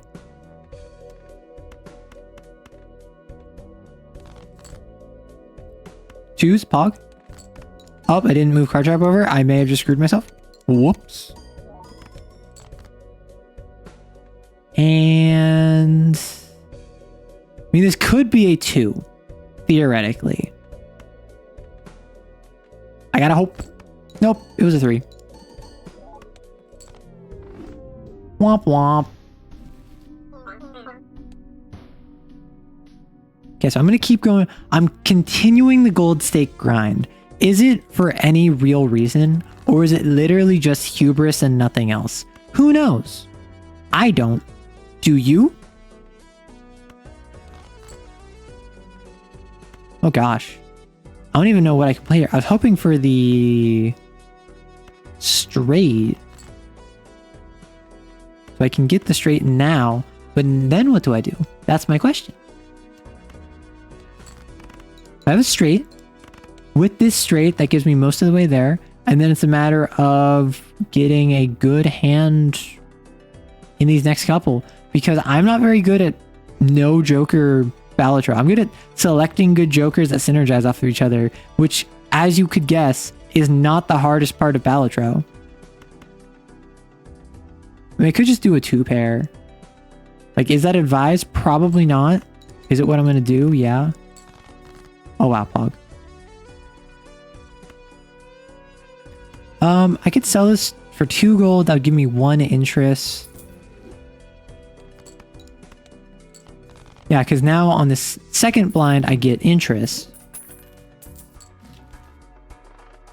And now I'm going to get 25 after this next one. So what I need to do is I need Molt. I need to play 5 cards.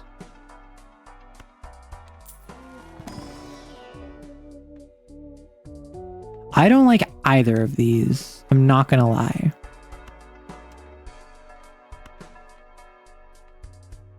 Let's just go U and Alan Z. No idea. I simply know it's a grind. So the thing with Gold Stake is that it adds like 5... Gold Stake adds like 5 different modifiers of difficulty to the game.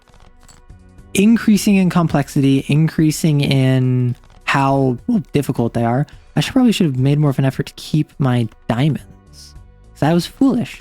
But with Gold Stake, you have fewer discards. You get less money. You encounter jokers that are worse. But now I have money. So all is well. This Temperance was not worth it. So I guess I'll go a Steel card. Normally, I'd be all over that Temperance, but them's the breaks.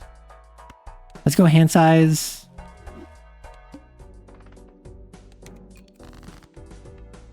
I honestly could have skipped that for the extra voucher because with Gold Stake, I don't get money by beating this first blind. So the only reward that I get is my interest, which I am going to get some sizable amount of interest. I will say. Wow, I am not getting very cash money here. Luckily, the diamond plus the the steel is helping me out significantly. The only issue being, well, not helping me out that much. I'm not doing that amazing. And this is where we can just, even though I'm playing the steel card, I can full house because that will get me there faster. What I probably should have done is probably should have sold the greedy joker. I need you. Sell you. Because now you give me base molt, plus you give me molt whenever I play even cards, which is always nice. Because then I can do a situation like 7, 6, 5, 4, 3. Which will give me plus 10 molt, but then also plus 8 molt.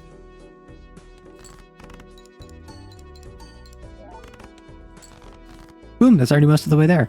And then I do this, which will give me more molt from the 10s. And boom, we pogging.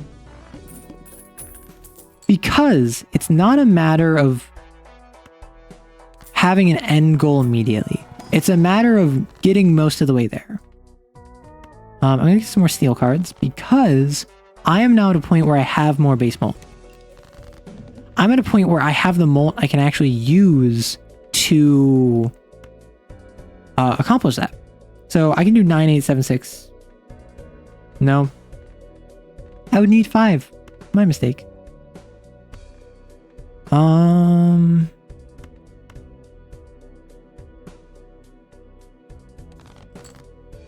So that's 9, 8, 7, 6, 5. I do have that.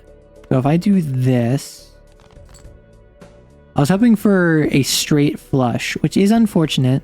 However, we pog. I might as well do the high straight because there's no reason not to. Because it's not like it's going to be a straight flush anyway.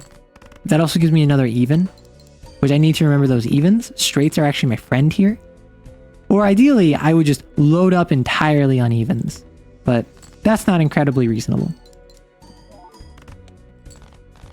And there we go, wall is done. The wall gonna fall. We can cryptid, which will also allow us to duplicate something like our steel card, or if we get lucky cards. Honestly, I'm going very steel. Is it the wisest choice? Probably not. But it would be kind of funny. I get multiple pog. So let's get Magician on these even cards, so I'm even more incentivized to play them.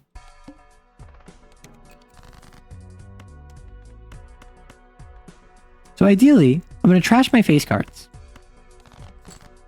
Because now, I'm more inclined to do 8, 7, 6, 5, but that is not enough. So I'm going to toss y'all. Like the losers you are. So I have a 10, which is nice, but not quite enough. So, but what I could do, I could do this. Full house. Suddenly, we doing pog. And that's how we do it around here. Matador sucks, from what I've heard. However, what if? Now bear with me. What if I had to say a coded message, bear with me, that a literate animal would not be able to understand? Bear with me. 3, 4, 5, 6, 7. Bearing. That's why they're reworking. Are they actually reworking it? I've heard no one likes Matador.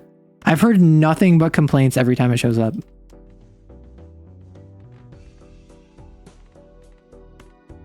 I could drop a queen. That would only give me 1 proc of even, but it would give me pretty good cards, so. Oh, not quite there. Which is why we pair. See, when you pair, that's much like when you care. And it's simply a matter of putting your energy out into the world. Talking about, I'm not playing face cards though. That would, like, this would be so nice together. but I must not. Sure, DNA. It's a bit... I mean, it's not late for you. It's just not what I was expecting to work. Clubs. I'm not really doing any of these, so... I'm going to sell Mr. Bones, because I actually don't care about Mr. Bones. I'm going to sell... I'm going to grab Uncommon Agate, just so I can sell it later. Because it is uncommon. So no repeat hand types. So if what I do is I play you.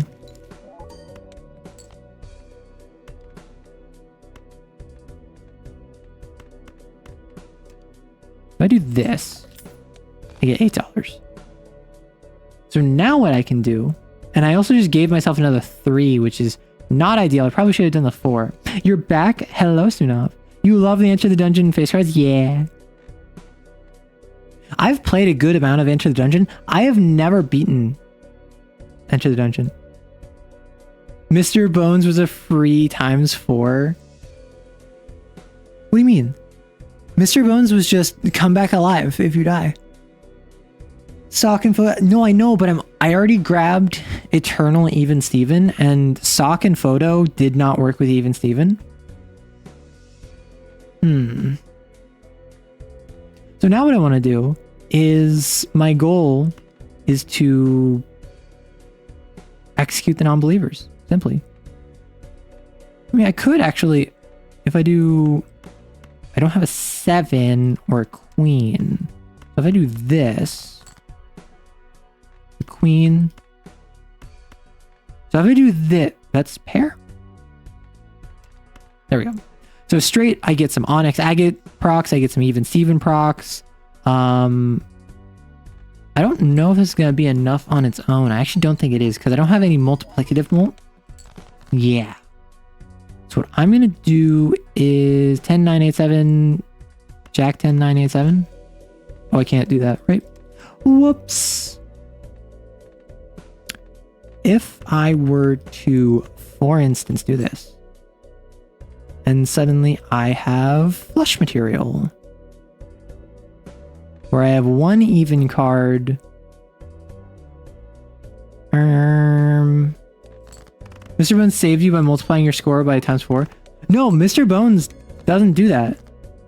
Mr. Bones will have you die and then reset you to before the fight.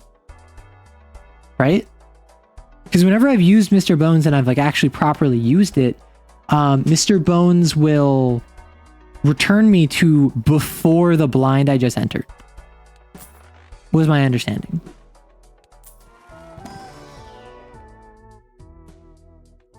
I could get Odd Todd, which would be funny with Even Steven, but nope.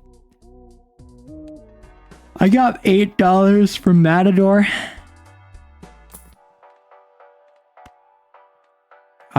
That's all I wanted from you. No, he clears the blind shot. Really? I thought it would reset. So what I'm going to do... I want even cards. So I'll go 10. Or... I mean, honestly, an unmodified 10 is not it, Chief. I'm so sorry.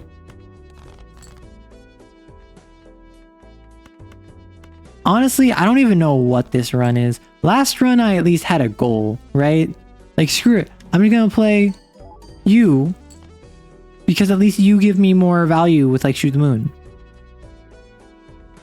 So if I do like 3 of a kind, I'll get my Even Steven procs, I'll get my Shoot the Moon, I'll get my Abstract Joker, but that's not stupid crazy.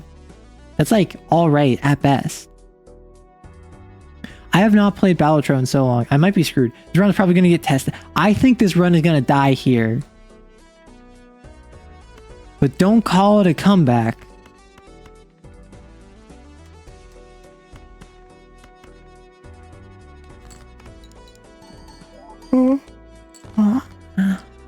Hang on.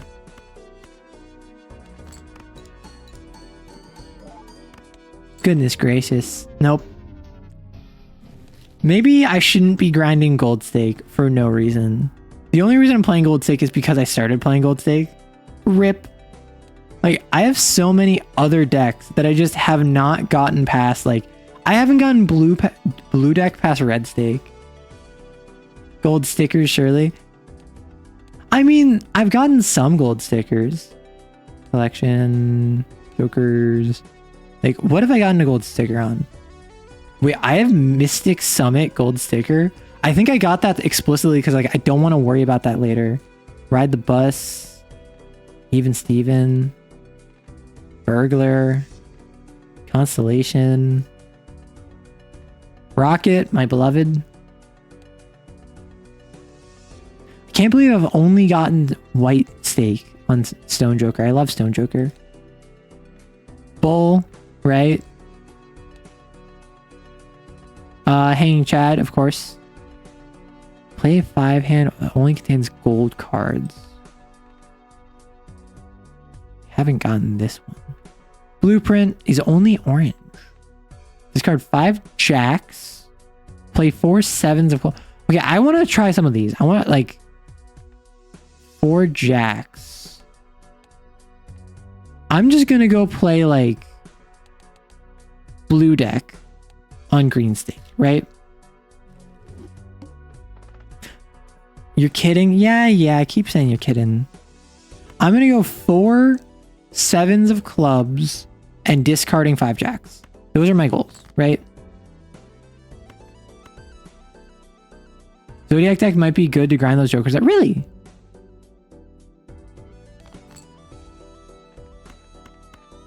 Because I just figured I'd grab a low stake deck. Nothing crazy, just kind of build it up a little bit. Ooh, Astronomer this early?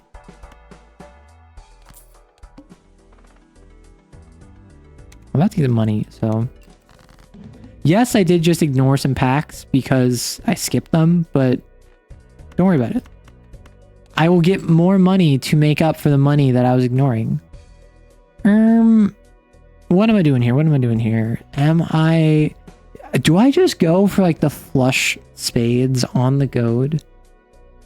Oh, it starts with Tarot Merchant and Overstock. Ah, yeah. What am I doing here? Like, genuinely, I only need 600, which a flush by itself is like 120. I think I just trashed my spades because they're not giving me anything. Like, this is much better. Full house, but I actually get some chips on it. 300, I'm halfway there. I think I gotta go for bada bing, bada boom. Oh no. The consequences of my actions. I have 2 kings, 1 ace, 1 7, yeah. Well, I got a straight out of it, so I'm not going to complain about that. See, that's the thing. I didn't really like... I'm not going deep into Beltro. This is my first time playing Beltro in a while. So I'm not going to focus too much on stuff like...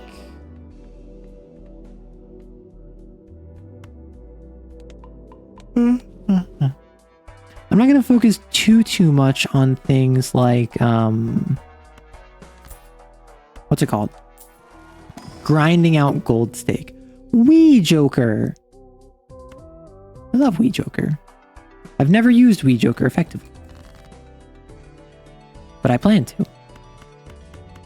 Let's trash all this.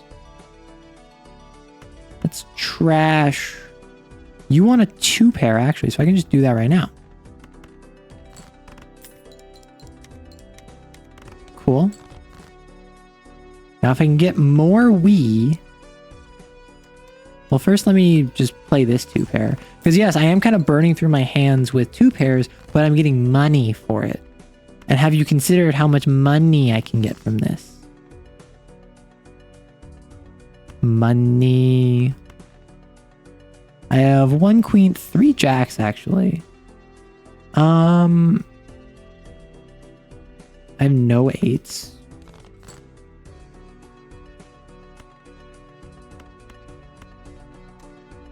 I can't discard anymore. So if I play 3 more 2 pairs, I'm not going to get it. Because, funny enough, when you don't actually improve your deck at all, you struggle at the game.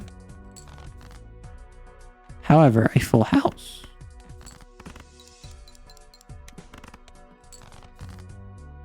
And then is this where the pair actually saves me that I upgraded? Or do I go flush? I think I go flush.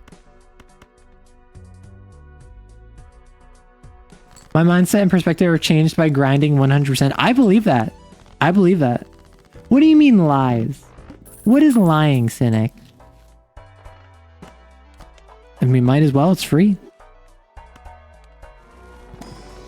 This is why I like got Astronomer really early. Do I go? I want to go. I like high card. Like, yes, should I have gotten another pair if I was going to go into that? Yes, but I haven't really gotten into that. Each face card I hold in hand. I want 2s.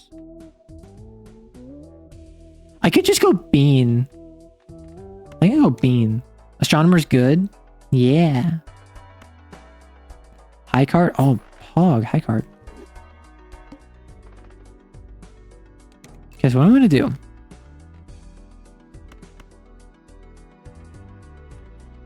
I'm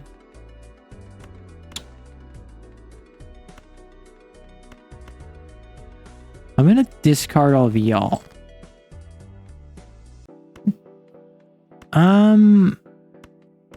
Similarly, but discard all of y'all. I want a bunch of 2s if possible. So like, yes, I can do full house 8s over 2s.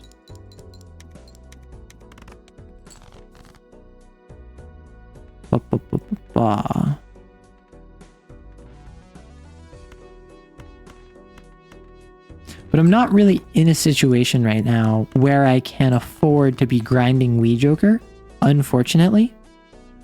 Which is what I wanted Turtle Bean for. I explicitly grabbed Turtle Bean so I could get more hand size for more 2s.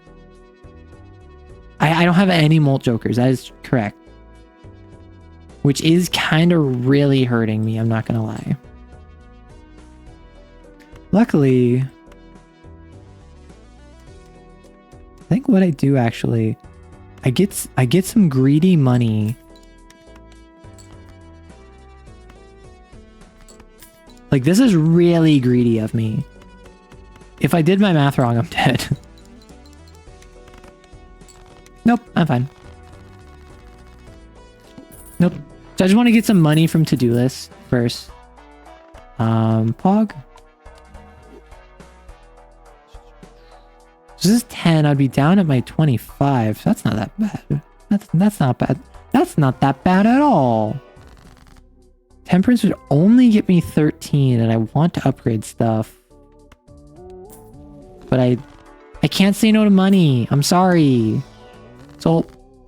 Money, but soul. Destroyed face cards. Okay, I know what I'm doing. What was it? It was 7 4s. It's like 7 of 4s? 4s of 7s? What is it? Jokers. Without ever having more than 4. Discard 5 jacks, 4 of clubs. 7 of clubs? 4 of clubs. 4, 7 of clubs. Got it. So this might actually be a good time to burn through for that.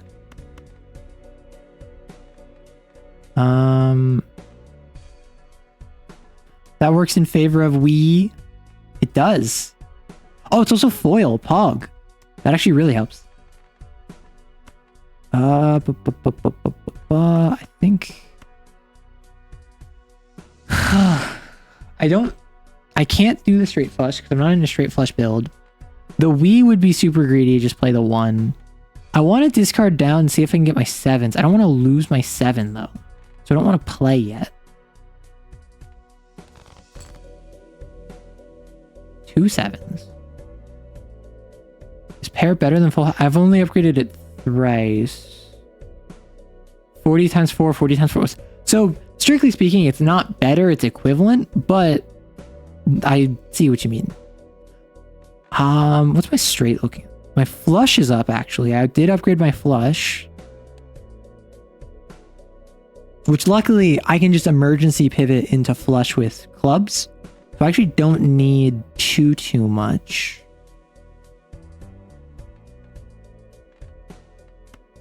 If I get rid of... No, I need my 7s. If I get rid of y'all... This is so... Hook might not let me flush? Well, no, because I'll play my flush cards and I'll be fine. It's that after the flush, I might be screwed. Like if I play, for instance, like this straight right now, I lost 7. That sucks. Like that's 1/3 of the way there. But if need be, I can always flush.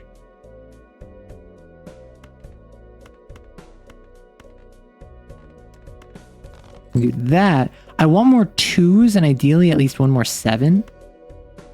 Should be fine with me. That's what I'm thinking. That's what I'm thinking. I mean, I could just flush. I lost the others. Like I played a 7. I couldn't really get it, but so now I'm at a point where I'm safe. So I don't need to worry. I just need to worry about getting my 2s. That's what I love to see. I'm just going to play a 3 of a kind because that's all I need. We're actually doing great work on Wii Joker. We're already at plus 60. So with foil, we're doing plus 100 chips. Now we need mult. Probably going to sell bean. I might just sell to-do list. Clubs, yeah. I really don't need the money that much. Particularly with Astronomer. And Canyo. Boom. Planets appear more. Now it's just a matter of getting those 7s. Now it starts, yes. Now we have mult. Now we have multiplicative. Multiplicative. And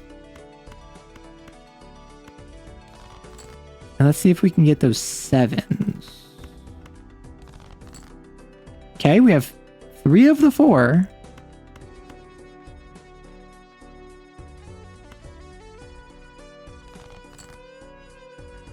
We still have 3 of the 4. So I'm just gonna play pair. So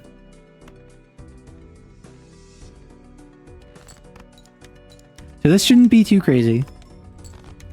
Oh my gosh. That was crazy. I was expecting it not to be that crazy. Club 2 could be good with Joker. I mean, yeah, that'd be very good. However, I want to save my club for the 7s. I have chips. I don't need that.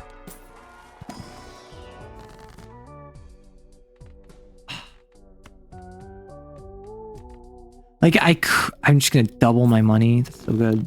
Like, I was considering mooning and then, like, mooning the 1/7 and then fooling. But I think that the money is too good to pass up. Like, if I just get another 7. 2, that's invaluable.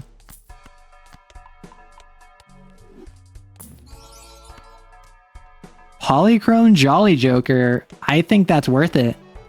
I think that particularly if I sell Bean, if I get Polychrome Jolly Joker, I'm playing pairs, particularly when I have 2s. I'm going to throw my Magician on my 2s.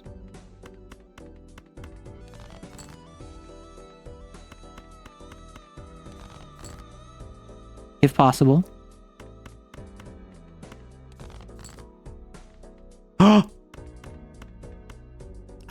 I knew saving it would work. I knew saving it would work. So it's just... What is this? It is... Play a hand that contains 4 or 7 of clubs. We'll also play the 4, because why not? I don't know what this does. Because of you, I've convinced a friend of mine to add a cash money redeem to their stream. What does that mean? If you would not mind enlightening me. Oh, Baron. I'm destroying face cards. I'm sorry. This is the 2nd run in a row, Baron. I've just like turned my nose up at you. I'm so sorry.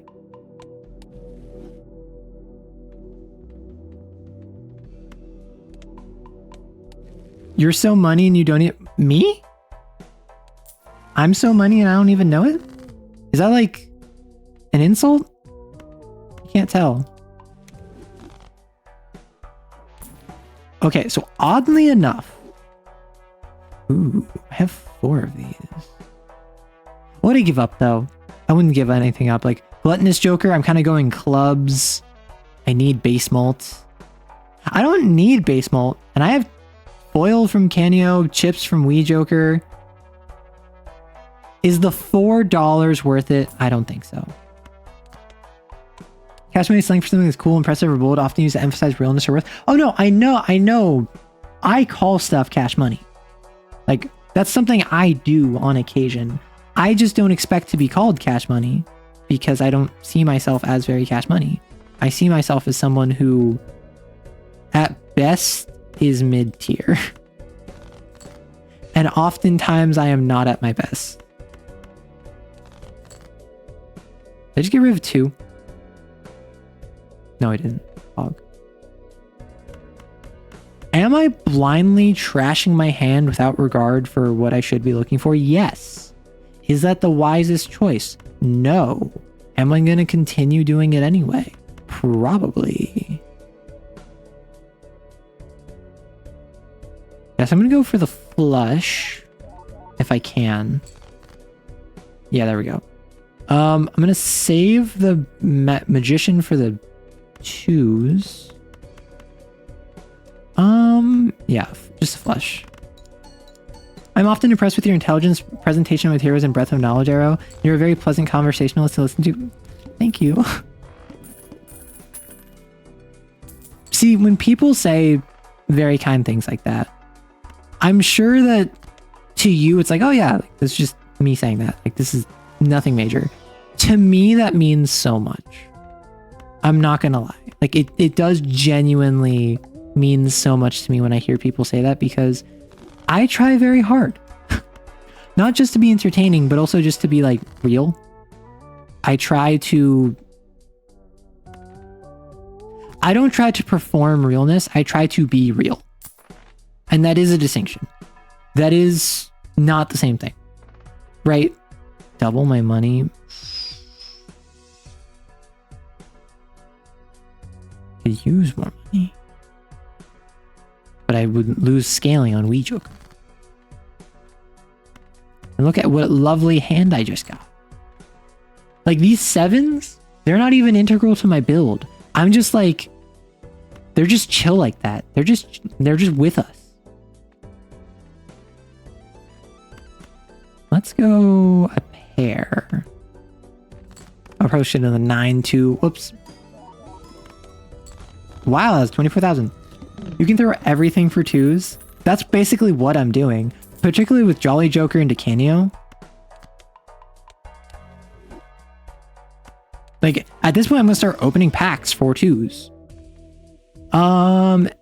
You're high enough that with only 3 strengths, I could increase you. Otherwise, just having a steal is not bad. Despite the fact that increases my deck. You're unfortunately not worth it. That sucks, I know, but...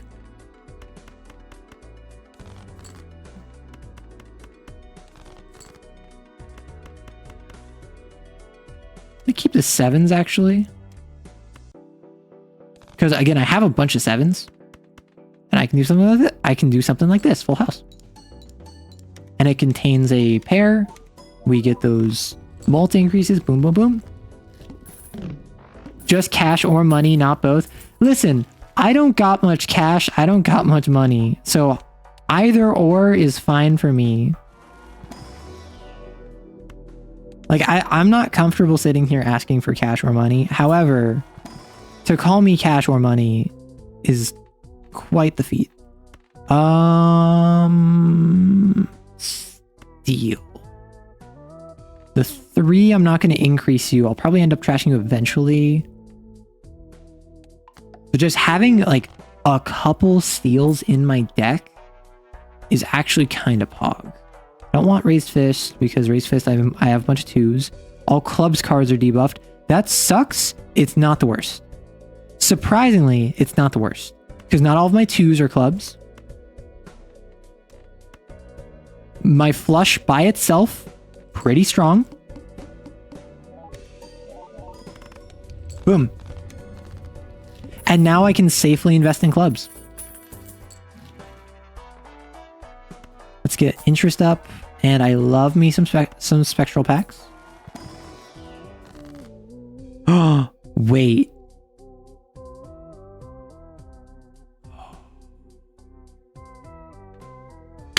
Question. If I get Pareidolia, everything I destroy goes to Canio.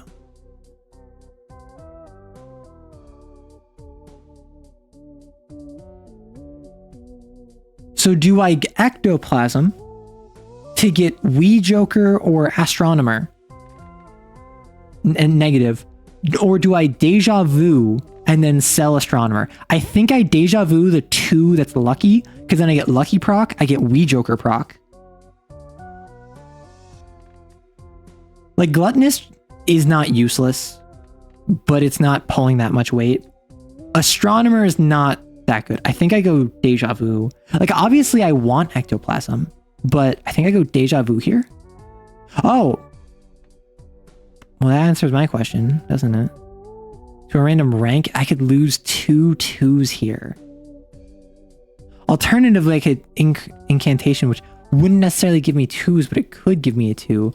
I think what I do actually is going to be crazy. I sell Astronomer, guarantee I get negative Wee.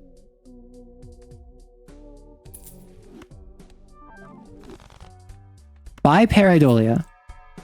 I have room for one more Joker. And then now, since I have seed money, I want to save up my money. However, now what I can do is I can do this. Just a weird hand I have.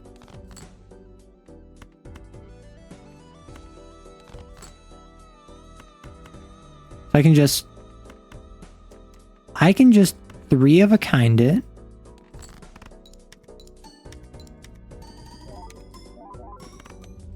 $45,000. Yeah, I mean, I don't even need the steal. However, the steal is nice, I will say. I can no longer for free get Celestial packs. That's so weird to me. I'm just going to save my money. I'm going to wait for Arcana packs. I'm going to wait for Hanged Men. I mean, I don't need steal. I need 2s. I really do need 2s.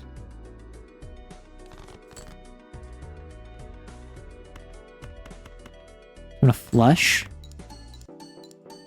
Glass cards are also... Ooh. Very good, very good. Yeah, that was with no steal. Like, I already got my use out of Astronomer, so I'm not hurting. Although I think I should probably, at least like with pairs, try a standard pack. For the discard? No. I don't want to fill out my deck too much. Like, I already went down to 50 cards. I don't need to increase it that much. I think I just invest in pairs. Why is my straight flush so high? Did I get like 4 Neptunes? Did I get 5 Neptunes? So 4 of a kind is my best. Presently, pair is really up there. Start with 0 discards. That is not a problem for me. What I need is I need to start destroying cards. So honestly, depending on how much I do this, I could scale Canio very easily. Clearance sale.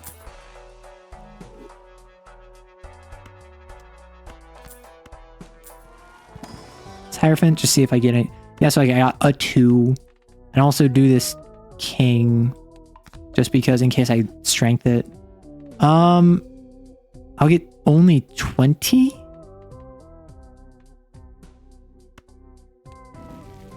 Moon, hog.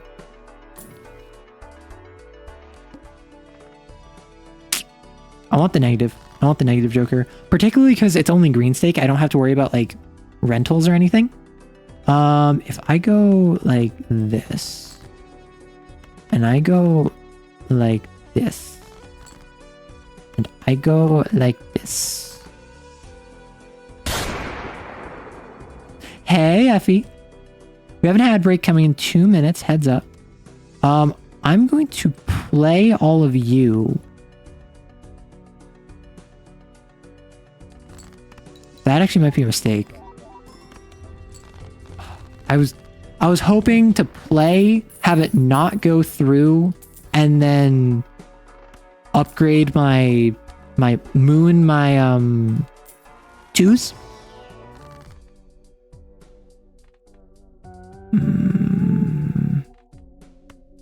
I really need lovers. I mean, I could justice. Strength, I mean, I could also just strength, get you closer up to a 2. You're 1 away now. Not saying like that, no worries. Just you swinging bys. Wonderful enough. I want the negative. My toxic trait is coming back. I don't care. So you might not be the devil, but you are the devil. Goodbye, straight.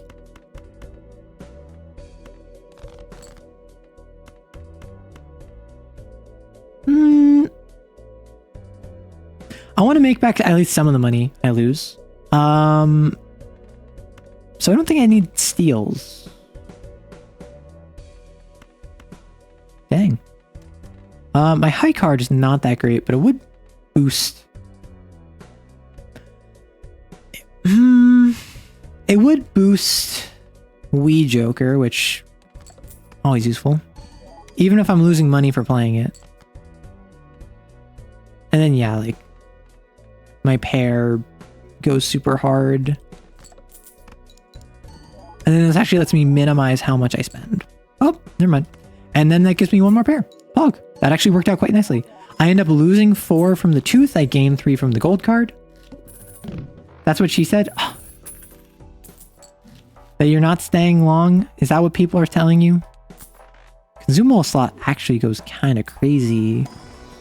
Because I am playing with a bunch of them. Nothing here. I want a strength. Like, I'm holding on to my moon way too long. I know. I could strength this foil king.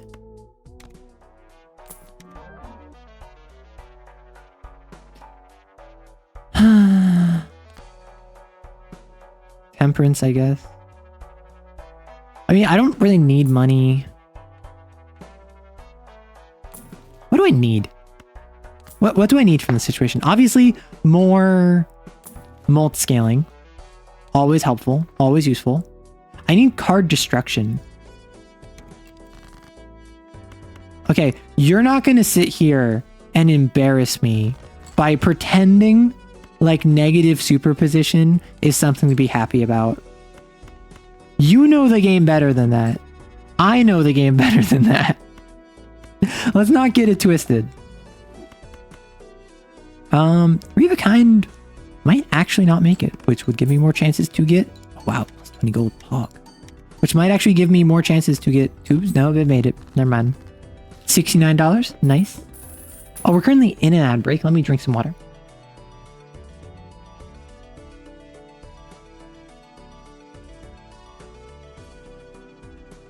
Goodness gracious. I think...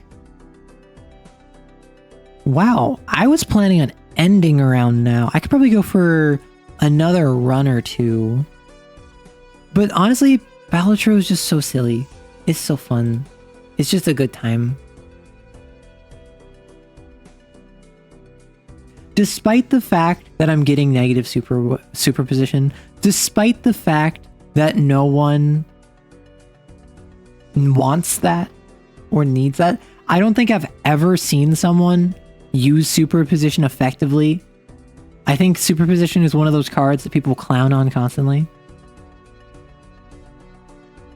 Oh, I have food to eat after this. It's going to be incredible.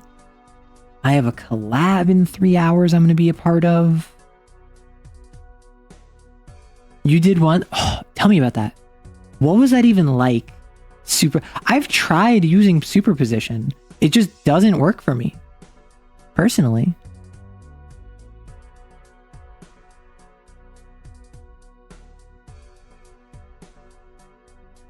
Like, I don't know what is my fooding. So I am having, strictly speaking, leftover Chinese food, which was never leftover because we got it this morning and I was just streaming before I could eat it. So technically it's not leftovers, but it is leftovers. Even use seance? What the heck? You just effed with some D&D and effed back? How did that screw with you? How did it mess with you? Hello everyone, welcome back. My apologies for playing as gaming. 6 cents, that lets me destroy cards. That is actually really good. Hanged Man, Pog. I'm actually gonna destroy a 3 and a 4 because I can strength a queen into a 2 fairly easily. And I can also strength a 5 and a 4 fairly easily. So I'm gonna go 3 and Jack, funny enough. Because I want the multiplying from Kenio.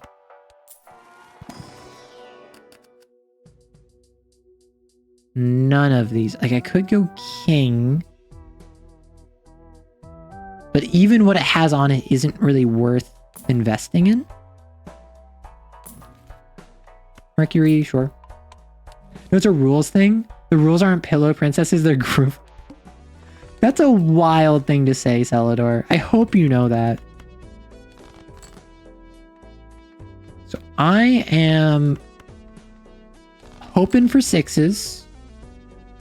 Not getting any 6s or 2s. I got no 6s, which is unfortunate. However, we ball.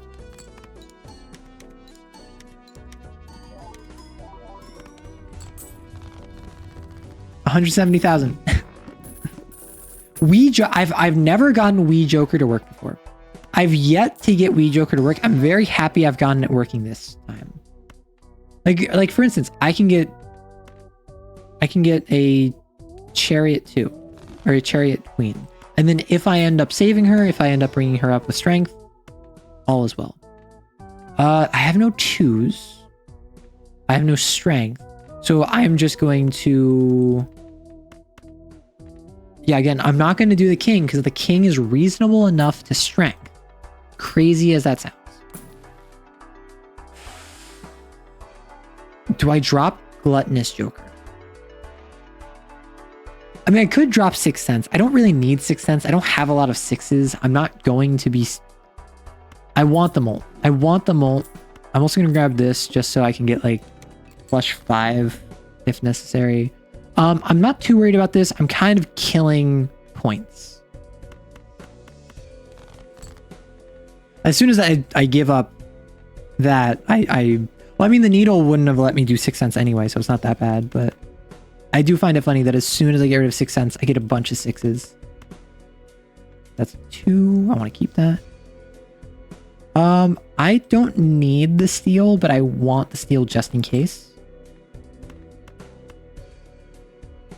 So I can moon y'all. I can magician y'all.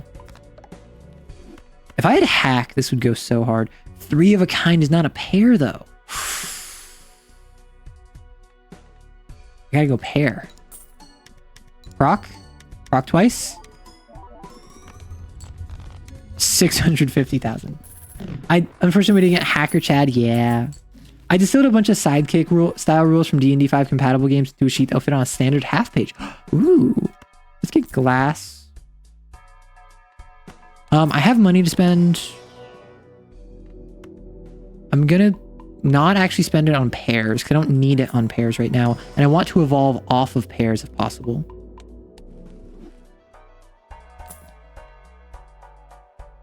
Also, I was going to mention this earlier. Another bean. I was going to mention this earlier, but I was in editing my video for Thursday. I was listening to, I mean, I could put it on a 2. I could put it on a 2, and then if the 2 breaks, it contributes to Canio, but I would lose a 2. But I'm not playing anything other than 2s, so it wouldn't make much sense to do it on anything but a 2. Okay. In my production of the video for Thursday, where it's slaying sci-fi dragons in Lancer, 1.5 mil. I got distracted. I'm not gonna lie. It was straight up. I just got distracted by like Drumeo videos, which is drummer hears a song that they've never heard before with the drums removed, and it's up to them to make a Hiker. Would be so funny. It's so late for Hiker. It's so late for Hiker, and I don't have anything I would do it with it. I mean, I could do Pareidolia, but no, Pareidolia is helping Canio grow. Yeah. I mean, that's the thing. I'm not... Gluttonous Joker isn't doing a ton, but it is helping more than I think Hiker would. Particularly because we Joker is where we're getting our chips from. But anyway, I got distracted by Drumeo. It's like drummers playing songs that they never heard before, making up riffs for it. And one of them was someone heard System of a Down's Toxicity for the first time. And I don't know if I've heard Toxicity before. Like, I didn't fully... Oh, Flush 5. This is what I've been hoping for. Because now if I just do Flush 5s, that helps with Wii Joker, that helps with getting a bunch of Lucky Cats. It's great. But I don't think I've heard System of a Down Toxicity before. Or at least, like, I didn't recognize it. Ride the Bus, it's way too late for that. So I've just been on a Toxicity kick for like the past like couple days, where like that's been the song that's just like been in my brain and I've been listening to. Like last night while I was editing, I was listening to it. Very large blind. Oh ho ho ho ho. As if I care. Okay, I care a little bit. If I can get some more 2s. All right, this is what the pair is for. Pair powers activate. Hog. I don't think this is endless run material. However, I did get a new Joker out of it. Let's grab this. Let's grab this. And now what do I go out of my way to try and force? I have 2 jacks. Do I go out of my way to try and grab some jacks? Oh my gosh. The game knows what I want. The game's giving me what I want. Another legendary.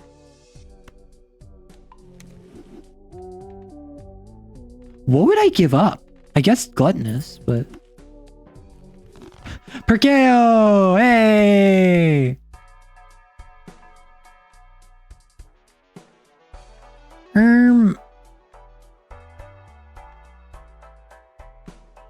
It's too late to go infinite with this, though. What would I use Perkeo for? Because I don't have Observatory. Copy Hangman or Death? Yeah. Yeah.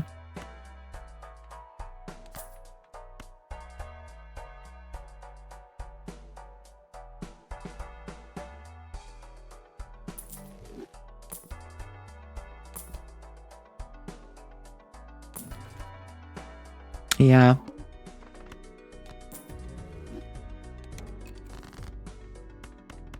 I mean, like, Hangman, Death, that helps, but I'm thinking, again, Toxic Trait. I'm not denying it. I try to think of every run that I go endless, how can I, like, make this go endless, right? I'm not wondering, oh, how can I make this go far? I'm thinking, like, how can I get past anti-11? How can I get past anti-18? Like, those are, like, some of the big ones. Ooh.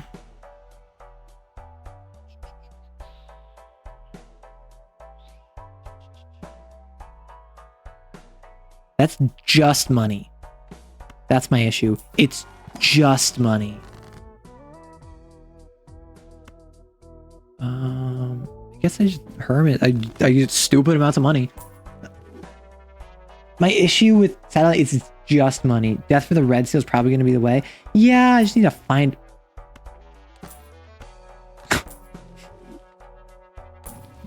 Oh wait, I passed a Fibonacci. That would have been nice. I like how you're just like GG. Yeah, I'm not even gonna keep rolling. I'm just gonna.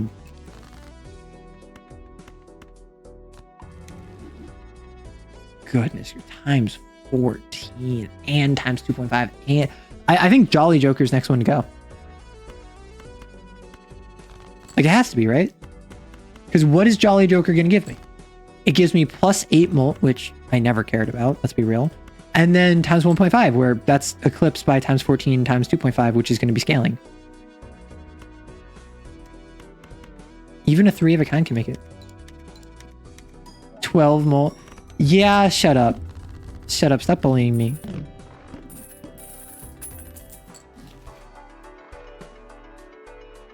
Honestly, Space Joker might be more worth it than Jolly Joker at this point.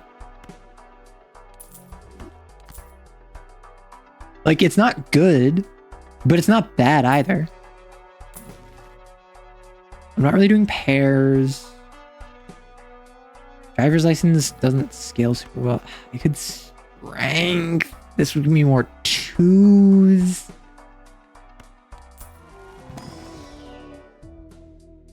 None of these are worth it.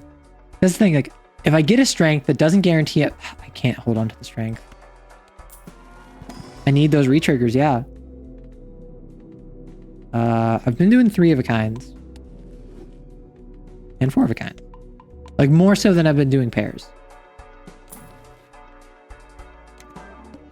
Yeah, so I could have bought strength, but it would have risked not having another hangman. The hangman is not only helping me build Canio, it's helping me thin my deck. Which is super useful. Suddenly, I have a 3 of a kind.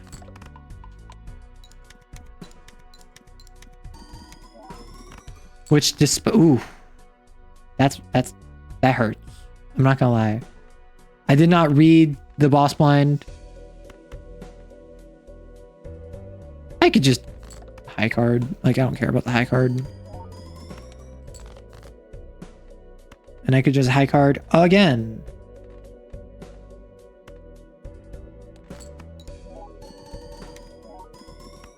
Yeah. So unfortunately, the 3 of a kind took a hit. That's not my end game. My end game is not 3 of a kind. My end game is more.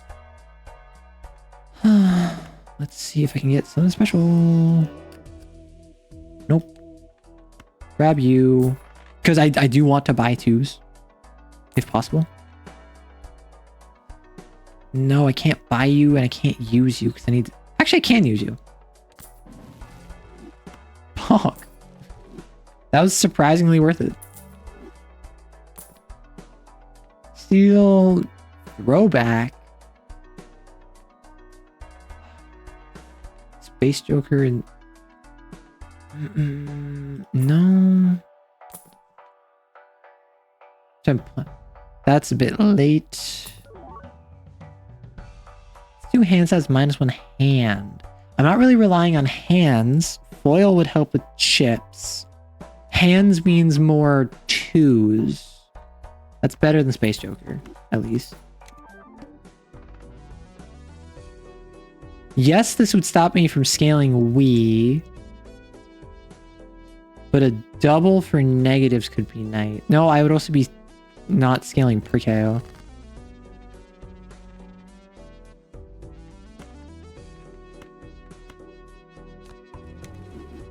So Canio scales, Wii Joker scales, per KO scales. Yeah, I can't really skip at this point. I'm at the point where I need to be doing this every single time, or else I will just not have the growth to keep up with like anti-11. I need those retriggers. I need hack. I honestly... Pareidolia has been putting in work. So I don't want to get rid of Pareidolia. I want I'd probably drop Troubadour to get like Sock and Buskin, Pareidolia.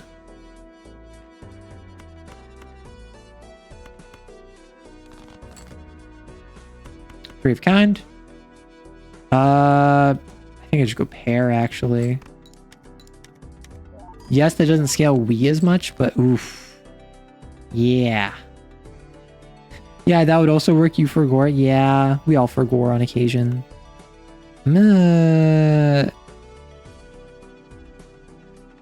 High card. No. Just gonna flush. Empty out my hand a bit.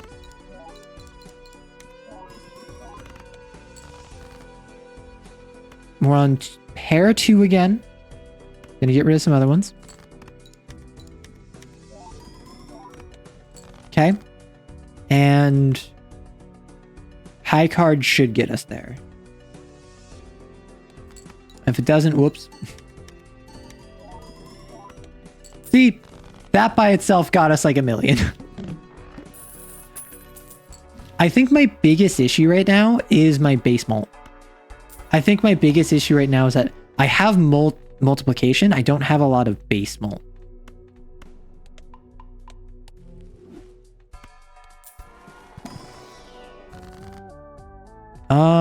I need to death into you, left and to right.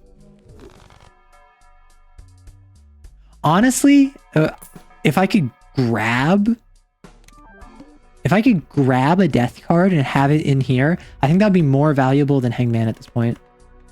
Because I think that as nice as it is to build up Canio, I need more 2s. Simply put.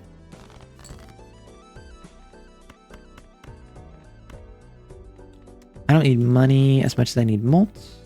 This is 5 of a kind. This is almost a lucky flush 5. Yeah, the re-triggers are really helping. The re-triggers made that. Because now I'm on times 20, times 3.25.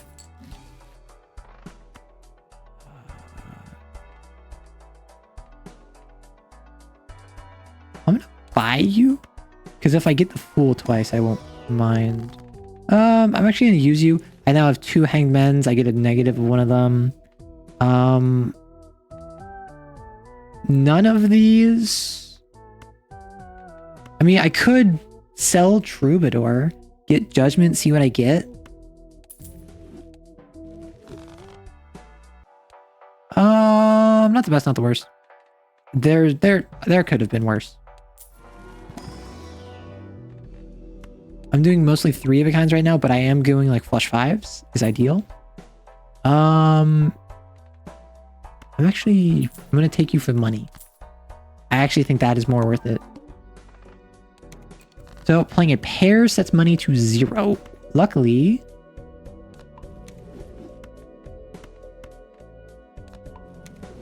I don't care.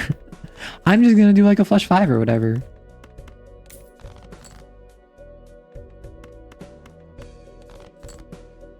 That's not a flush 5. That is a 4 of a kind, which is still very good, and I think will still probably get me it. 1 re-trigger made high card score 1 million. Yeah. I don't even know what that was, though. Was it like that it procced lucky? Blank. Sure. Ectoplasm's always nice. Buffoon. See if I can find anything. Baron. I have 4 kings.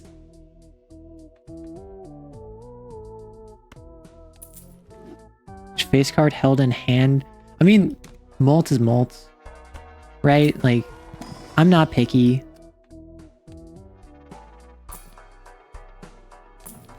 Buy and use. Just because, like, yes, I could sell them. I don't really care. I'm not gonna lie. It's not that big of a deal. After I know I need scaling. I can't even look at those. I'm not gonna lie.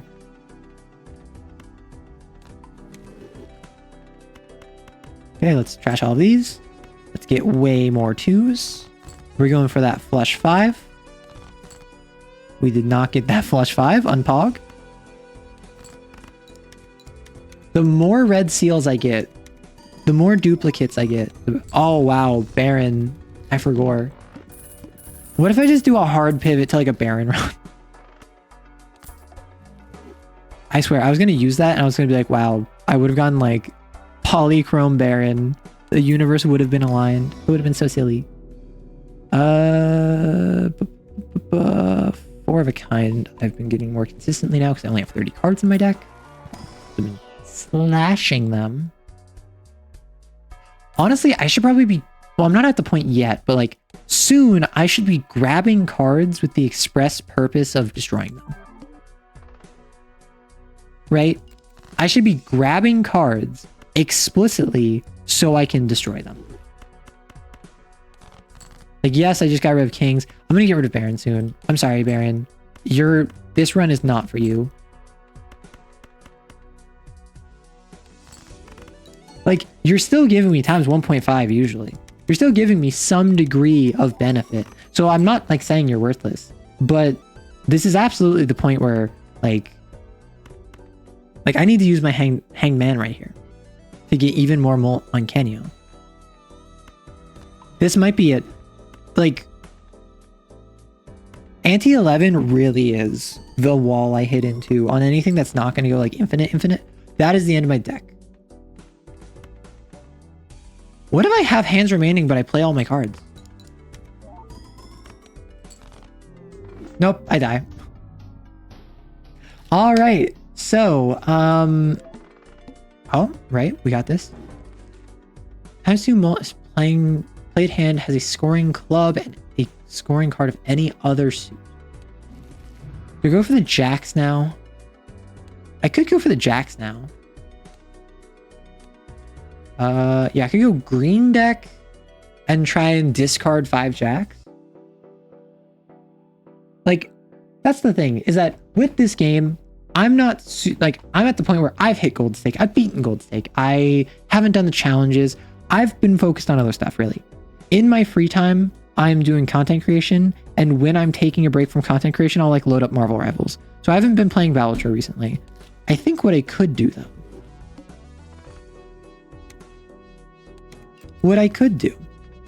this is no interest, but I get money from hands and discards.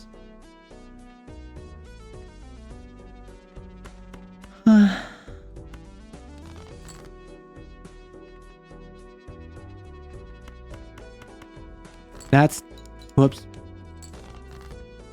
Maybe this run isn't it. Maybe that was the universe saying, don't be dumb, idiot.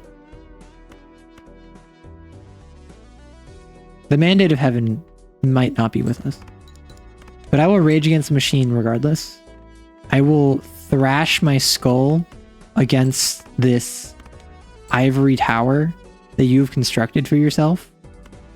And you will rue the day that you thought that I would go quietly into the night. So says the ship as it is swallowed by the sea. How did I do that? I got no money from that. How did I do that? Challenge number 20 is fun. Oh no. I don't have stickers, so if I just go Mega Buffoon. 4 of a kind, Flush, Supernova. Sorry.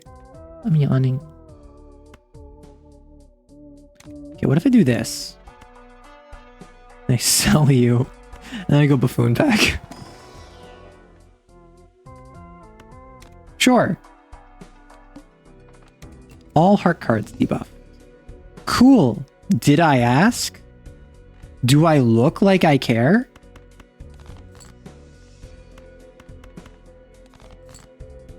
We are clubs maxing despite the fact that clubs...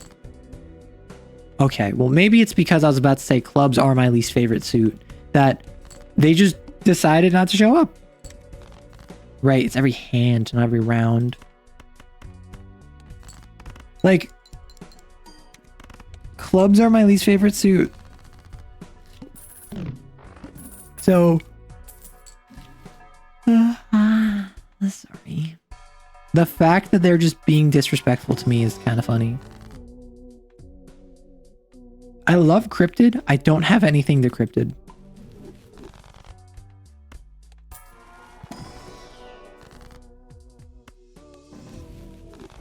If I'd done this in the reverse order, I would have had something to cryptid. Hey, more spades, more clubs. At the club. At the club. Like, I actually really like Golden Joker. I'm not gonna lie. I am a Golden Joker enjoyer, despite the fact that I think I'm one of the only Golden Joker enjoyers. What? Hearts is what I went up against. So I'm gonna want to go hearts, maybe. One molt from Misprint is crazy. Don't worry about it. Don't worry about it. Don't worry about it. Don't worry about it.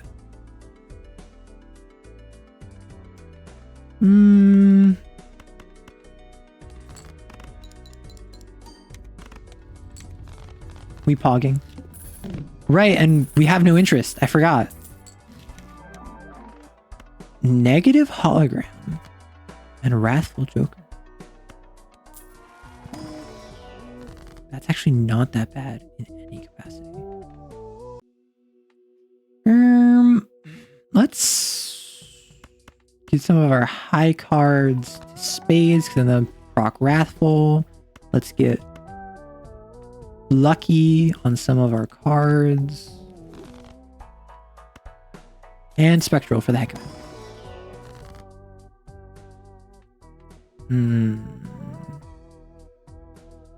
Screw it. I never Ouija. Fours. Look at how they massacred my boy.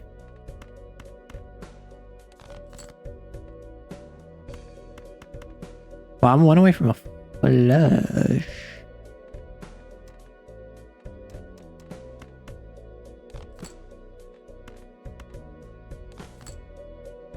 Are you kidding me?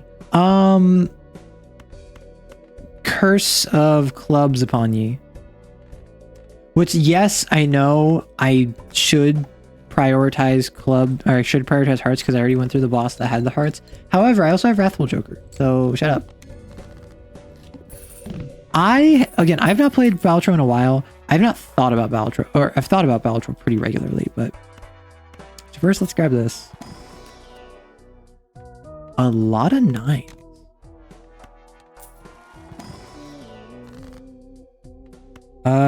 I love money. Was that the right call? I don't even know what I lost. I have no idea what my deck looks like. And you want to know what? I'm not going to look. My eyes do not see, so I do not perceive. So I have 9 4s. I have 5 9s. I have very few face cards. What the hecky heck? What the hecky heck? Oh, remaining in the deck. Understood, understood.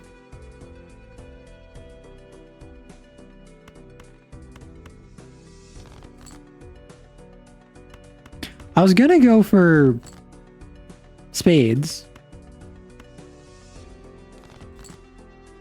but the game does not want me to, apparently. This is nearly a flush house. Let's go. Probably go hologram at the very end. Honestly, just having a little bit of... This is exactly what I was wanting. 5 per. I have no idea what hands I'm going for, so I can't invest in planets, right? Or I can invest in planets, it's just ill-advised.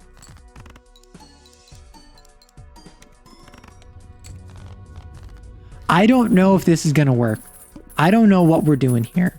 But I do know we're straight pogging out our board. 18. We love money. Magician. High Priestess. Empress. What do I even want? I want spades. I mostly have spades, actually. Funny enough.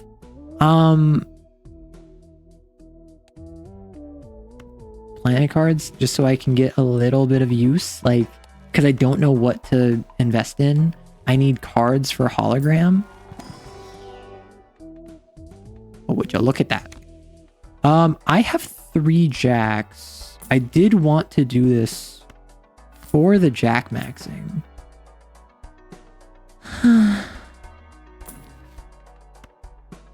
I can't buy you in addition to you. Oh well. Let's go jack maxing.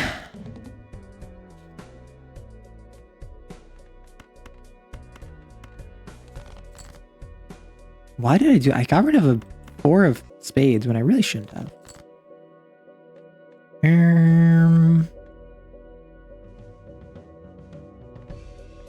Let's go you.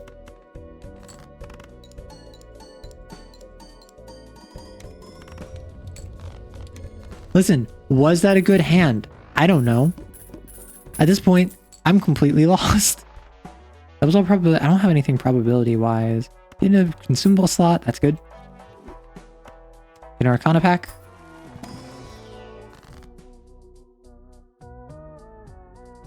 I have 3 10s and 5 9s.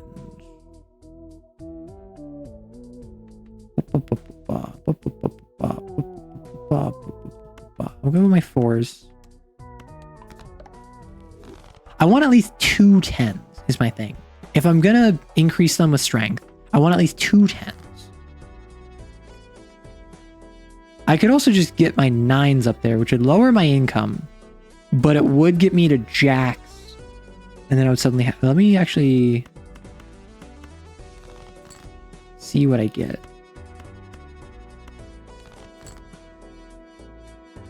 A lot of 9s. Okay, I'm not drawing that. So what I could do is I could increase 2 of these up to a 10, then increase 2 of those 10s up to a jack, but then I wouldn't be able to discard them. I mean, I gotta do it sooner or later, right? So let me waste a hand. See what this gives me. Wasting hand was actually pretty pog. For a kind 9s, I definitely want to do you, probably you. As much as it hurts, as much as I don't like wasting money.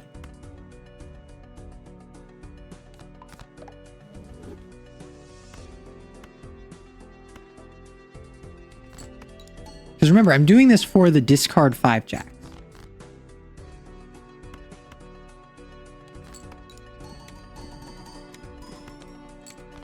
Yeah, so that got me there. I wasted a bunch of money. I no longer have as many 9s in my deck, which is a shame. That being said, I'm working towards getting... Where's I get a strength now? Arrowhead actually works pretty good. And we'll do a Mega Buffoon pack, because why not? Choose 2.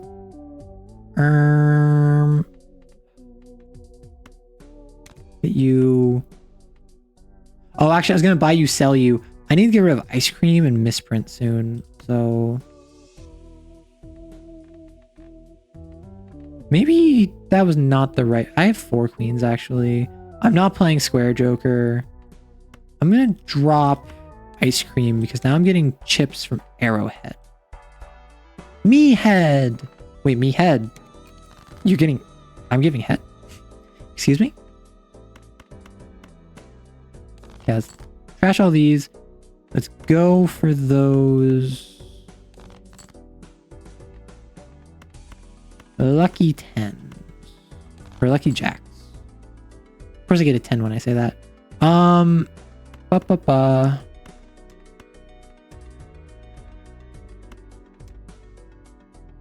Let's just play this pair. Again, quote unquote wasted card. Get a bunch of y'all. I can't rely on getting the jacks because I only have 4 in the deck anyway, so I'll just get rid of y'all.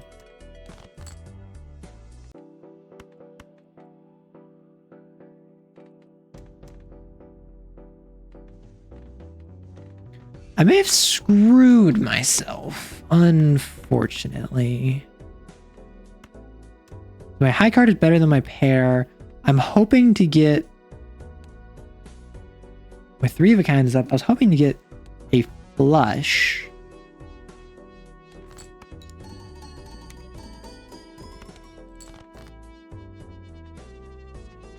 And I did. Wild card for the win. Okay, so.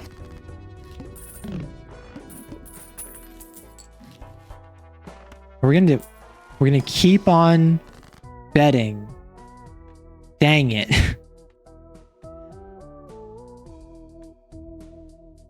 Dang it. So I guess I'll just do like ace in the spade. Or no, actually, I'll do strength into you and you.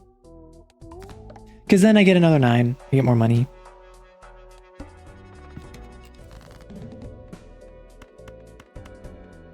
I might actually be screwed here. I don't know what I'm doing. I'm going for suit. Actually, yeah. I'll just go for a flush.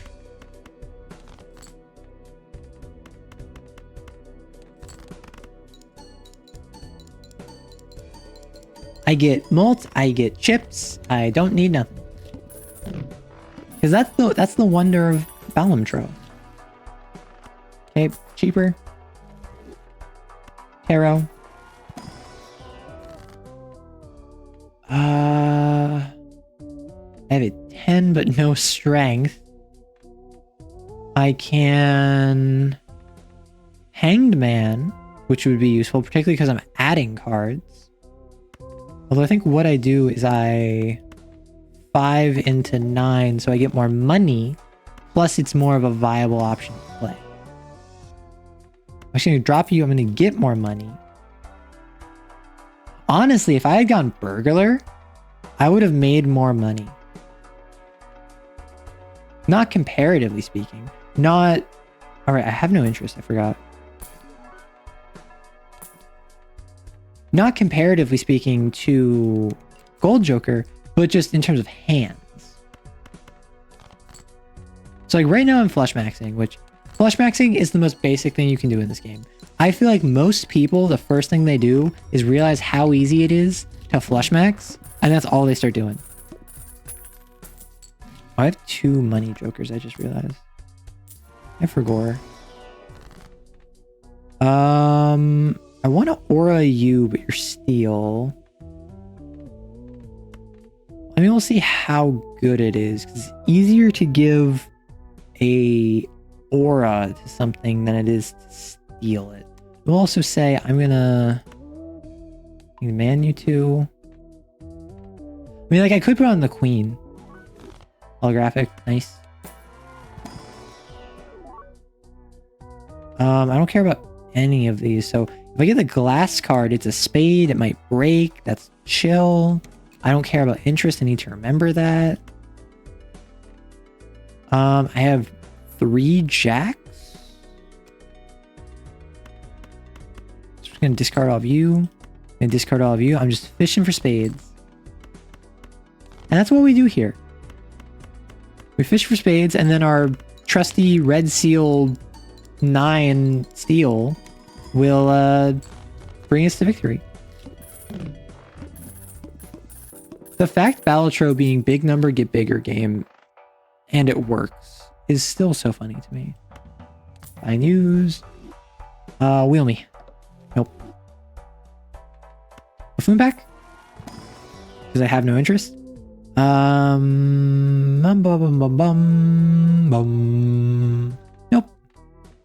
None of these. And then we have Swashbuckler. Nah. Of course now I get a egg. I don't need Golden Joker really. Like, Cloud9 is already making enough money.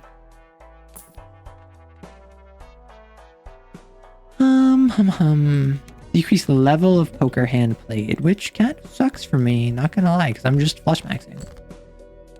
Well, I have not upgraded flush, so that is my secret. My secret is you can't stop me because I can't read. And...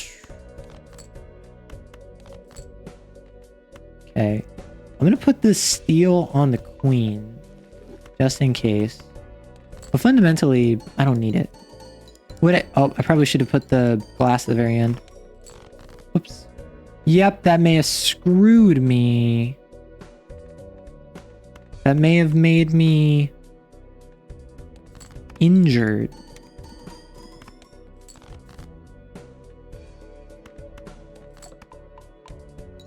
Goodbye, high card. I hardly knew ya. Yeah, that may have just lost me it because I'm silly. I'm just a silly little creature. Unless I get like a +20 on this, which... Oh well. I got money. Okay. Alright, so. Balatro. I spent this time yapping, and then I spent this time Balatroing, and now I think, since I have a collab in like 2-ish hours, I'm going to hop off and... Oh, I know what I can do. I can raid Borderwise.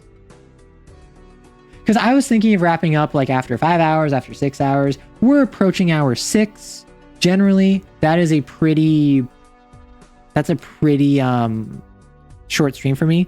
But I am going to hop on in 2 hours. So please make sure that you are there. I will announce it on the Discord. I will ping y'all with the Twitch channel as well as the time when we're doing it. It is in 2 hours and 15 minutes. Thank you all so much for swinging by. Even if you're just here for a bit, even if you just swung in and then you swing out.